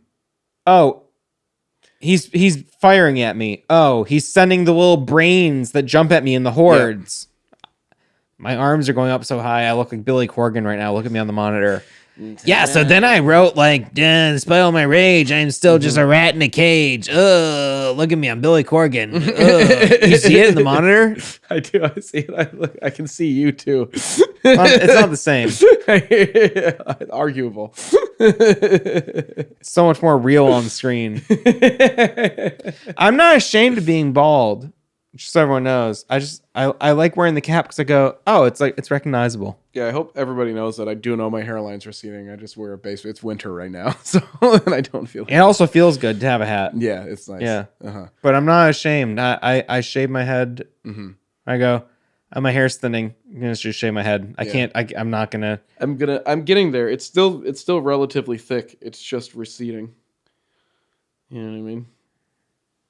There's a lot of things you could do with it. I'm probably just gonna shave it soon though. What I would really like is the classic Larry David horseshoe. I fucking wish. I would rock. That's what I'm headed for so hard because I'm not. I'm losing it. I'm here. Definitely not. I'm losing it here, and it's going back. It's not. Mine's doing that a little bit, but not enough to be significant. Mine's just kind of uneven. I'm worried I'm gonna get the Billy Crystal before I get the Larry David. Yeah, I got the Billy Crystal. And I don't. Yeah. I want the Larry David. Goddamn. And you can't do the Larry David to like, oh, it's growing in the middle. It's like you're a faker. It's like stolen valor. You're a phony. It is stolen valor. I might as well get a laser treatment. Might as well wax your head.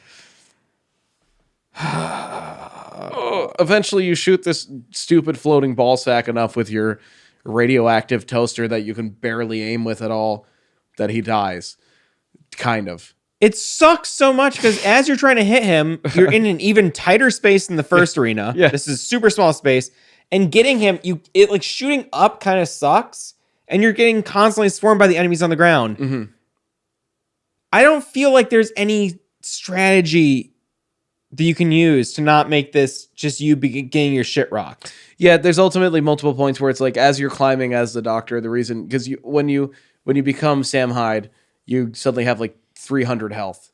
So it's just like you're just supposed to get hit by the brains. Right. You know what I mean? You're just supposed to get hit by them.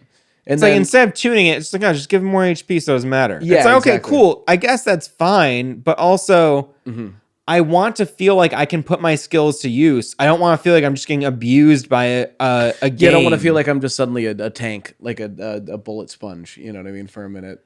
Right. It doesn't. It's just not fun. It just makes me feel like because it's like, oh, isn't that punitive that I'm getting hit? Sometimes it'll end your run. Sometimes it means nothing. Yeah.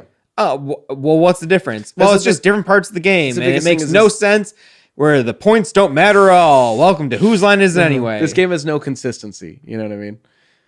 But you fucking blow him up.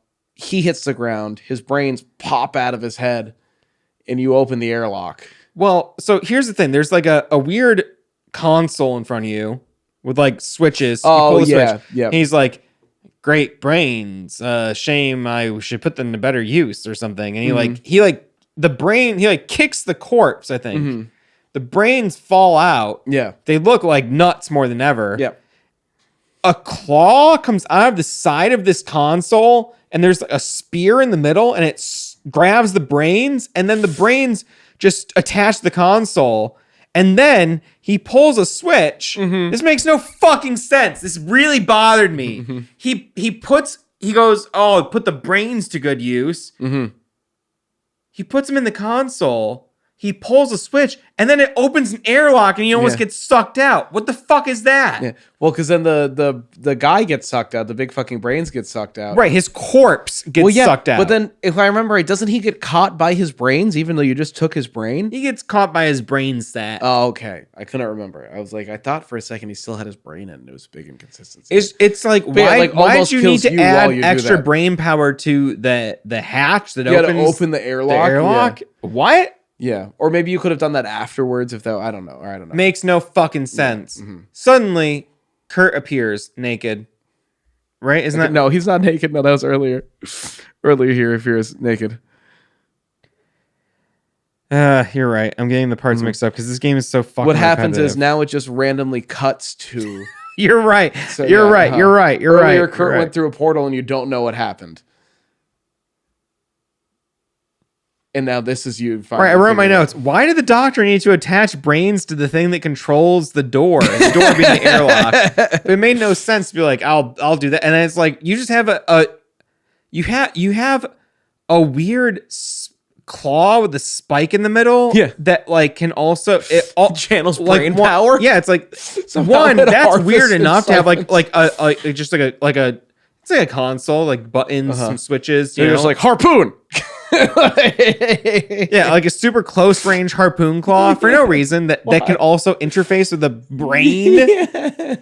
It's siphoning the energy from it somehow, and the Falcon, the neurons are firing within this machine now. Now we see Schwang, or Schwang. He arrives on his home planet, Swizzle-Firma. This is mission 7. He's immediately followed by Kurt, who had jumped in that portal, as we saw earlier. Yes. You have to do this awkward thing where you run from Schwang's attacks, but the path forward isn't always clear, and you can go the wrong way. So you're just out in the streets. Yeah. I went the wrong way twice. I was like, oh, I lucked out the first time in Mm-hmm. this first section because I went right. Sorry. I cut right, and that ended up being the correct way. But then there's like 2 more moments of this. And then the second one, I did not go the right way. And I died like 3 times in a row. Because there's like a scripted fall in the second part where you're supposed to kind of... And I didn't know that. You know but what I also, mean? you can just go the wrong direction and still go pretty far. Yeah. And there's there's no fail state. You just have to kill yourself. Yeah. Mm-hmm. In the game. In the game. It's like, oh cool, I guess I just need to accept that I can't go any further and just end it. That sucks. I know. Because the platform will be destroyed. 9.4 out of 10. That's brilliant. At some points, you're literally soft locked into ending your own life. 10 out of 10. Brilliant. Absolute masterpiece. Worth a revisit. Says Watch Mojo.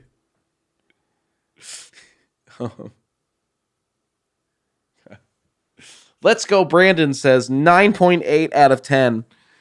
Couldn't recommend a game more. This is a game really made for the John Waynes of us out there. You get to this is a man's game or whatever it said. This is for the guys who would do what Liam Neeson did in Taken if the time called for it. This is for the boys.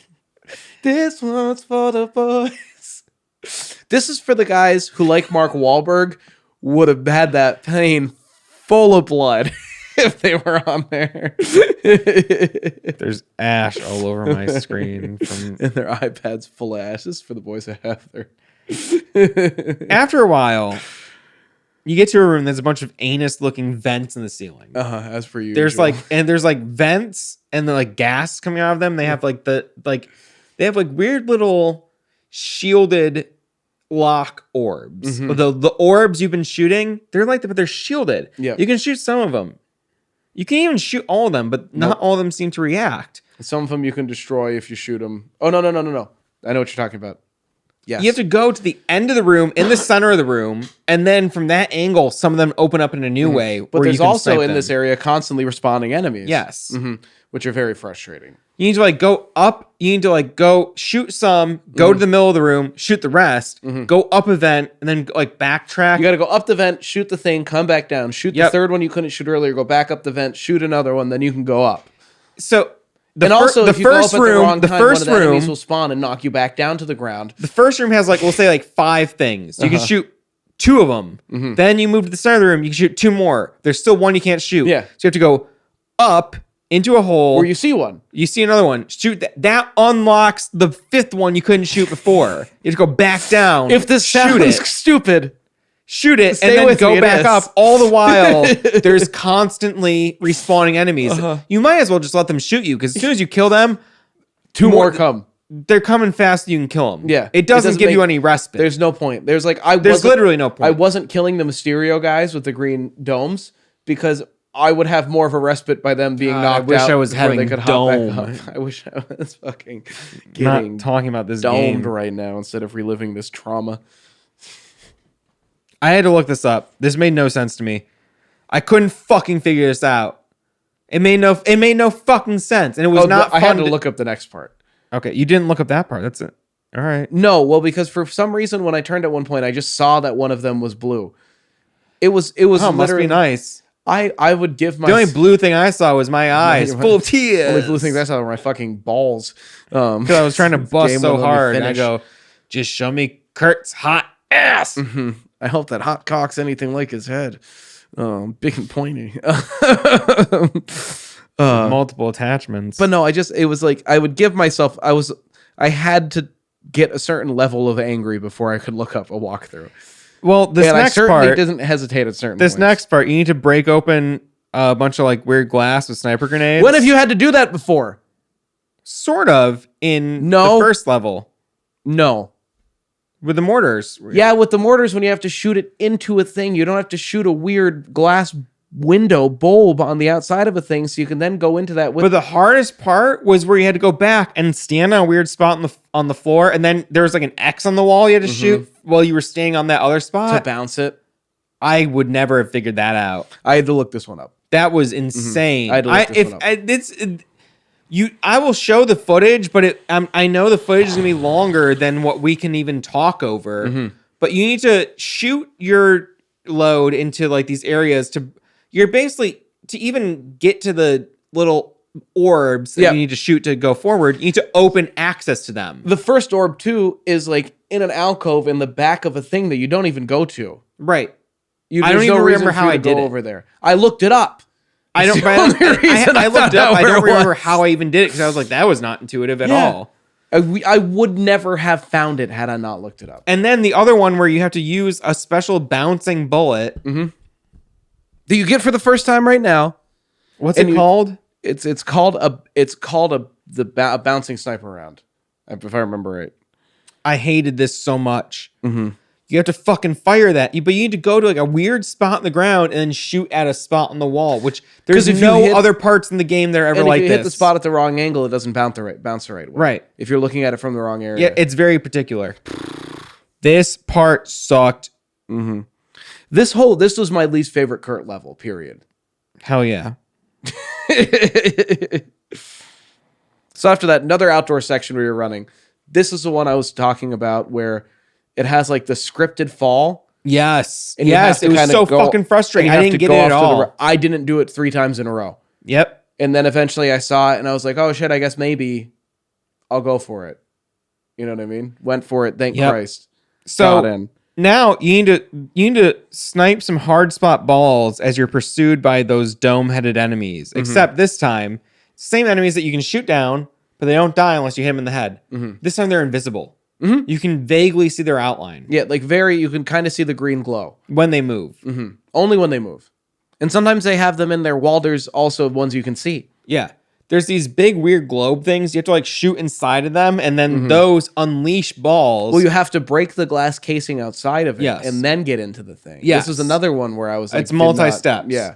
And then the final step, though, is they release the balls. Then the balls randomly bounce around the room. And I sometimes I was like, I'm going to stand here and wait for it to come back. Sometimes it just never came back. It's not on a course.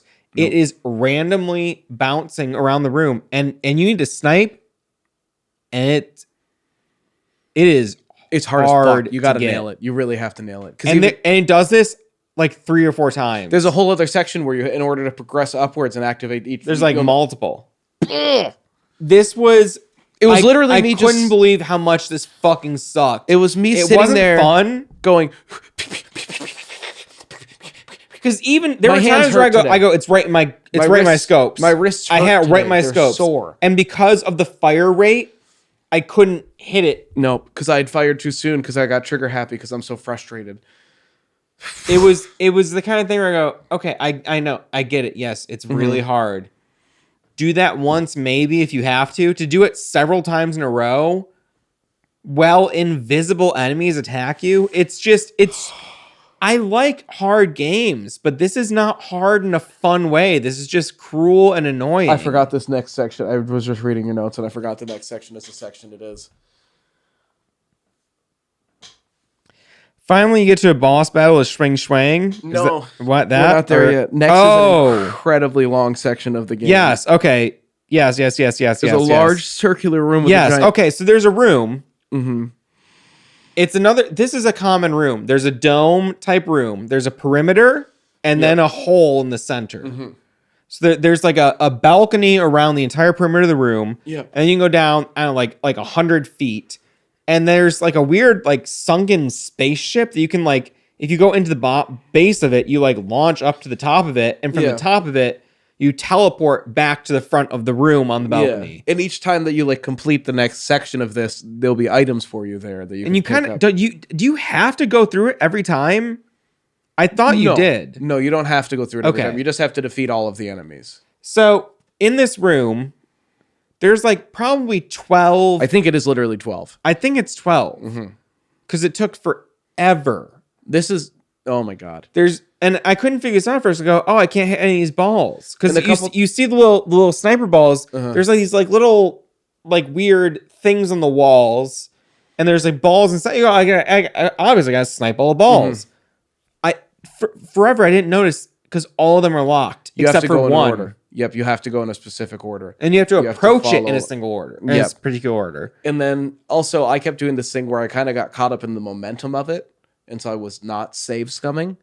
Oh, no. And so multiple times I got 8, 9 into it, would die. And then you have to start from the beginning. So what you do is you snipe one of the balls.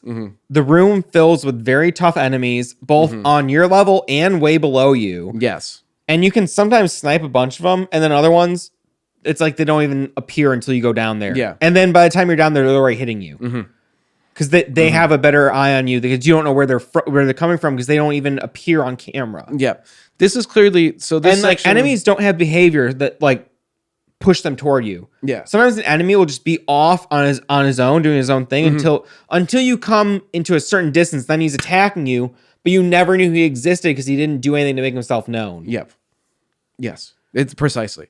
And there's it's like this is clearly like this is supposed to be clearly like a gauntlet you're supposed to face as Kurt because it seems as though the pacing sucks so bad, and at least they give you upgrades in between, you know what I mean, and stuff like that, or not upgrades, but like more ammo, and they'll give you more equipment, and they'll give you fucking like a sniper shield. The sniper shield came in handy because like you do it 12 times. It gets it's not even like harder. Like there's different waves of enemies, but they're all kind of like the same like basic enemies. Yeah. It goes up and down, but it's like you get a full health refill and new items every time. It's like, okay, cool. But like you're giving me like 12 mediocre battle challenges in a row, completely refilling my health and arsenal, and then a new challenge. It's like it's not so introducing a new repetitive. enemy in any of these. They're literally just reused enemies from earlier in the game. It's just doing the same thing over and over and over and over. And I couldn't believe how many fucking times you had to do it. So every time you complete one wave of enemies, a pulse of electricity comes out of the wall, and then they all come together to blow a hole in the floor, and you go down through the floor. And that's kind of the boss of this level, and it sucks. It took me like 20 minutes. That's what I wrote, 20 minutes. Well, no, this is not the boss of this level. This takes you to the boss of this level, which is swinging his ship, and you have to shoot all the fucking glass bubbles on it. Oh, I liked this one. This one was not that bad, all in all. It Schwing is in a spaceship. He flies over you real slow, back and forth all around. And there's always little pustules. And they're all different sizes, and they're all over the ship. And you just gotta fire. And you have to wait for him to come at the right angle and stuff. But the enemies were spawning at such a rate that I could knock them down and Very get manageable. him. And it was manageable. I go, this is kind of fun. Like it's like about positioning yourself and patience. It was cool. This would had this. I noticed maybe the second instance of like destructible environments where the enemy could destroy it. Where if you went into little huts, there was little huts on the other side. He could blow those up while you were collecting the items in there. This was one of the better boss fights for me. I thought this was cool. It was like it was a mild challenge. It was manageable, but also I go, oh, come on. At the same, I think I was just like sick of the game at the same time. Yeah, at this point I was just trying to finish it. Because even if it did something kind of cool, I was like, this fucking sucks. Mm-hmm. You defeat Swain. He reveals that he was sent to you to fight you. He was sent by the Emperor Zizi Baluba. And then you look, you go, the Emperor, and there's the Emperor's palace right in front of you. Wow, how convenient. Oh, then this happened, then this happened, then this happened. Again, terrible. No real story. No. I was sent to you by a more powerful entity who is right there. Mm-hmm. Oh, okay. Why don't you go get him? Go sick him, boy. Quite literally in a moment. Mission Mambo number 8. We take control of Max again. He is he went through the teleporter. Now he's in the lower east side of Swizzle Firma, the alien planet. He overhears some coneheads talking about a weapon that they have that will destroy Earth. And this is where he's in like a weird storeroom. It looks very Asian. Yeah. This is where I go, oh, they are kind of doing an Asian thing. Because there's like very like Asian looking writing, like just ambiguous, like not Roman alphabet lettering, not Hebrew, not, like you can tell like Arabic. There's different, you can tell different letter shapes. Even if you're the line work, the way the lines look. Mm-hmm. I hear you. And I mean, it was just a look at the cities too and stuff like that. It was a look at the whole, whole layout here. Go look. You don't got anything else? Yeah, it's like really, you go anywhere. Mm-hmm. There's a lot of other places to go. when someone whose job it is to write goes to that place to go, what if they're like vaguely Asian, whatever that means? What if you can't really tell what they are, but you know they're Asian? Like, well, yeah, I don't need to say it. You get what I'm saying, yeah. Uh-huh. Nice. Like hilarious. We'll put it in for sure. Let's go with that. And I'm writing your paycheck. Good job. It's like, what? I don't know. God, really? It's that easy? Uh-huh. It is. Fuck you. Unfortunately. It's gross. It's become a classic, despite that effort. Max 9.5 out of 10. 9.4 out of 10 for my IGN. Max is in a room full of what looks like a bunch of inactive Bad Max robots. It was not clear to me that Bad Max was some kind of mass-produced thing. Also, like, it's like, okay, so he's Max, and it's like, why did the BFB name the enemy Bad Max? Yeah. Like, do they share DNA? No, it almost feels like it feels like a weird thing where like maybe the bad brain guy is in competition with the doctor. Maybe he's like that alien version. Like, so you made Max, I'll make a million bad. But it also Maxes? feels like a play on just Mad Max. Yeah, what I mean? it was just weird. I couldn't tell. I didn't like it. It was So now you're on the streets of Soho in the rain. It's a big open world style map. There's city streets. It's very cyberpunk. It's very Asian. Mm-hmm. Mm-hmm. It looks both vaguely Chinese and Japanese to me in different ways. It's a real melting pot of influences. Neon signs. It's very cyberpunk. It's very Blade Runner. Genuinely, it's very Blade Runner. It looks better sick as hell. Cyberpunk, I think. Blade Runner is a better description. I just mean cyberpunk is like a genre. Yeah, no, I know what you mean, but I mean like if we're comparing it to like a work. Not like Cyberpunk 2077. Nah. But yeah, Blade Runner. We both talked about this at the beginning. There's a big ship flying around, firing at you. Oh, I gotta shoot that ship. Because there's a big ship. It's firing at you and dropping enemies on you. I would assume I have to shoot the ship. Yeah. Did you think that? I thought so too, because I thought, okay, well, I destroyed these 3 ships that are flying at me also, because there's also 3 ships doing like a straight bombing run on you every now and then. So I was like, okay, kill these guys, kill all those guys. Then I was like, clearly I'm just not shooting the ship the right way. And max levels are all about like run and gun and taking on the enemies. Except for this one where you actually need to retreat.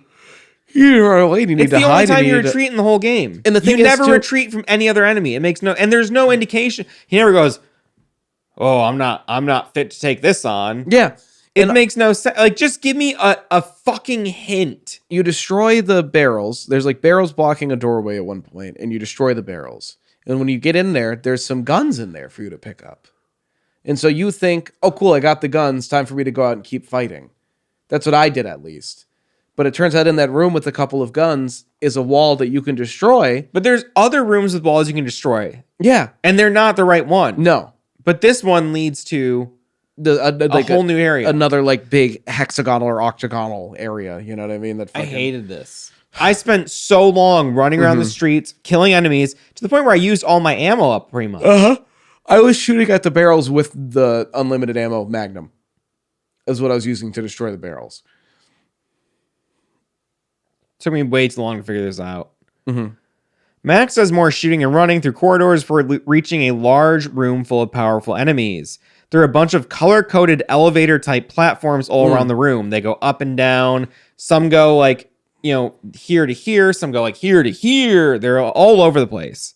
There's a large like structure in the middle of the room. You have to get your way to the top of it by finding just jumping to this elevator and then jumping off, going to a platform, going to a new elevator. You just got to like look at it all and figure it out. It's very slow. It's incredibly slow. And it's 360 and you can only see certain parts at certain times. And you got to go all the way around. This is Max's 12 orb room that we just did with Kurt. Yeah. In my opinion. Because I kept falling. And thankfully I was saves coming because I'd fall and I'd be like, all right, reload. And then I'd fall in the same spot like 7 times in a row. And then I'd be like, maybe I'm doing it wrong. Yeah. Then I'd be like, no, I'm not doing it wrong. And I'd try to do, and eventually I'd just get it. I don't know. Another really frustrating and obtuse one where I'm like, because this is the one with like the weird, like there's like the weird street lights coming out at some points too, right? No, not yet. Not yet. Oh, okay. Not yet. So this is just the one with the elevators. Just the elevators, and there's a weird rim. There's the ring, yep. And then eventually you get to the top of it. You have to destroy the 2. You have to go you have to like... Or the 3. There's a hole. You have to jump in the hole, land on a pipe that's like sticking out of the wall of the hole. Yeah. And then when you get on the pipe, you have to fall off the pipe, but carefully jump back into the pipe. That was so... Extremely frustrating. Okay, the camera shut off again. I'm just going to keep talking, and we'll just show more gameplay. All right. Next leads to one of the most frustrating parts of the game. You see an enormous tower that you have to scale. This is where the streetlight things are. There's a bunch of light posts and poles sticking out of the tower. Right before there's just like a little spaceship battle section. Yeah. You have to like fight a bunch of guys that are coming out of the ship. And then you get in the ship and you drive the ship to this next area. Yes. It like shoots a hole through the door. Yeah. And then, So you have to use your jetpack to scale this tower, but you have to like jump on the streetlights in a very particular way. And then at a certain point, the streetlights start lowering, so you can activate. Like, and there's like Mario poison gas platforms coming out, and there's sentry orbs shooting at you the whole time. Did you know there's an elevator shortcut here? I just read that, and I'm furious. Well, it took me about 25, 30 minutes to find. So either way, you can kind of like find the general region it's in. You just need to kind of like pixel hunt, literally, just like step, step, step, step, step, step, step, step, step, step. I'm showing the footage here. Right. Until eventually you just... It is, and the first time I found it, I fell off. And it took me so long to find it again. And because I genuinely tried to do the platforming part first. Yeah. I could not fucking do it. It was too fucking hard. It's what I ended up stopping on last night and then restarting on this morning. I was like, I have to get away from this. Because especially on the ones... When you get to the point where the street lamps lower when you land on them, they lower within a second of you landing on them. Yeah, and then you're fucked. Then you got to start over. And if you don't hit the jump right where you get liftoff, you know what I mean? Where you jump up instead of straight out. It feels very wonky. And I kept fucking it up. I just ended up save scumming. Eventually I got it. Thank Christ. Well, there's a very incredibly hard to find secret elevator. And what it is a small post in the ground that is the exact size of your character, no bigger, very small, not even the full width of your character, just the center of your character. And it's just a pole that goes all the way up. And if you get shot while you're on it, you're fucked. And you will get shot at. The entire time, yeah. By the sentry orbs. That you can't shoot at because they're too far away.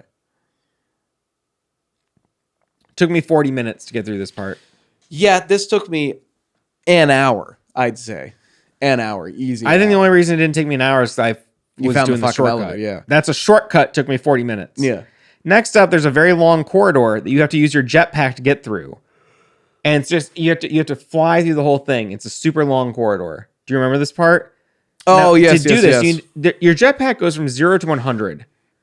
You have to keep it between like 0 and 20. You're going to be mad again. What? I had to look it up to figure out what to do here. You know, there's the pillars going through all the way with the electricity in the middle. Yeah. If you shoot at those, you can destroy the top part and they become platforms you can land on. I did it all in one shot. I did the whole thing in one shot. I couldn't, so I had to look it up. If you keep it between 0 and 20, your momentum changes and you can just stay flying the whole time.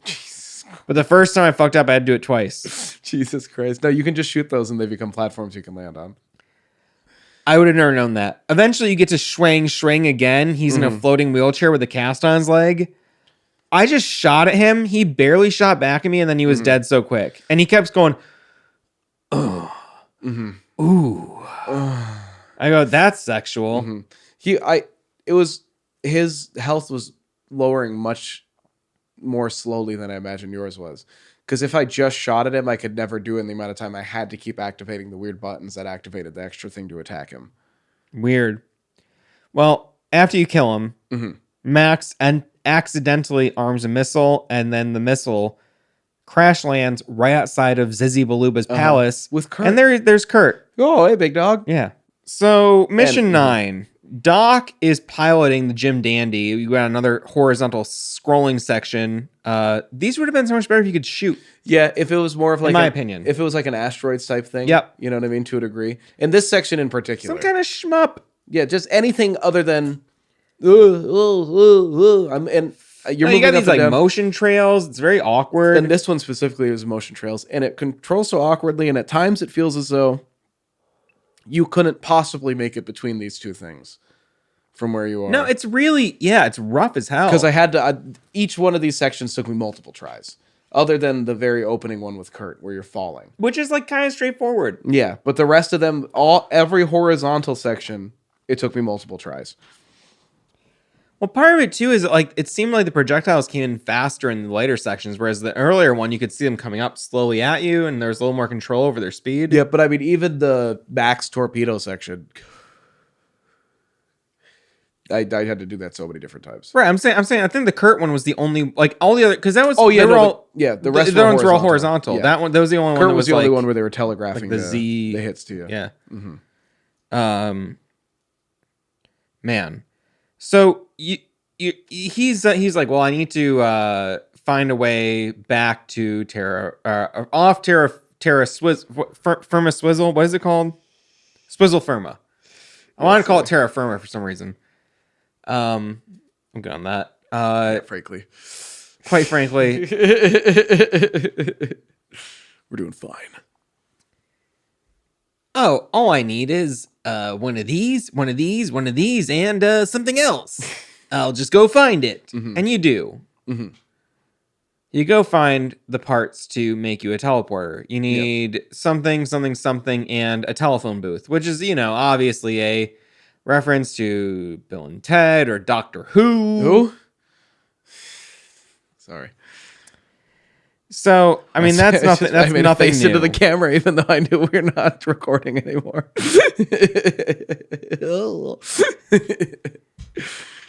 You can decide your own path here. So I'll just tell you what I did. Okay. So, the first one, you just go. You're in a center hub where there's a telephone booth right in front of you. Okay, I gotta come back here eventually. Yeah. There's just like 3 different paths you can go down. Yep. And they each bring you to different sets of perils. The first thing I did was a long maze filled with these like electric traps. They're like kind of like just like rods of electricity that were like moving back and forth. Oh yeah, and sometimes up and down. Sometimes like on like sometimes the steam. I forgot about the steam as well. Yep, I did. That was the second one I did. Okay, that was your first one. This was my. That was my first one, and so sometimes you'd get to like a dead end. There'd be like a neon sign of Schwang, and he just was like doing a thumbs down at you. And there was also buttons you had to find throughout But the the maze. buttons didn't make it. I didn't know what they were doing. I think they were turning on the teleporter at the end. Well, that didn't make any sense to me. It wasn't clear, and I didn't know if I had And they found all the didn't buttons. look like the rest of the teleporter buttons throughout the rest of the game. No, agreed. Because I didn't really know what throughout I this was doing whole like stage as the Doctor, you're having to turn on teleporters all the time, and every mechanism that turns them on is potentially different than the last. The depth perception on this was like really weird, and so like sometimes I thought I was like clearing the trap, the electrical, and then I just get hit in the butt. Like, what the fuck? Like, how did I not jump over that? I didn't understand how to do this. I would like crush the timing on some of them and absolutely botch it on the next one. It didn't. It seemed so inconsistent to me. It was very There were frustrating. ones that kind of like went back at you. They like kind of like were like on like an oval. Yeah, there were some that were like quick, and then there were some that felt more like it was on like a tread, like you were on a conveyor belt kind of thing. I have no idea how I got through this. I sometimes saw a conehead alien like in front of me. Yeah. I would just follow him. I think that was how you got out. Was following him? I don't know because I don't know. I don't know either. I can't say for sure. I just eventually got out. I couldn't tell if that was a random event or not. Yeah. I had to kill some enemies, and there was a giant platforming section full of ladder spots, and you had to climb really high and eventually get to a room with like a strange puzzle. So like, this thing was just like another one of those. They just like to me look like exploded Donkey Kong stages. Like if you just took like a stage from classic Donkey Kong with the steel girders that are in all those weird shapes and angles. Yeah. You exploded it into 3D. That's what these look like to me. They were bad. They were rough. And the platforming sucked. Yep. And it was mostly about like, oh, I just need to be on a narrow platform. It's like, yo, you know, like what's fun about 2D platforming? Timing, precision, the thrill of a jump. You know what's not fun about 3D platforming? Oh, maybe I'll fall off the edge because I'm slightly angled to the left. Yeah, and it's also like it's putting you in situations where like in order to not fall off or risk falling off the entire time, you have to move slowly, but then you're also being like assaulted by enemies that are constantly responding the entire time. You know what I mean? Yeah. So, yeah, I don't know, man. I say it fucking sucks. Yeah, close. Bad game. Bad dog. Good game. 9.4. At least. So you did the long maze. Yeah, and then then you Strange get to puzzle. a room with a strange puzzle. So there's 3 big buttons on the floor. In front of you, there's a big thing that looks like an ant farm. If you ever like looked at an ant farm, it's like a cross section, you know. And then on either side of that, there's like little holes. Yep. And enemies will come out of one of the holes. Big enemies. Yep. That will fire at you. And when you what if you look at the sort of cross section thing, there's a conehead enemy. Conehead alien that drops from the lower or the upper left corner of this maze, and it's 4 tiers. Yep. And he'll go back and then to the end, and then he'll disappear. Yep. Each tier has a trap door on it. The trap door is controlled by the buttons on the ground. You need to walk around, step on the different buttons, and get him to drop down each tier until he falls into a hole where he falls onto a fan He's sort juiced. of grinder thing. Yeah, he's juiced. And the juice fills up a sort of like syringe looking thing. Which will inevitably unlocks a door for you. And that's how you get through. So you gotta just figure out this little puzzle where it's just like, it's basically like, oh, let him go, drop. Like one time you have to let him walk, like One time you got to let him hit the wall and bounce back. But if he bounces back, he can't go back. You know, he can only go back once. Otherwise, he disappears. And okay, I figured it out. Cool little puzzle. Then you have to do it 2 more times. Yeah, and it doesn't change at all. It was like there's no increase in the challenge. I solved it the first time and I was like, that was cool. Yeah, and then it was just like, and it's so slow. And there's constantly respawning enemies just firing at you, which don't add any challenge. You go, I'll shoot them because at this point you're Kurt. It's not that easy just to fire upon an enemy. No, it's just kind of like super annoying. You're the doctor at this point. And you're the doctor. It's just super fucking obnoxious having to deal with anybody. But even at this point, it's like you're kind of stationary because you're just like, I'm waiting on the button. Yep. It's like you can kind of just blast, and the enemies come right out of a little corridor, so it's like they're not like spawning from all angles. It's like, oh, he's right there. Okay, I'll just shoot him real quick. Yep. It's like it's not even like, oh, I need to dodge them. They're coming from all over. Yeah. It's not thrilling. No, not at all. No, it's literally just monotonous. This section is just monotonous. Yeah. And it's very, I don't know, it's boring as shit. I wrote my notes. This sort of repetitive stuff happens too much in the game, and that sucks. It does. Then you walk around, shoot more enemies, activate more teleporters. At one point, you need to just trial and error guess which buttons to press to make a teleporter activate. That was annoying. This one is not trial and error. Oh, no? Is it the one where there's 4 layers of 3 buttons in a row? No, it's before that. It's where there's like, there's a platform, and there's like the elevator style platforms going back and forth around it. And there's like, when you step on some of the buttons, like a weird, like a dial spins, and it causes certain lights on the floor to light up, and then you have to like stop them in a certain pattern. Yeah. That's just like that game at the arcade where you have to like hit the button. Yeah, but it didn't make any sense to me like how it worked. I just did it. I was like, oh, I guess it finally worked. Oh, I didn't understand the logic to it. You got to hit there's like the blue, one of the lights turns blue when it gets to it, and you have to stop the red light when it gets to the blue spot, and each button corresponds with, there's 3 red lights going around. Each button corresponds to one of those red lights, and you got to stop it when it hits the blue one that's facing you. Went over my head, bud. It's an arcade game. That's not how I took it. I was pretty good at that game. I got some massive ticket payouts. Yeah, you will. You game. can. Yeah. Mm-hmm. That's the game you were playing. That's not how I took it. That's what it was. So I guess you're just a little dense. Guess I'm just fucking stupid. Guess I'm stupid all the way to the bank. All the way to the motherfucking bank. All right. Huh. The last section has you doing this puzzle where the floor disappears after a moment. Mm-hmm. It looks like Rainbow Road from and Mario you do that Kart. like literally 3 times.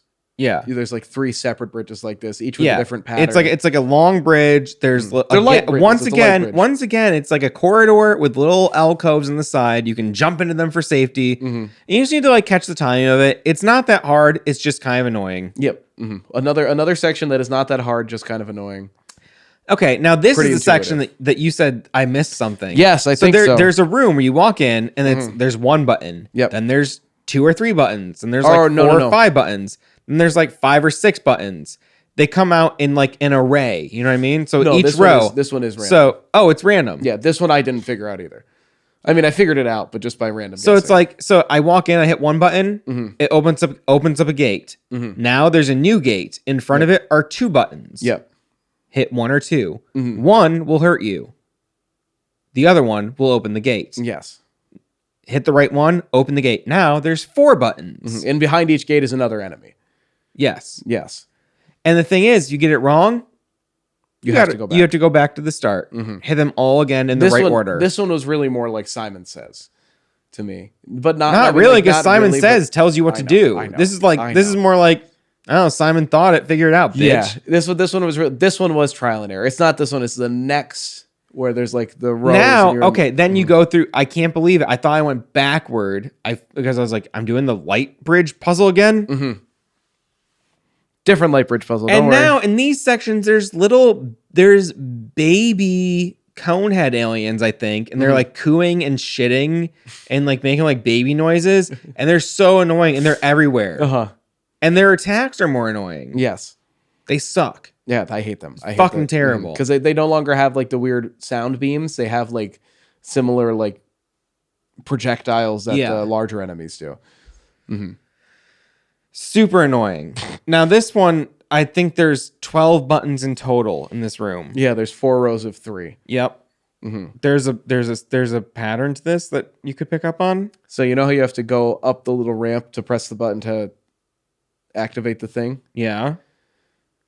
If you look above all the buttons, did you notice that there's red things above all of them corresponding? No. So I saw them, when you click the button, lights turn on above you, above the things. And so there's the 12 buttons, and there's like one button on the back of the room that you jump on it and it activates the sequence. Yes. And what happens is when you hit that button, there's lights above each button corresponding with each button. And those lights will turn on as spotlights to tell you which buttons to press. I didn't catch that. It flashes so quickly, you can't really tell. So I failed like 4 fucking times in a row.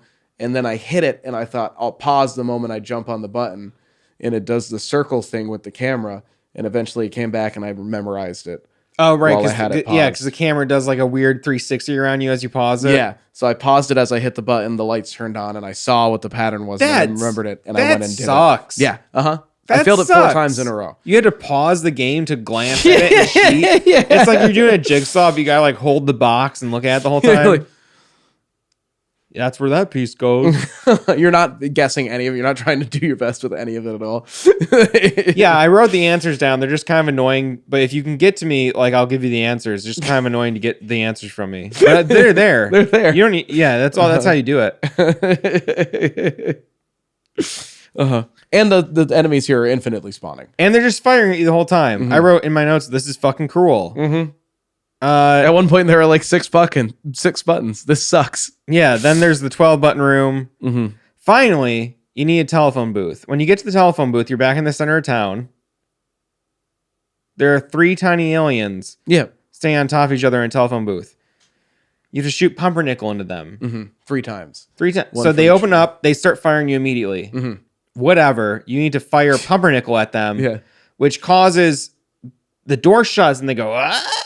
And then one of them will shoot out of the ceiling of the phone booth through a window. And then all of them do that. And it's the same animation each And there's time. 4 windows, and they break 3 of them because there's only 3 of them. I go, what's that 4th window for? Nothing. Never comes back. And what window are they going into? Exactly. I don't, And also, what makes the pumpernickel make one of them fly out? Yeah, why is the pumpernickel a Like, grenade? what? Why does it only get one of them at a time? Well, why does it do it at all? Yeah. Well, it's a grenade. The pumpernickel's a grenade. So? I don't know. That doesn't make any sense. I And hear it you. would blow him up. Yeah, it wouldn't just, make him launch out of the ceiling Oh, I hear you. I got nothing for you. through a window. Not It at makes that no specific sense. arch, yeah. And then for all of you to be at like just a And why are slightly they all in different the phone booth together? You're like, we're taunting you. You want to get in here? Fuck you. It's like, well, everyone else is like completely non-hostile and like doesn't even acknowledge you. And these guys are like, Yeah. we're fucking you up. Made no sense at all. This part, I mean, most of the doctor levels suck. This one just didn't make sense. And especially the ending where you're like, I don't really get what the fuck's I was going like, on. I guess I'll just do the next thing. This kind of sucks. And it's like, I guess that's the boss of this level. Mission 10. Max is playing with the sniper helmet and Kurt is choking on a cigar. I thought that was kind of funny. Like, I didn't understand what Max was doing at first. He's just kind of got his like the sniper helmet like over his eyes. Yeah, and yeah. he's just kind of moving his head all weird. And like Kurt is just like, He's literally dying. So the doctor teleports to you and he's like, time to fucking finish this. We gotta go kill Zizi Baluba, Yes. the emperor. Fucking hate that name. I hate the name. You guys all then also get into some stupid argument about how you should do it. Like how you should go in and kill him. Doctor's like, we need to use our brains. And Kurt's like, we got to sneak in. And Mac's like, we got to go in guns blazing. And then I never thought Kurt was stealthy. He was not stealthy. They pitch him as stealthy. He wasn't stealthy, though. Nothing you do is stealthy. Yeah, Every time they know that cloak. you're there. Yeah, that's the only thing, though. Everything that you do, though, they know you're there. They're like waving at you from a distance. You know what I mean? Half the time. I don't know. It does suck. Well, the game does suck, so, and then it's like, well, it's up to you. And then like there's a weird thing where I was like, you hover the mouse left to right to select who you want. And like it's not really clear like how far you have to go to like just scroll it over. It's such a weird part. It's so fucking weird. I chose Max to go, God, using my brain, that sounds terrible. Slow and stealthy, that sounds insufferable. I'd rather try to just shoot stuff and finish it. I go, the Max boss fights are the easiest ones. Maybe this will be easy. I got so fucking confused here. So you go through one corridor, maybe 2. First one is just like an enemy rush. Yeah, there's one that is literally just like it's a horde mode. You're just in a hallway and then just enemies respawn only like 2 at a time. Yeah, but like 15 waves maybe. Yeah, you know what I mean. Like, and it's like, okay, I guess that. that wasn't that hard, but this is taking forever. I was like, am I fucking this up? Yeah, because I didn't lose much health. I was kind of like, by the end of it, I was like, it did seem like something where I just need to make it to the end, right? But I was like, it was another moment as Max where I was like, is there a mechanic I'm missing? Well, it seemed like I was like, am I supposed to shoot the a thing, a wall, a door? I tried to shoot the door. But before you could. Yeah, but this that's time how you're supposed to progress before. Yeah, this time you can't though. And the thing that pisses me off again, just to say it again, if it was something like Scorn, where it was like where they establish you're on your own. Yeah, it's an alien language. Mm-hmm. You'll always have to figure out what to do. Yeah, or like with Tunic. I go, okay. Mm-hmm. Wow, this is really about pain. But this game opened up with individual character tutorials. I know. And then when I've Wade teach you how certain, and then to even go, hey, these are just his controls. They go, this is how he interacts with the world. Yeah. It's like, okay, cool. Oh, what about when he doesn't interact with the world that way? Yeah, what about why all the times when that isn't how it works at all? Just to highlight certain things in the tutorial, only to make those things largely irrelevant for the rest of the game, or to sometimes is terrible. In certain cases, entirely switch them on their side. Right. I would you know what I mean? Just have the tutorial be purely for controls. Mm-hmm. Everything else, figure it out. Yeah, and tell the player. Yeah. And now you're on your own. I'm going to be stuck into this specific. It's like, and that it's almost like then I have to unlearn something. Right. You know what I mean? In order to learn this new thing. Right. I don't feel like I'm progressing. That's why it doesn't feel like a fun game for me, because it's kind of just like, cool. It's basically just like I'm like taking a few steps and someone kicks me in the fucking face. And I go, cool. I gotta start climbing the hill again. Hope I don't get kicked in the face too quickly. Yeah. Hope I don't immediately slip and fall down again this time. God. So you go through one regular corridor, and then you go into a giant room. There's a big fountain in front of you. Yeah. Did it take you a fucking minute to figure out what to do here? You go straight ahead, big fountain. Yeah. I go, oh, okay, this is weird. Can't interact with it. Can't do anything. I'm shooting stuff. There's enemies in the room. Yeah. I take them out. I turn around. To the left, there's a hallway. I go down the hall. Dead end. I go up to the right. There's a stairwell. To a door. Can't go into the door. Can't go in the door. I go, what the fuck? I had to look it up. You have to jump all and at the on the edge of the stairwell, there's a little platform for the ladder for the doctor. Yes. And that should be my clue. You, as the dog, as Max, you need to jump off the stairs over to a balcony. Yep. And then you go through. Yes. And then almost immediately you're in the boss chamber. Yeah, there's like the last level is like there's no. It's like okay. More hallway there was like a long wave where I fought maybe 2 at most 3 basic enemies at once. That was easier than many other sections of the game where there was like 20 enemies, or I shouldn't say 20, probably no more than 7 or 8 at a time. It was frankly one of the easier segments of the game as far as I couldn't believe it. Enemies go. Yeah, it was. I was like, that's it. But then the boss, Sissy Beluga. So Max and is there. Kurt and Doc Hawkins are just on the side. They look like they're interacting, but they're not doing anything. No, and you hear Kurt shooting occasionally. You'll hear the sniper fire going off, and it's doing nothing to his health. It's not affecting him at all. The whole room is a circle with pillars. There's items all around that constantly respawn. You have guns and health. There's health on either side that constantly respawn. He has 4 attacks. He has he has a laser gun he shoots at you that like tracks you pretty much. Not like doesn't follow you, but he's tracking your location. Then he has these walls of weird colorful shit that look like shitty blankets he throws at you. And you can fly above those. Then he has he jumps on the ground or whatever, shoots these rings out, shoots lasers bounce around and hit you. And then he has Hypno Eyes. That's his 4th attack. And then he can just fucking hit you. You know? Yeah, and the Hypno Eyes just cause the camera to swirl. Yeah, and it causes your controls to reverse.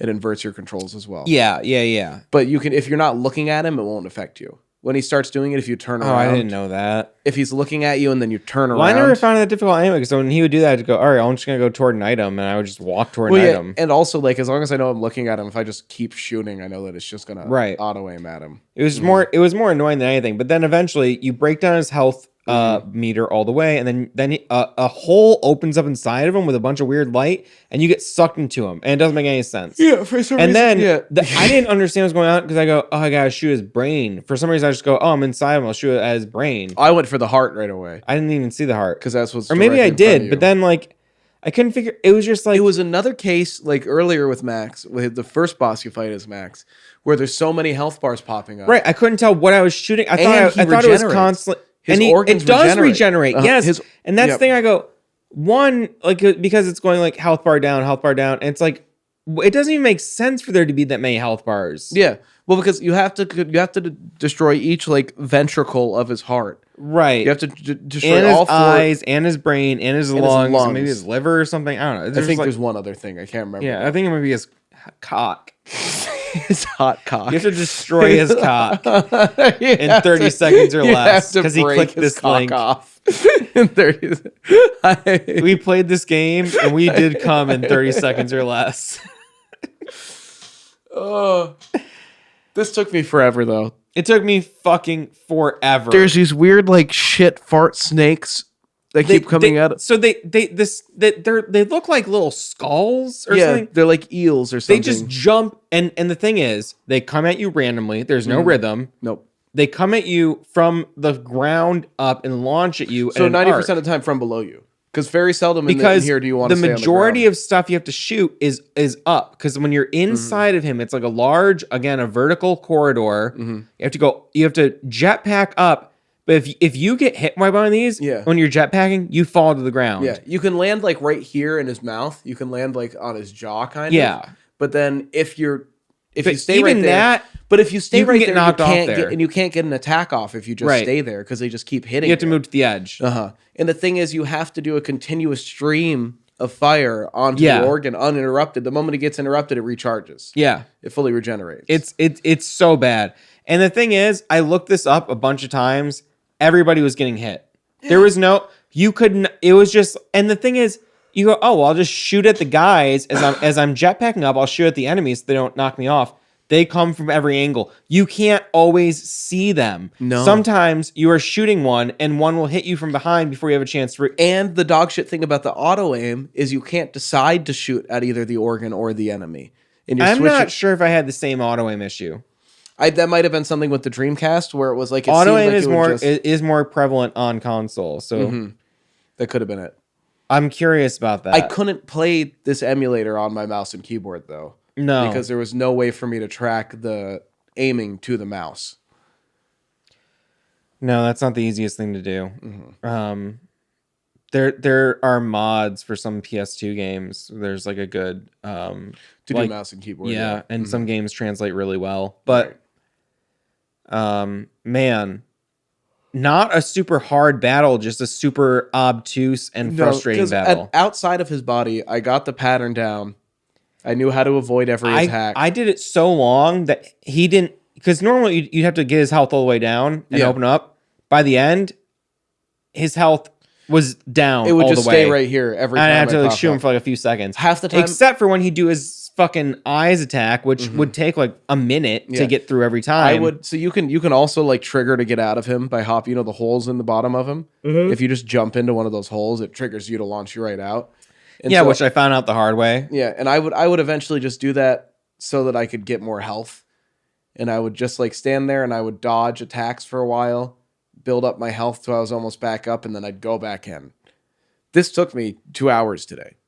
Just this boss fight. I'd say an hour and a half. It took me so fucking long, and it was so frustrating, and it was not fun, and it was super stressful because I was like, I know what I'm doing. It just sucks to do it. And when I looked it up, even like the fastest ones were really struggling. It was one of those things where I was like, I know I'm doing the right thing. I just have to keep doing it until I do it perfectly. God, you know what I mean? Damn. Well, and then he just dies. Yeah, then he just dies. That's it. And then you're like, glad that's over. Yep, it's over. And that's the joke. They're like, because that's how the game opened. It goes, oh, that was crazy. I'm glad that's over. And they're like, yep, it's over. It's over. I get it. That's a funny bookend. Yeah. And then Max, everybody gets their own custom ending, I presume. Yeah. Because Max is like, I decided to go become the king of Swizzle Firma. Yeah, it's like fucking Planet Hulk is what it looks like when you see him sitting in his throne. Yeah, great. He looks massive suddenly and ripped out of his mind. Right. And that's it. That's MDK2. That's and MDK2. I 9.4 out of 10. The sections I liked and the parts I liked were enough to fill 30 minutes of gameplay, maybe. Oh my God. We could have talked about the stuff that I liked in 10 minutes. If you want me to be honest. Yes, for sure. It took 6 hours to get through all the shit that I couldn't handle. That made me I really do question the people who love this game. Did you beat it? or are you? I don't think they did. Are you stupid? I don't think they did. I think they're all liars, or they're just not being fully honest. And people who did beat it, I commend you, because I also have some hard games I beat that I love. Yeah. And I go, damn, you know what I love? Mickey's Mousecapades on the NES. And you know what? I beat that shit. And you know what else I beat? I beat fucking A Boy and His Blob. And I think both those games, I don't know if you're familiar with either of those games, those are also games you go, why the fuck is that happening? And I go, I don't know, man. I couldn't tell you. But those games are much short. There's like 40-minute games. Yeah, you know yeah, what I mean? Yes, I understand. They're not. It won't take you 8 fucking hours. We did it though. I feel good for doing it. I got a big dopamine rush when I beat Swizzle Sticks at the end. Emperor Zizzy Baluba, which I hate saying out loud. That's why I won't say his real name. I can't fucking remember that either because they're not real words. So it doesn't like. God damn. Well, thanks to Magic Turtle for suggesting this game. Even though it was hellacious. It was arduous. I still had a lot of fun talking about it, and I'm glad I experienced it because I know it's such a game. It's a game that I've been like, man, I'd love to check that out someday for most of my fucking life. I'm glad I got that memory reactivated in me of having that demo disc and playing those games. Yeah. Because if not, I remembered Tony Hawk, and that was really it. How could you forget Tony Hawk? I know. That was really the only game that I remember. One of the best games ever made. Tony Hawk 2 is probably better, but... Well, yeah, I mean, I have that on N64, but I had that demo disc of the first one. Brilliant. Owned the second one, but so good. So good. If anyone else wants to suggest a game, go ahead. It is one of the higher Patreon tier. Yeah, but I mean, hey, things. we'll take your money. Yeah, I mean, but also I'll take the challenge. Is really that's the bigger thing. And also, if anyone has any suggestions, even if you're not paying for it, I'd definitely consider them. Although I wouldn't feel obligated. No, and if it was this hard, I'd probably scrap it. unless you were a supporter, I go, you know what? Got to do it for them. I gotta do it because you believe in us and we believe in you. Yeah. I believe in you. Do you believe in me? I think yes. I'm thinking yes. I'm thinking Duncan. All right. Thanks everybody. We're exhausted right now. We're both so tired. It's been 7 hours. What time is it for real? It's like 9:30 right now. It's 10. Almost 10. It's 9:56 and we met at 4:15. It's pretty much 5 hours. Yeah, pretty much 5 hours. 5 hours in a game that took almost as long to beat. Hell and yeah. took most people much less to beat, apparently. All right, I'm done. We're done. Oh, fucking A.